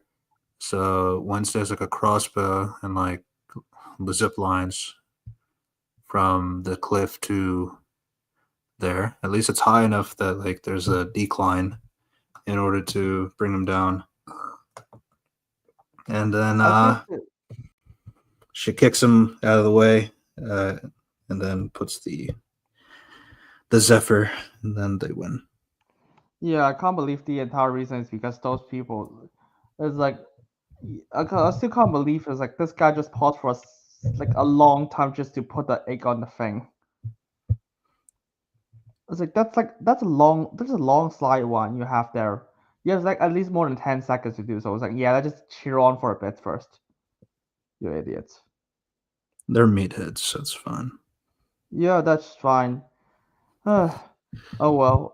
Let's see. And then and then we got this amazing scene of Wednesday and Morticia. We just skip over all of this shit. Which one? Challenging for the duo. Oh, I challenge you Oh to a my duel. god. Morticia Uh, was like, remember, Morticia has like super heightened senses. Yeah, once they sneak up on her. Fuck you. Once Morticia, you missed all the campfire activity. Wednesday was like, damn, my timing is perfect. Are you here, Morticia? Are you here talking? Wednesday, we don't solve anything. They saw me with words. We deal with deeds. Most of them dirty. Case in point, your thief of goodies book. I'm giving you one last chance to return it to me. Morticia, you know I won't do that. so I challenge you to a duel. Wednesday, you don't you do it. I'm trying to do a like a sequel. Fuck you. Morticia was like, we want to cross blades in a blind duel because we need to explain what the fuck is that Latino word. So we need Morticia to spell it out for us. What a genius. Okay, so when you described this to me, because I did watch the episode 2 days before, Wednesday doesn't say that. Morticia doesn't say that. Wednesday does. The one who's Latino. Addams Family, traditional, something like that. When we were talking about the whole heritage thing. Yeah, and then it was like Ophelia used to do that, so I was like, oh shit. So I was like, yeah. And then I think there's incest. Not gonna lie. I think that's the problem. I think don't it- even want.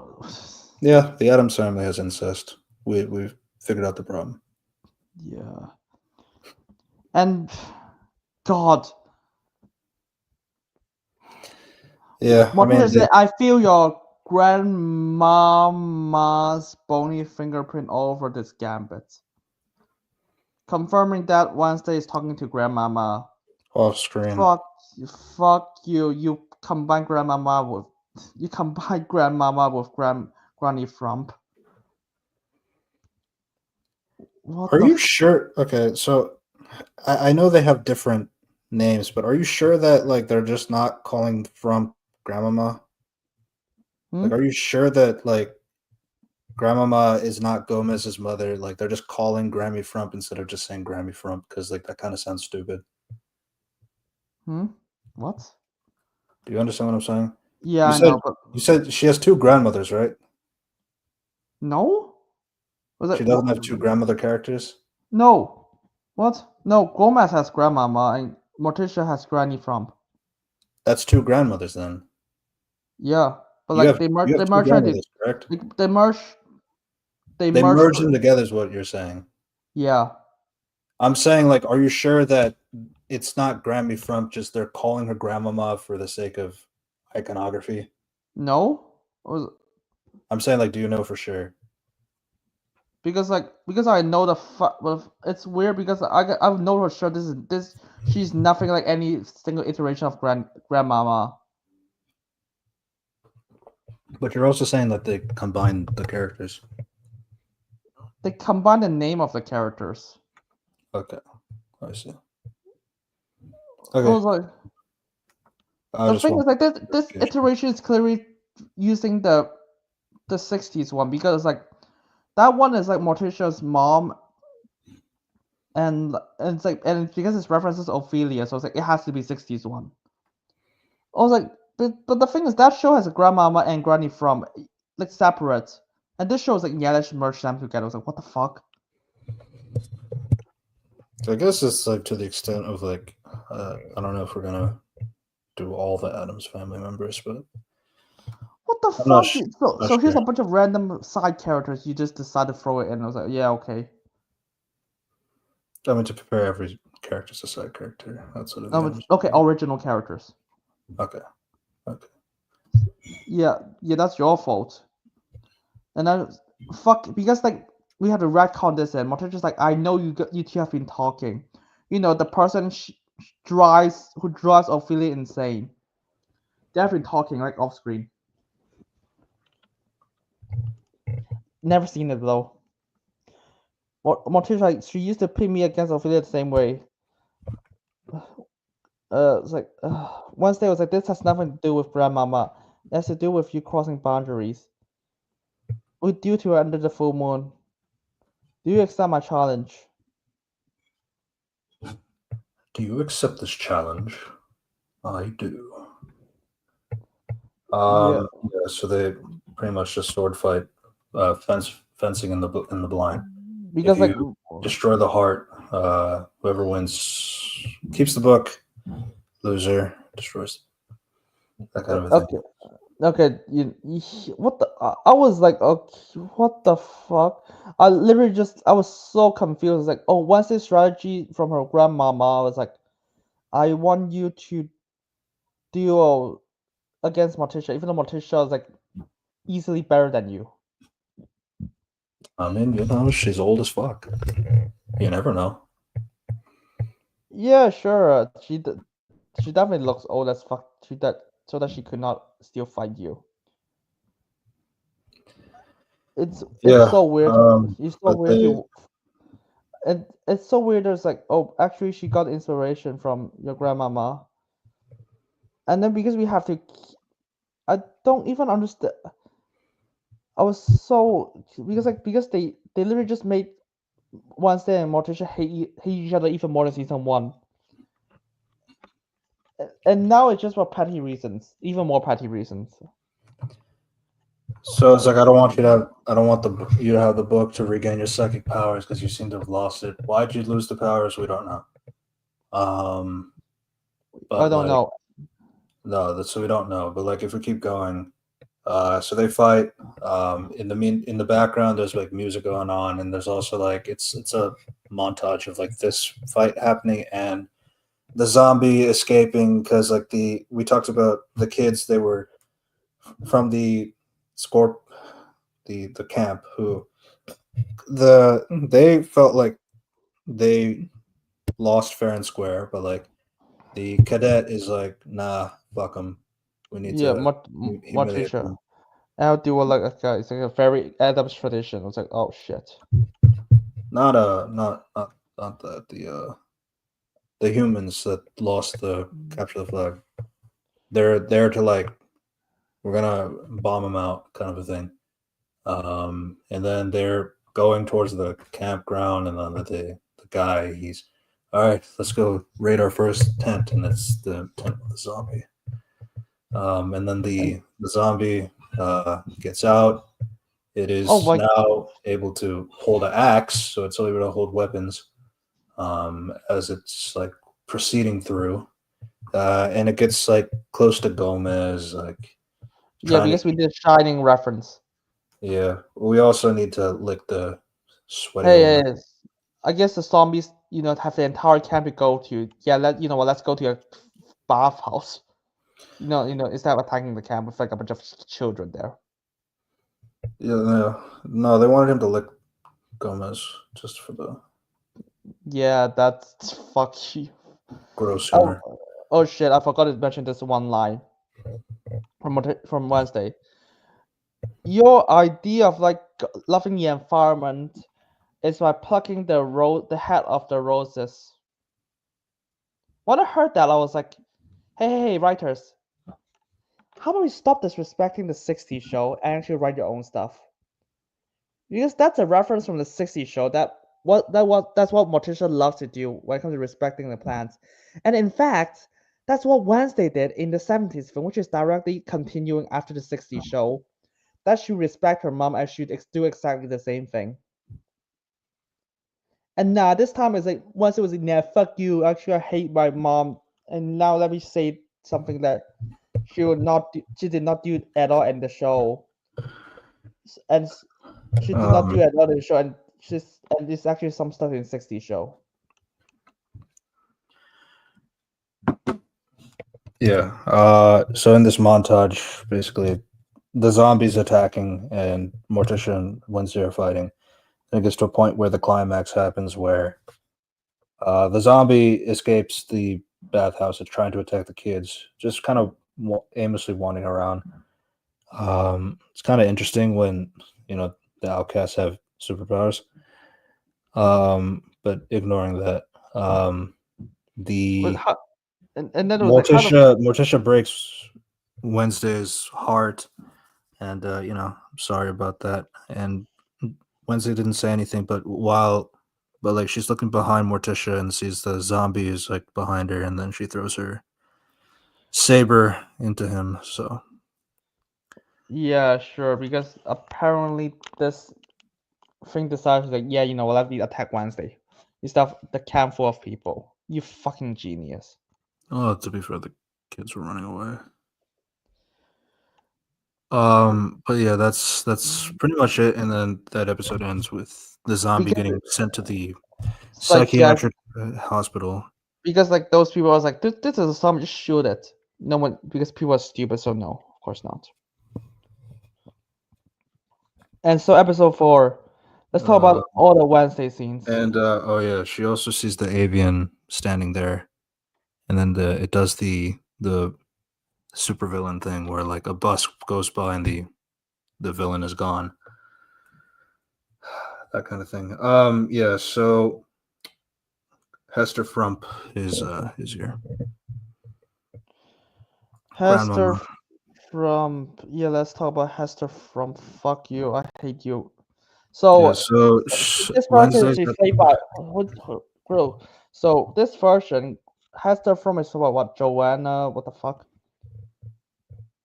Who is West? Okay, let's see. Who did they cast for this film for Granny from? They cast Joanna Lumley, which is a weird choice, but okay, you do you, buddy. But because like in original version, she's played by what's it called? Ah, fuck. Okay, I forgot the name of the actress, but like, so give me a second. Look it up first. Okay, she's played so Margaret. She's played by Margaret Hamilton. If people don't know who Margaret Hamilton is, she's in the most popular film of all time. It's called The Wizard of Oz. She's the Wicked Witch of the West, and she's the one who plays 3 episodes of Granny from in the '60s show. it should have been Catherine O'Hara. Yeah, I I mean don't the think thing is Catherine like, O'Hara's that old though. yeah, because the thing is Margaret Hamilton is like a fucking amazing actress, and she's that popular. It's like, my god, you have to outdo her. And I was like, oh, you just go for a sexy approach for Granny Frump. I guess. And she acts nothing like other grandmama Granny Frump. Okay, That's Joanna Lumley. I know her without the whole wig. That doesn't look anything like her in the show. Interesting. Honestly, at that point, just do Lady Gaga. to be fair, Lady Gaga is like younger than Catherine Zeta-Jones. No, I get that. I was just joking. But what I'm, yeah, she hasn't showed up in this first half of the show. We're so yeah, Yes. they So got like Joanne Lumley, and now she plays like sexy type. It's like, and she's like, the only people decided to build the dumbest story in this thing. My granddad called for dirt on a competitor. You practically dared me to show up. I said, I know you've been working weekends. Granny from was like, death was never a thing. What an interesting partial rector. Okay, basically it's like, oh, she loves her grandma. It's like she wants to help from her grandma who's fucking insane. She hates her daughter. I have no idea. And then apparently she just found out like, yeah, the people in the dead are not dead.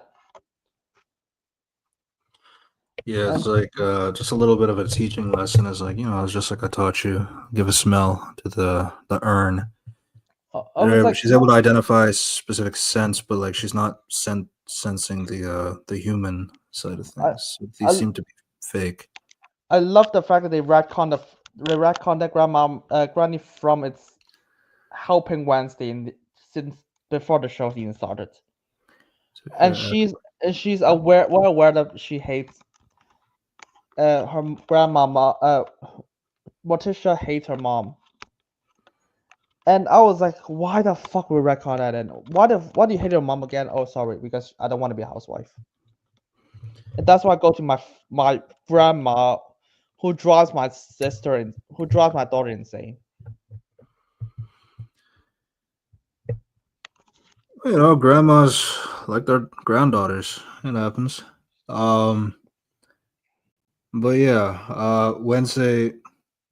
But then See? we talked about the crow. It stole the names that Wednesday had, and then so Wednesday asked Grammy like, dude, Buy this ceremony and find out who buy, organized those ceremonies. yeah, buy the cemetery and like let me know about these certifications and stuff like that, so we can Brom understand was like. like, it was like, because Wednesday was like, once you tell my mother, you're finally getting me into the family business. All her childhood insecurities will come You know bubbling how to to the twist surface. the cold, dead heart. Yeah. What the fuck is wrong with you, Wednesday? I was like, oh, I mean, you just want.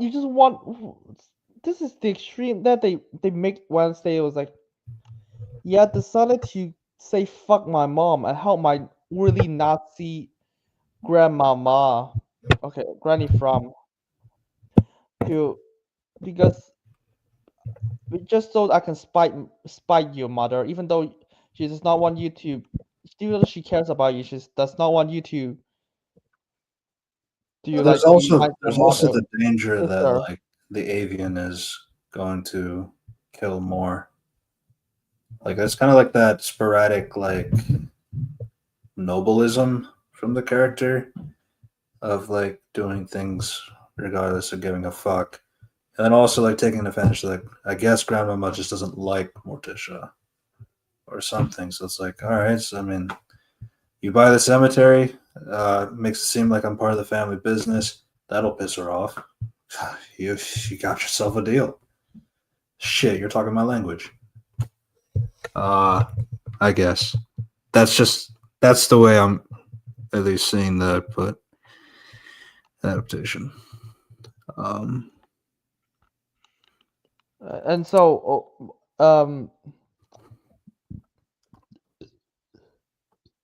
so Wednesday and Morticia have this conversation. Oh God, building a funeral pyre for good is bulk. Darling, if you're here to plead your case again, Wednesday it's said, I not. don't go for. Like Grandmama said, there's no crying over spilled ashes. She seems to showing you with advice lately. Like Wednesday said, Aunt Lee was sent to like Willow Hill. And then Morticia's like, ask your grandmama. It was her decision. And Wednesday was like, you accused me of keeping secrets, but you're no better. Fair. Maybe that's where I get it from. And because Morticia is willing to open up about Ophelia beforehand, suddenly she was like, yeah, I'm not gonna tell you, lol. Was like, no, okay, I get it. The idea is like she's passive aggressive to her.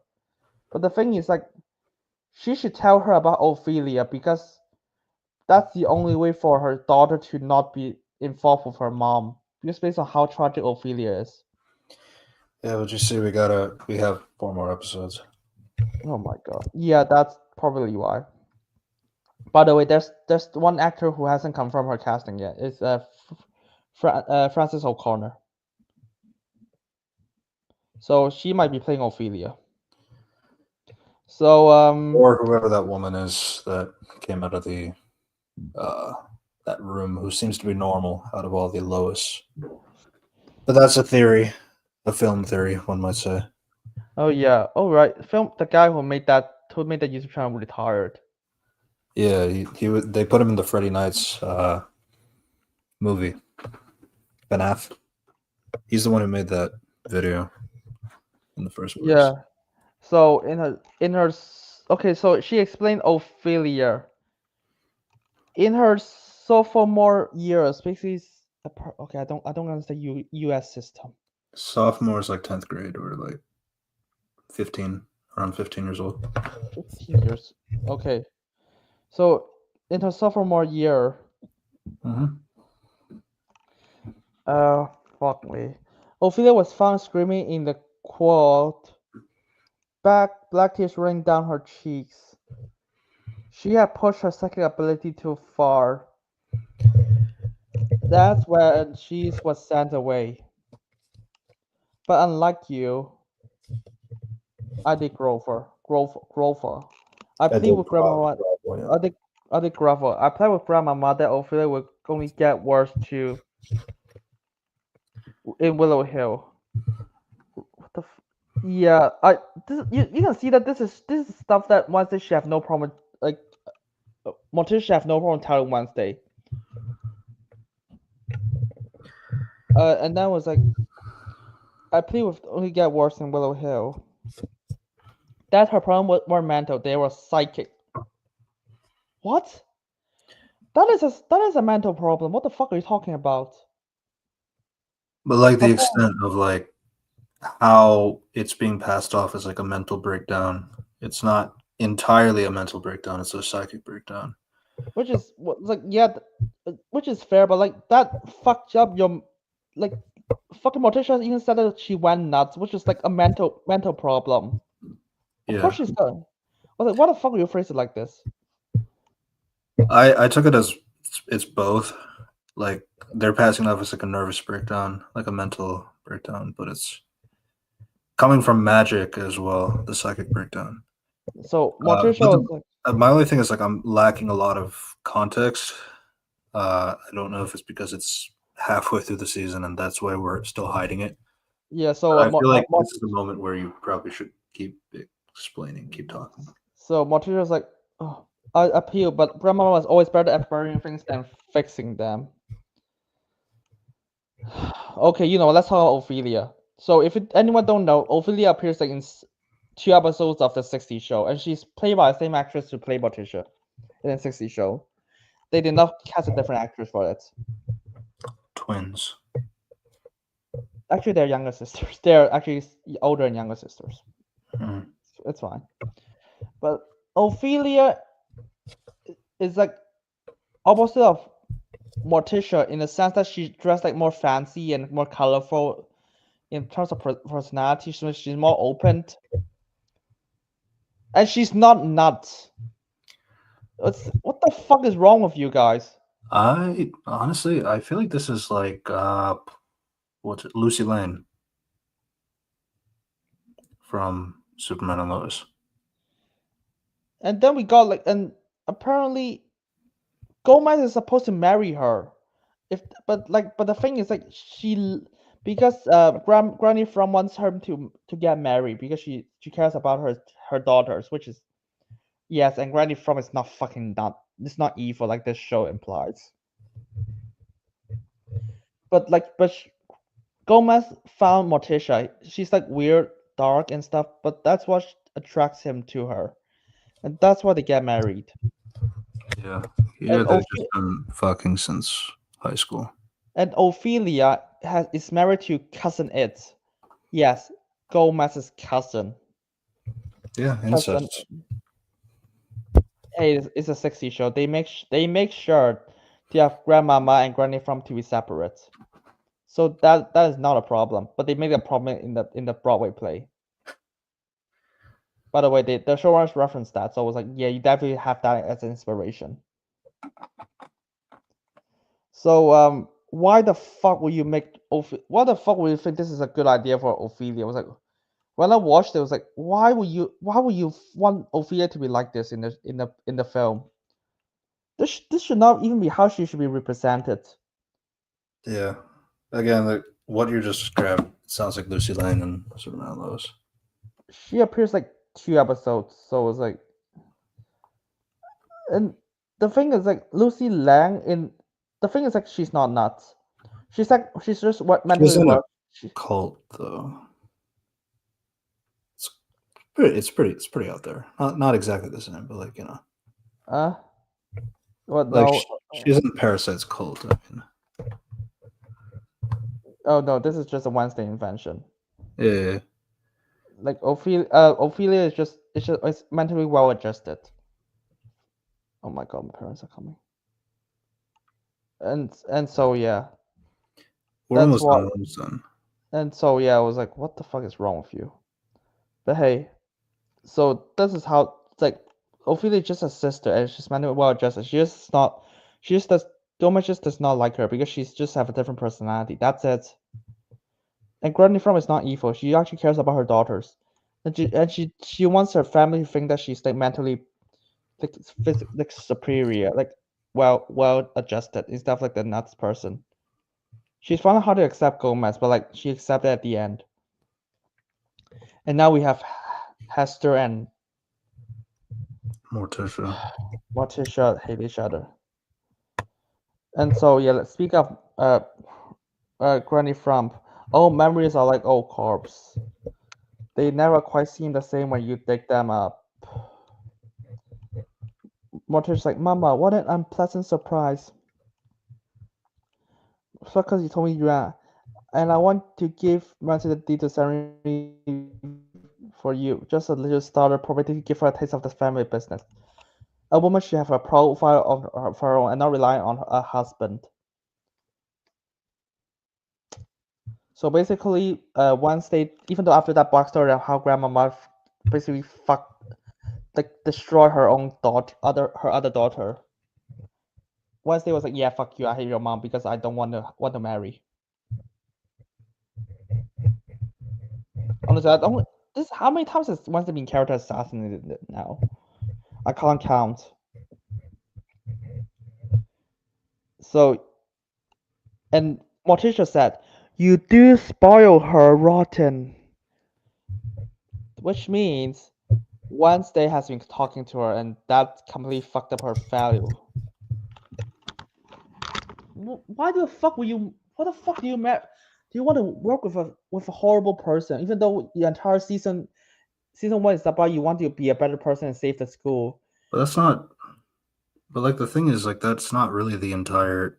That's not what Grandmama is like entirely doing, though. It's like, I mean, right now, like the end message, justify the means sort of sense is like get the death certificates for this cemetery. No, if that means to buy the cemetery itself.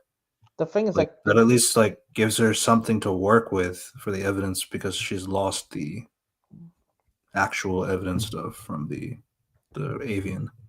The thing is like the grandmama stuff is like it's not the dialogue said that she's not been talking to her right now. Just this moment. She has been talking to her for a while. Was like, oh my god.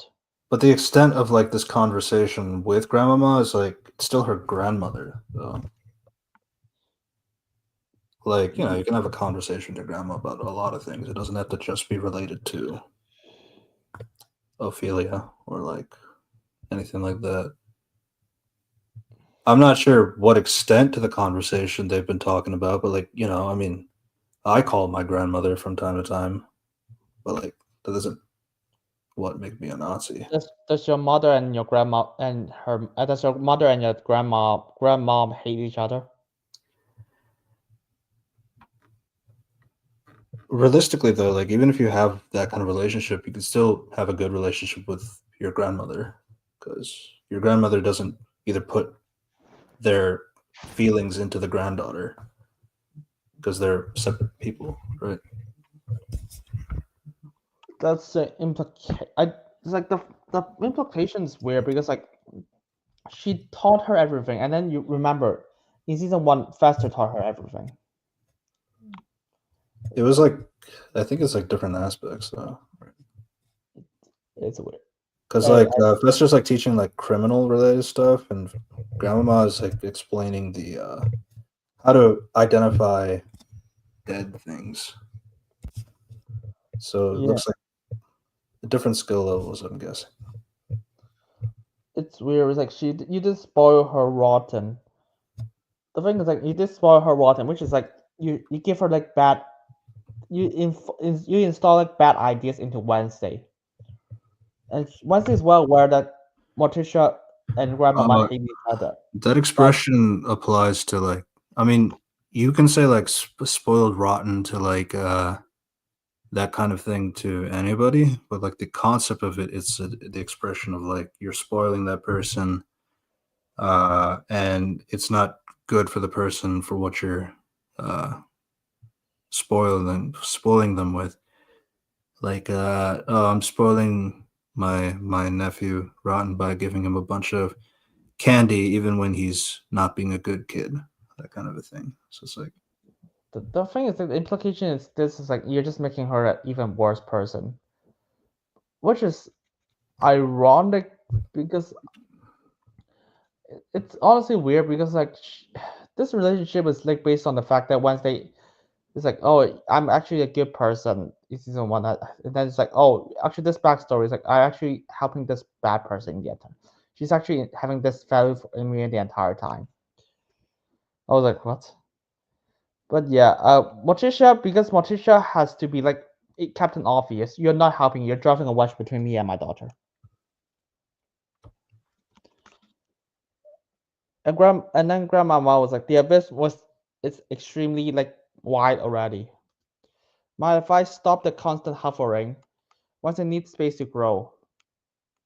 If she gets into literature, it's the mother job to stand back. Let her figure it out herself. Thrive and die. Morticia's like says a woman whose youngest daughter has been missing for 20 years. uh Granny was like, "What happened to your sister was a tragedy." But even if I had said something, she would have never listened. But just like, unlike me, who took every one of your wandering words to heart. From was like, "Is that your sales way to get me to donate to Nevermore, gal? I heard they put you in charge. Know that they're hoping you can convince to trust to open my checkers of rich." But she's like, "I'm raising funds, not the debt. And besides, we both know you'd rather bury with your millions." From was like, "I'm willing to make a donation." They literally changed the subject to, "Hey, don't fuck with Wednesday. You deal with Wednesday." And From was like, "Yeah, you know what? Let's talk about donations." I was like, as if Morticia give a shit about that.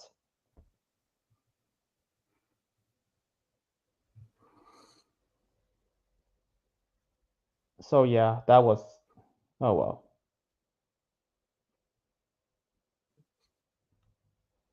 I love writing. All right, so And Granny then Frank offers to donate to Nevermore if Goody's book is returned to Wednesday. Then Morticia throws the book into the fireplace. All right, well, that's done. that's done. Yeah, And and then and Wednesday goes back to school, and there's the whole thing with Enid and and like also Enid and yeah, Fester. yeah, Fester, she Fester. tells Fester, get yourself checked into the Willow and look for a person and look for anything related to Lois. All right, you got it, kid. And Yeah, Fester just like she's just a cool uncle yeah, who literally does everything for her daughter for some reason because like the plot sets needs him to do shit. yeah. So he's there. He causes a ruckus at this hotel, the same hotel where, um, you know, Bianca's mom was at. We talked about that. And then he does get checked into the hospital. They find out he has 29 different fake IDs. I love to travel. My favorite, Fester Fiesta. They did talk about a Fester spinoff show, by the way, back in Yeah, 2023, I think. I don't think they've ever greenlit it yet. uh, Um, okay, but because yeah, yeah, he's I love like Wednesday was like, oh god, there's another conversation with Wednesday and Morticia. I hate them. Morticia's like, why the fuck is what is Fester and Willow here? We both know he only got caught when he wanted to. What ill advised mission is he doing for you? Was like, helping me find the truth. I won't allow Inna to die because of me. I know what I saw in that vision. So basically, so was like, oh, so Wednesday is not even using her vision to save in it, and Morticia's like, fuck you, do not save in it. I, what the fuck? She's not even asking you as a psychic now. She's just doing it whatever it takes to save in it. Morticia was like, nah, fuck you. Let your friend die. A horror burst around her gravestone, the same torrent that attacked you both today. Not to mention poor thing. You need to stop Wednesday. What? Wednesday did not trigger this to happen. I mean, okay, Wednesday did kind of lead it to it, but like,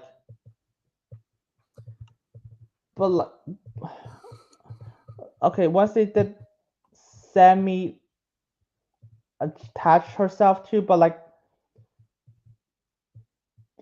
okay, the problem is just that if she doesn't do it, it's like, okay, and I'm just rumbling. I'm tired. Yeah. So It's like, Wednesday is what? under a Oh, predicament, given that like I want are to. you gonna make everything worse? It's like, Hello. yeah, okay. What? Oh shit, yeah. Morticia was like, because of you, innocent people are gonna get hurt. That's the line. That's the logic that she's drawn from. I mean, ignoring the fact that Morticia never cares about innocent people, the other people. I mean, she also actively encouraged her to commit homicide, in like lines before. Wednesday was even that because Wednesday cares about innocent people according to season 1. It's like, yeah, she was like, yeah, fuck you, I'm not gonna. I love Indian. That's it. And that's the end of the conversation. Yeah. So Enid. So they make it back to school, and there's like this a little bit of a tension thing with Enid and Wednesday about like how like ever you don't really hang out with me, that kind of a thing. It's like you seem preoccupied yourself with talking about Bruno, because Bruno asked Enid like, if you have a problem, just go and talk to Wednesday. It's okay, kind of a thing. And then Agnes shows up, and then there's the whole like stay out of my stay out of my face kind of a thing. Jealousy. But then there's this whole thing with the crows, and there's like a large number of crows around the school, and Wednesday's putting the arm around Enid, all that stuff, and then the birds start to attack. They have Enid and Wednesday. They put a picnic table above to keep some cover. Thing gets grabbed by one of the birds, and it, then at that time, I think Morticia and Dort were like talking, and like Morticia points up that like, oh no, it's Thing, and Dort fires a fireball at the bird, which drops Thing. Thing falls onto a gargoyle, then he falls down. Enid catches it before it hits the pavement. I don't know if that would kill it, but like it's a hand, so. But I respect the sentiment. But then Wednesday sees the avian in one of the floors, so she runs after. Then we talked about the chase and all that stuff, and then how drops the robe, ends up in the classroom. Conveniently, there's two people there, Fairburn and Capri. Capri is out of breath and all that stuff. Interesting. How is that the case? And then this is like the one line where she's like, "Yeah, you know what? I'm here to like join your little music thing. That's why I came." And yeah. No follow up on that so far, given that they made it to the prison, not the prison, the mental hospital. You know what? What's a better plan? Because you have a shapeshifter. Yeah, but the shapeshifter is not played by a man actor, so Yeah. Oh. Oh well. her name's not on the credits. So Yeah, I guess. So yeah. So I'm gonna skip to the end because like, oh, yeah, Wednesday we was talked we talked about it. I guess Fester is the one character we haven't really described yet. Fester is just a Swiss Army plot device. That's her. The thing Yeah. is like Fred Amsterdam. He He's said he such a good based actor. he said he Huh? based it off of like the two Fester actors, Christopher Yeah, Lloyd and the other one. yeah, he did. The thing is like, yeah, I really like Fred Amsterdam, Fred Armisen's performance. He's really good in the role. And his role is basically just like, yeah, whatever my daughter said, whatever my niece said, I'm gonna do it. You got it, old pal. Yep, which is kind of in line with her, I guess, which is like fine, but at the same time, just like she said, it just made him. They just made him like, oh, I'm a criminal mastermind because the plot said so, and I needed to be, for the plot to progress. Yeah, you get a little bit of flashbacks with him here and there. It's like, yeah, I've been in an asylum for years since I was 10 years old. And then you see him as a 10-year-old. I love the comfort of a straitjacket. You know, crazy guy. He's looking around for a Lotus. Lois, he talked about the cafeteria lady. Her name is Louise, but with the meat sauce on it, made it look like it was Lois. Then, yeah. So like he asked, like, I don't really know anything about that. It's like, oh, if you want to ask, then probably have to ask like the Spencer, the leader of the thing. Is like, then he asked the guard. It's like, okay, you know What? anybody named Spencer? It's like, yeah. So then he takes him to the And I just love that this entire thing is just because it's like the guard literally just like, yeah, sure, I'm gonna let this the psychopath, like it's like everything is like actually hospital to just like talk to the person locked in the cage and unsupervised, so she can just shoot electricity. Complete genius. yeah. So he's inside, and he's like trying to talk to him, but the guy can't talk. He's too old. And the parrot is talking shit, you know, bum ass parrots. So he shocks it. It's like he gives like the whole code to access to the lowest the thing. So then Fester he was told to take him back to the Stonehurst. That's his name. Stonehurst back to his cell because apparently what happened in the backstory is that he checked himself in after what he did for trying to make the that's basically the whole history lesson that Christopher Lloyd said in like one sentence. Checked himself into the Willow Hills so that kind of like punishing himself for trying to break the laws of science and that kind of thing. Yeah. I guess I not really much to say because it's What a is lot of backstory. I love the fact that like, oh, the only reason why the plant foil is because Christina Rice is so having to walk by. Yeah, so she recognizes that Fester is in the building. Uncle Fester Addams. So it's like if Fester Addams is here, then Wednesday is surely to follow. Kind of And which is funny because Fondia Newton actually saw Faster. yeah, she just doesn't know she's Fester Addams. How the fuck do you not know her? You have posters everywhere. This guy's like they literally have a joke. It's like, oh, here's a photograph of you like wanted in states. Like, I you know like what to effect? travel. Yeah, but they don't know his last name. That's the only thing. They know how you look like. I don't give a shit. You call Faster and she Yeah, looks he had a fake exactly how you mustache. look. Don't insult Fester Fiesta, bro. Like. Yeah. But yeah, that's kind of the extent to this. And then by that point, as a punishment for trying to go to the lowest room off hours, and then like, yeah, we're putting you in the cell with the zombie. And yeah, that's your first mistake, buddy. So yeah, just put in the cell with the zombie, and the zombie eventually Wednesday does go and rescues Fester. We did talk about the whole thing with like getting inside, and we talked about the very cringe use of "Zombie" on the piano, the song.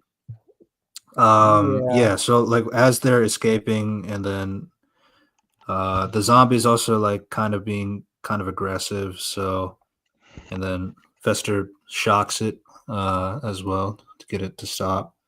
And they walk out, and then the same thing happens with the zombie again, where it breaks out of its hold on the wall. I was like, So that, how? yeah, it happened twice.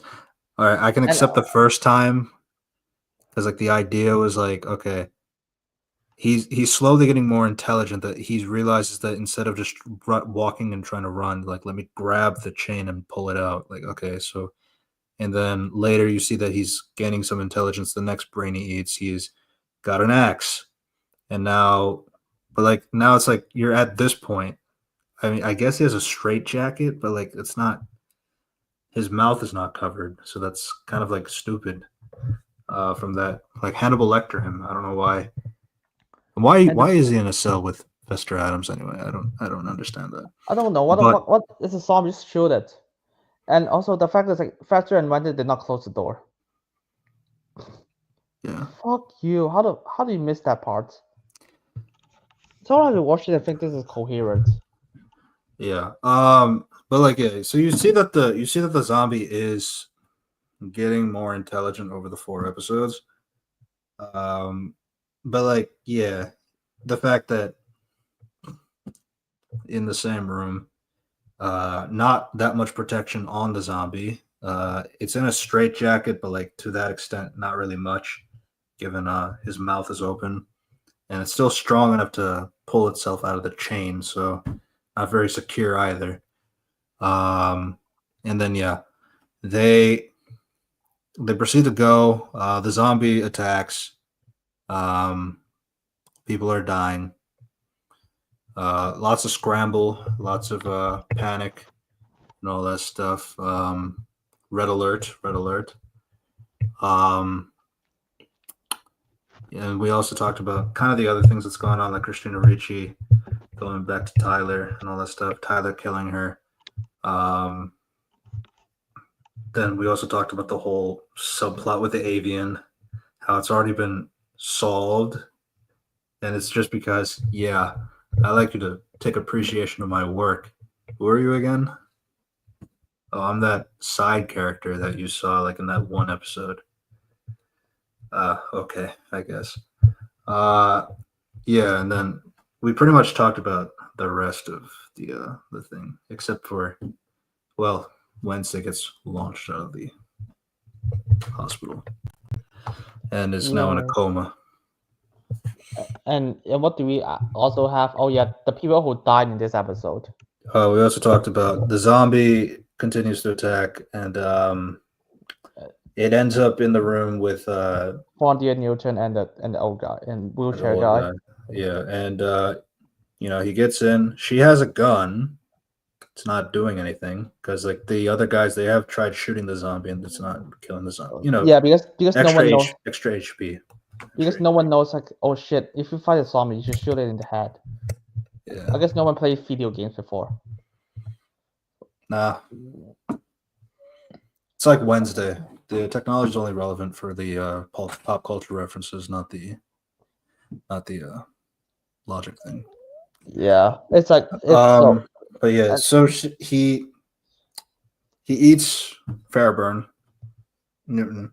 I was like, oh my god, so much history. What the fuck are you gonna talk about? Nah, let's just eat him after one line.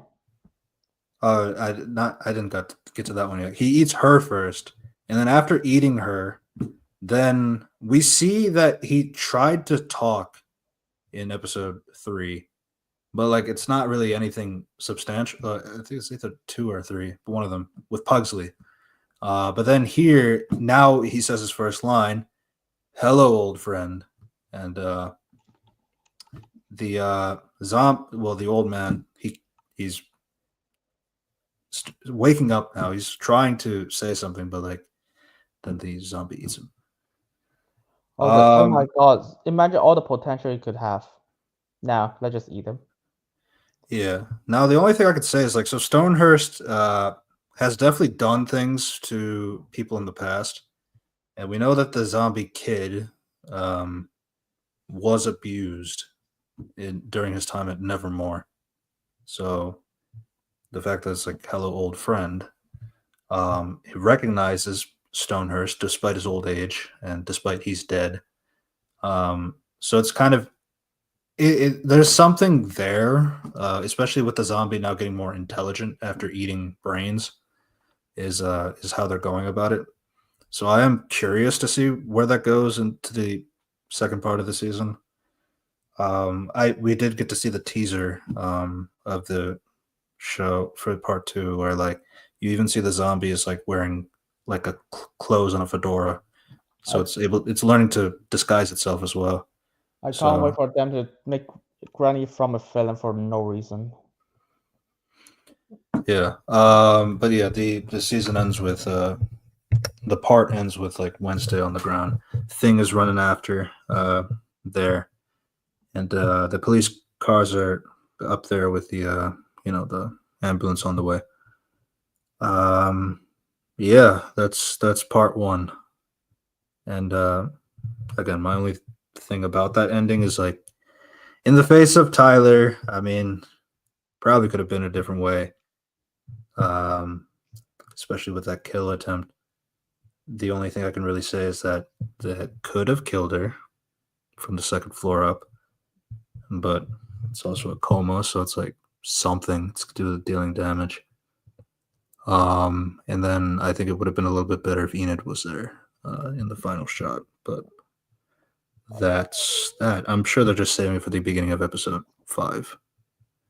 They just they just want a cliffhanger. I mean, they have enough shitty cliffhangers, but like, hey, any cliffhanger, like, what a shocking one. Let's kill like Christina Ricci. Let's kill Fondy and Newton. Let's kill the wheelchair guy that appeared for like 1 episode. Let's Who do we? show Jenna Ortega bleeding out. Yeah, no, Chris. Yeah, God. Who do we also killed again this episode? Stonehurst. Stonehurst. Oh shit! They The killed. They old man. Kaplan. Fuck me. They kill off Kaplan in 2 episodes, and I was like, why? I think he served his purpose. I love that the entire plot kicks off because he's finding something. So they never specify why he's finding this though. Yeah, but the thing is, like, that's what makes the avian thing even worse, because like she reveals who she is. Okay, and that's all I can really say, because like I don't really have any. Okay, you're the avian. Your dad turned you into one. I mean, but like, she said she willingly did it, so it's not forced. Okay, I guess fine, but like, this is the mystery that Tyler's dad was like trying to figure out before he died. So it's like the fact that she just walks into Wednesday just cause it's like really stupid. It's like, yeah, I was like, what's the plan? I was like, I'm just gonna shoot you. It's like, if that's they just shoot him. And that's kind of the other problem too, because like it's clear that the avian is not the villain for the end of the season, because like why would you reveal her at this point? Which is why a lot of people think a lot of people are disappointed in the fact that like Tyler returns and like he's outside the prison. Great. Is he going to be the final villain again? I mean, I guess you have history between the two characters, but that's kind of cheating, because you had season 1, which again, I didn't like Tyler in season 1. And I was a little bit more positive about season 1 than how we've been discussing, but like, I still kind of lame. But yeah, that's kind of the thoughts on part 1. I was like, not what do we learn about characters? More character assassination. Fuck you, thank you. I love my friend. I love seeing my friend just go into dust like this.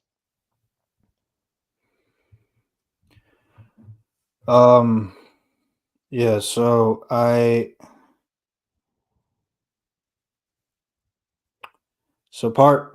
part 2, again, Netflix loves to do this thing now. Part 2 is coming out in September though, so we don't have to wait like a whole year or anything like that. So it's next month on September 3rd. That's when you get part 2 for this. And they've already greenlit season 3 in July, so last month. So they're not waiting so long now. I guess that's something. Yeah, I can't wait for them to like make one of the Addams as a villain. And it's like Morticia is right and Addams like wrong. Even though Morticia is like basically telling Enid to die throughout the season. I still don't. I still see it more as like if you're forcing, trying to get something to stop is what's going to keep it. Is going to continue to happen. That's not in text, so I literally read out all the text. I still said it because that's what I heard out of you, what you said. So It's like it's more because here's the thing: if that's the case, they will literally just Patricia be like, "Yeah, you should do not disrupt nature or some shit." It's like that should be like the counter, but like nah, it's just like yeah, you don't know that, and then just like no, don't do it, or it's gonna kill you. And that's like, and then it's just like no, don't do it because you're not sure, and then that's the only argument, and then it's like die. but she's not telling that Dina deserves to die. It's more like because I want Ina to die because I don't want to drive my daughter crazy with her Twitch. It's like, okay, cool. Episode 4 happens, and she was like, yeah, she's not even doing anything with her fishes, and she's telling her to stop. And then, of course, the episode 4 ends with the consequence of, because I did this, a lot of people, innocent people died. Oh my god, now you flip back your character. Thank you.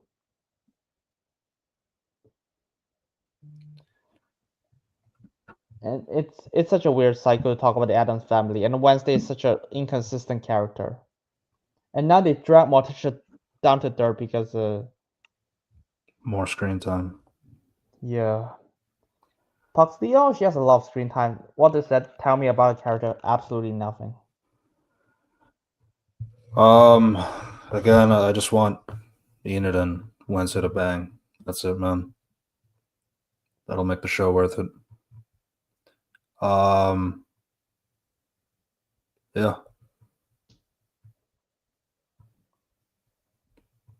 Yeah, that's I don't because I'm gonna talk about part 2, I guess. I don't know because God, I please stop mistreating Adam's family brand. I was like, Adam's family and all this thought is like, yeah, let's have characters hate each other.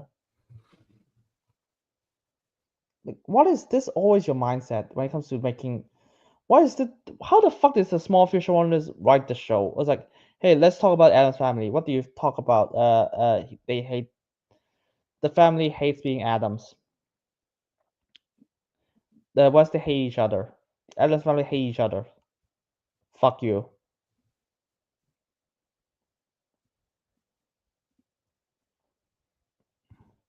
Like fuck you for life.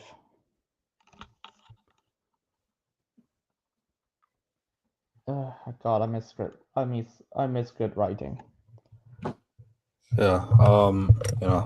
You know what? Hey, in the meantime, maybe just watch the 90s film or the 60s show. That would be a better time for you instead of whatever this is. I'll do it after part 2. Just so Yeah, I can remain the neutral guy for the pod. In the meantime, yeah, I'm really hoping Jenna Ortega gets some better roles, especially after Hurry Up Tomorrow being so ass. She's the best part of it, obviously, but like the weekend. I mean, she's gonna have that movie with Natalie Portman, so another mommy figure to get a mentor from. So that's something. But